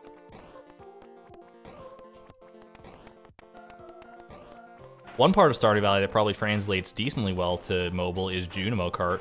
Like, you're saying that Prairie King is not good for, on mobile, but I would imagine that Junimo Kart is pretty decent. I wanted to save that sheriff star in reserve for the record. I just got lost in the sauce of my power-ups. I need one more coin. Just one more coin would really hit the spot right there. That's okay. When will I be done with perfection? Pretty soon. Exclamation point cart, and then the rare seed and the egg from the Feast of the Winter Star are the only things that we're relying on right now. Everything else is done. Everything else is secondary to perfection. They're just, you know, goals that I've set for myself that I would like to achieve personally. But perfection is coming pretty hot and fast. Would have liked to get that spread gun. Oh, you know what? We got another spread gun right there. All the spread guns disappearing. I just got another freaking spread gun.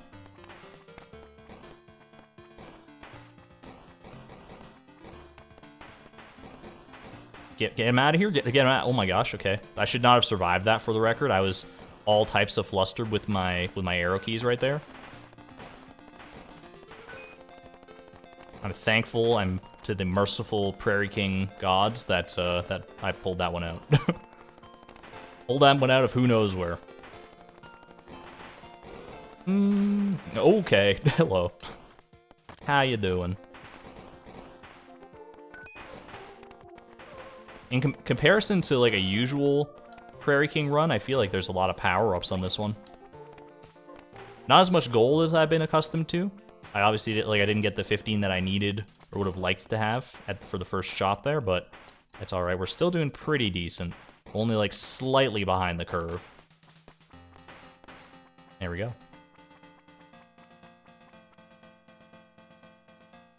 You actually beat Prairie King 2 days ago. Congratulations, GG. Try time to do Fector's challenge, I guess. Look, I think that everyone who plays Stardew Valley owes it to themselves to beat Prairie King one time. If you have any fun with the game whatsoever, let me preface it with that. If you just don't like Prairie King, don't subject yourself to it. But if you enjoy the experience and you just find it very difficult, I think you owe it to yourself to put in the time to beat it at least once. I think Fector's challenge is for a special kind of masochist that I happen to be a part of. It's an achievement that exists within Steam, and that was Concerned Ape's #1 mistake when making this game. He should have made it just, you know, its own special little badge of honor for people who wanted to go out of their way for it. This is not the spot you want to be on this level, for the record. I'm gonna do this just because I really need to get out of here.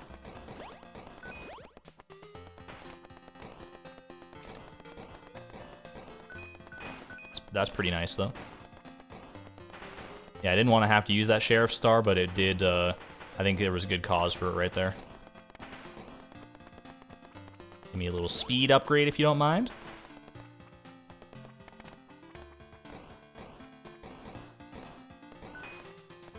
We've been getting lots of Sheriff Star drops on this run so far, so I hope that that keeps up into the later game so I can get another one for when it does get time for Fector, if we get that far. You always want to be planning, even though like the odds are obviously not really in my favor to get to the very end of the game. You always want to plan that far ahead, because if you do, you want to be ready for it. Just a little more salient Prairie King advice from your friendly neighborhood Argon Matrix. I am legit mad they put a shmup in my chill farming game. I mean, that's the nice thing, is that it's not like it's required for perfection, obviously. So you literally just never have to interface with Prairie King if you don't want to. It does suck, I get it, if you're like a completionist, like you want to go for all the achievements on Steam or something like that, and then Prairie King's just sitting right there. Fector's challenge is right there. I could understand the frustration there.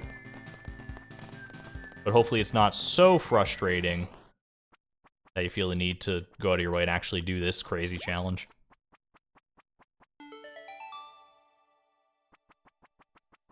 Fun to watch other people play it, though. It is one of those games where I think it's, I think if you're watching someone who's, like, good at it... I didn't mean to use this power-up, by the way. I just accidentally tapped the spacebar. My bad. Yeah, I think if you're watching someone who's, like, at least decent at the game, it can be a lot of fun, and it can be very... It can be a nice thing to experience vicariously through them. I don't know if I'm giving that experience to many of you out there. I don't know how many of you fall into that camp. Ooh, okay. But hopefully at least some people are here for that. Give me that, please. That is very nice. I always feel so much safer with this wagon wheel upgrade. Just being protected on all sides.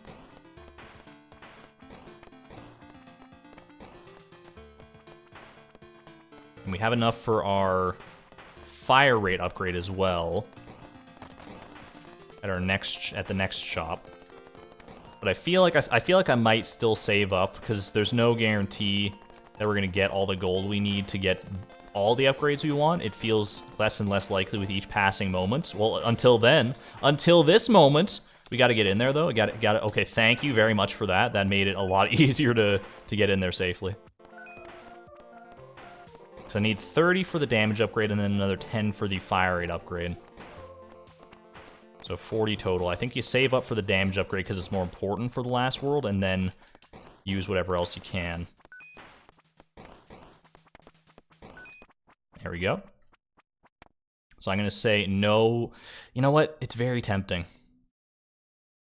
I think I do take it. I need survivability, honestly. I need to be able to survive long enough to get to the next shop, and I think this is important to do that. Let's go.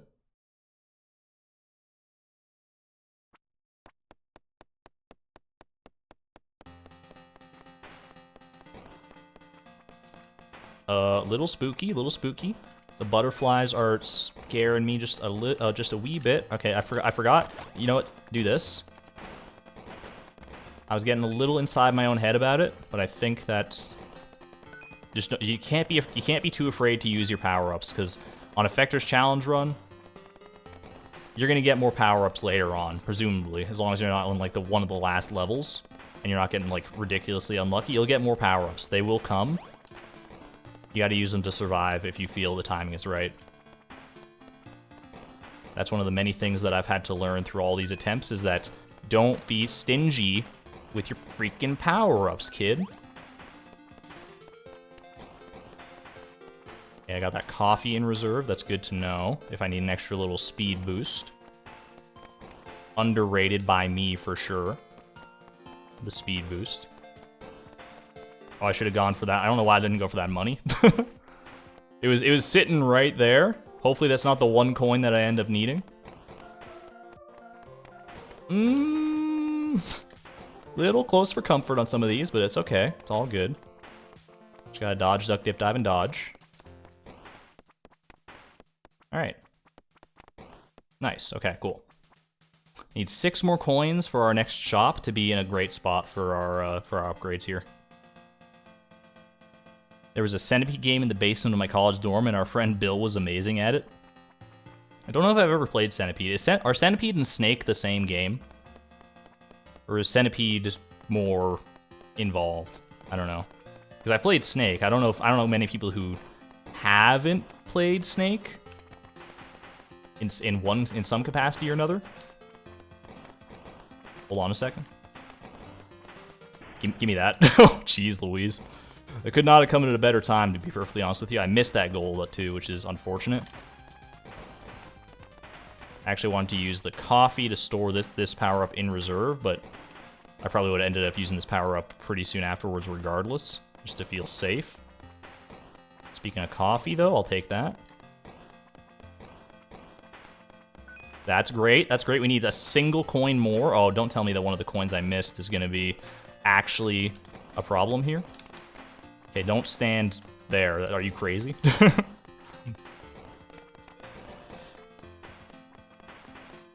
Hold on, hold on. I need a single piece of gold would go a long way towards making me feel very comfortable with the rest of this.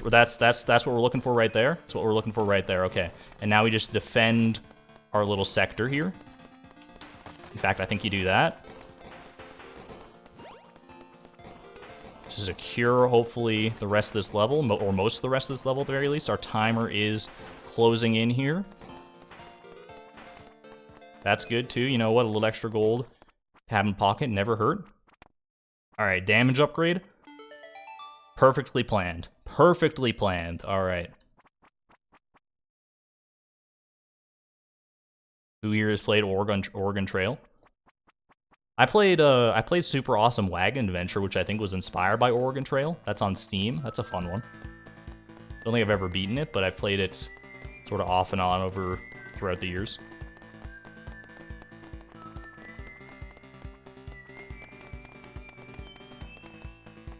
Alright, folks, if I can get past this guy, which should be relatively straightforward, but let's not speak too soon. And get past you, Mr. Black Hat. Black Hat Logan. That's Big Hat Logan, actually. There we go. All right, we got a real run under our belts here, folks. We got a live one. Call your friends, call your family. Mom, Argon's going into World 3 of Effectors Challenge Run. What? Get the whole family crowded around. Gonna quickly take a hydration break here.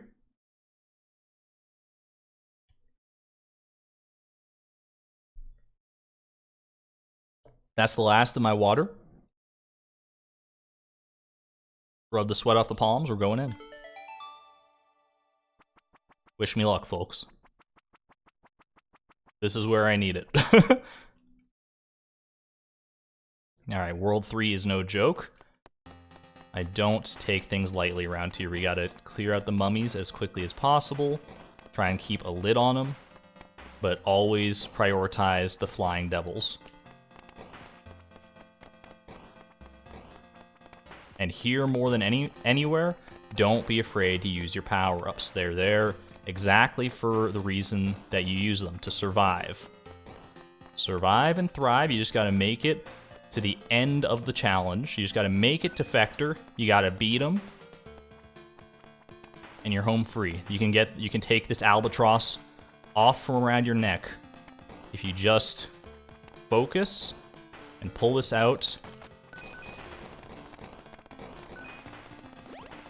Okay, use that. Just have to focus for a few more levels. Get somewhat lucky, probably. The luck has been on our side. I'm going to tell you right now, it's about 20% luck, 80% skill on this one.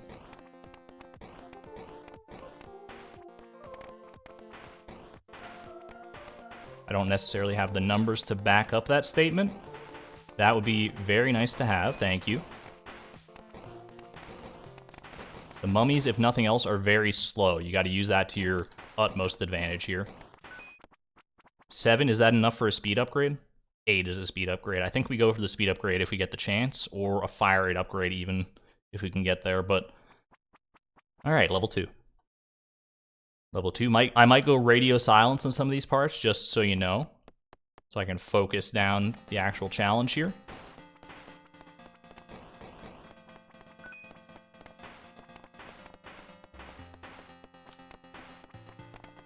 I almost went for my power-up. You gotta be, like I said, you do want to use your power-ups liberally, but you also gotta be slightly judicious with your use of them. Can't just be too gun happy, you know? Alright, I'm gonna use it here, actually, to get it out of the way, out of the rotation. Let's do this and this. Okay. I think that was a well-placed power-up right there. I didn't feel safe. Use this again. Okay. You can kind of probably hear in my voice I am getting a little anxious. Grab the smoke bomb if you don't mind. Smoke bomb is nice, if only because it freezes enemies in place for a short time.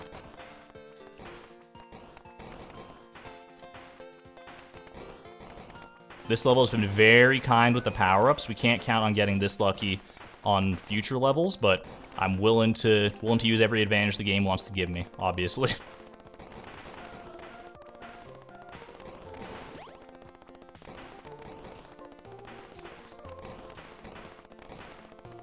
That would be nice to get. You know what? I don't know if I'm going to go for a speed upgrade or for a fire rate upgrade on our final shop, because I think we only have one more shop remaining, and we can get either one now thanks to those couple lucky coin drops.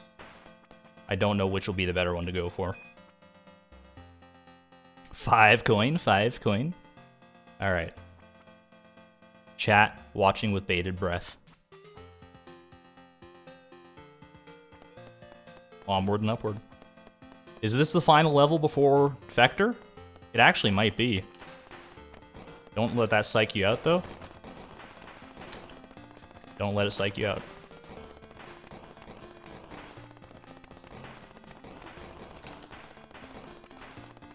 Okay, grab the power up.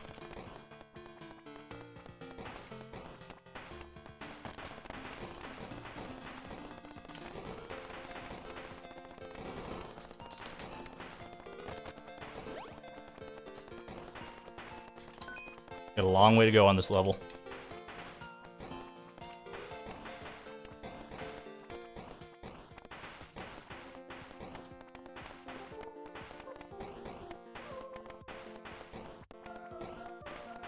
Should have gone for that. I didn't see it. Didn't see it soon enough.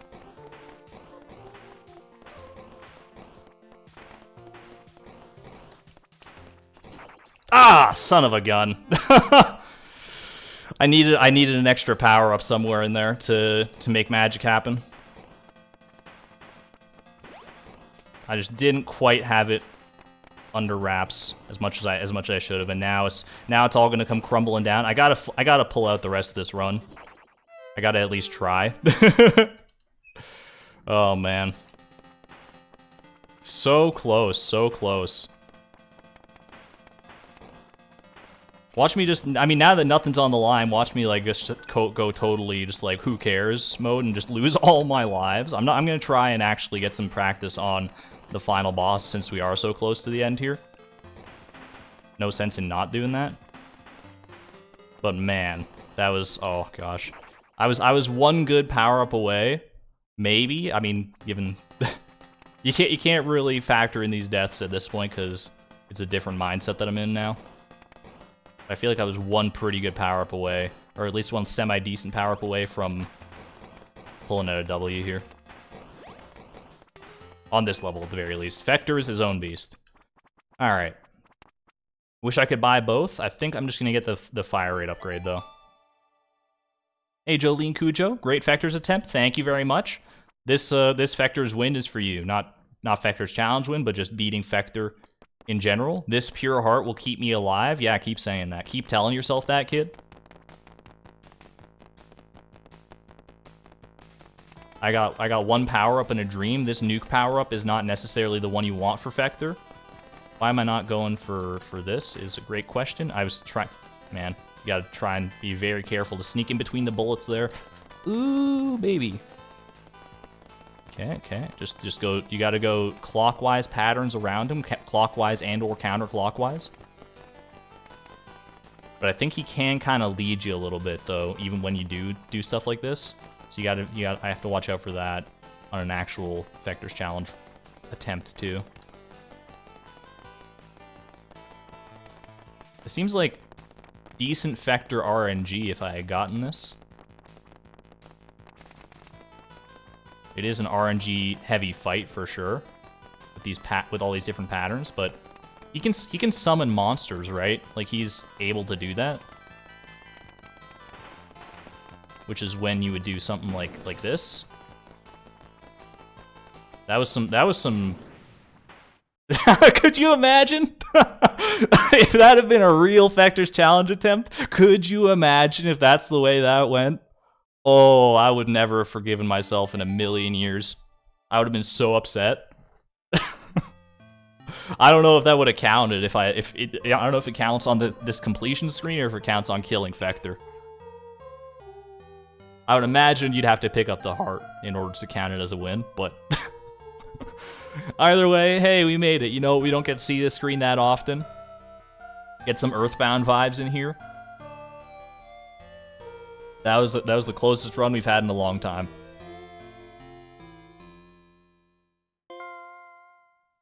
Oh, do they always kiss at the end? I feel do they patch it in? Did they sneak a little extra hidden Prairie King patch in? Press a button for a more difficult journey. I don't think I will. Why the sad music though? Just because I failed? It's kind of a BM game.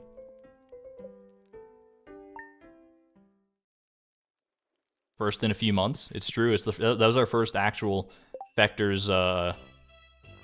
fight in a long while. A for effort, thank you very much. Gotta let my adrenaline die off. My fingers are still buzzing electric. You know how you get like sort of like those fuzzy fingertip electric feeling when you're really like feeling the adrenaline? Still kind of dying off for me from that, from how close we were there. Either way, thank you so much for tuning in for this stream. It was a fun one. And, despite the fact that we failed at just about every turn on this stream, we still had a fun time.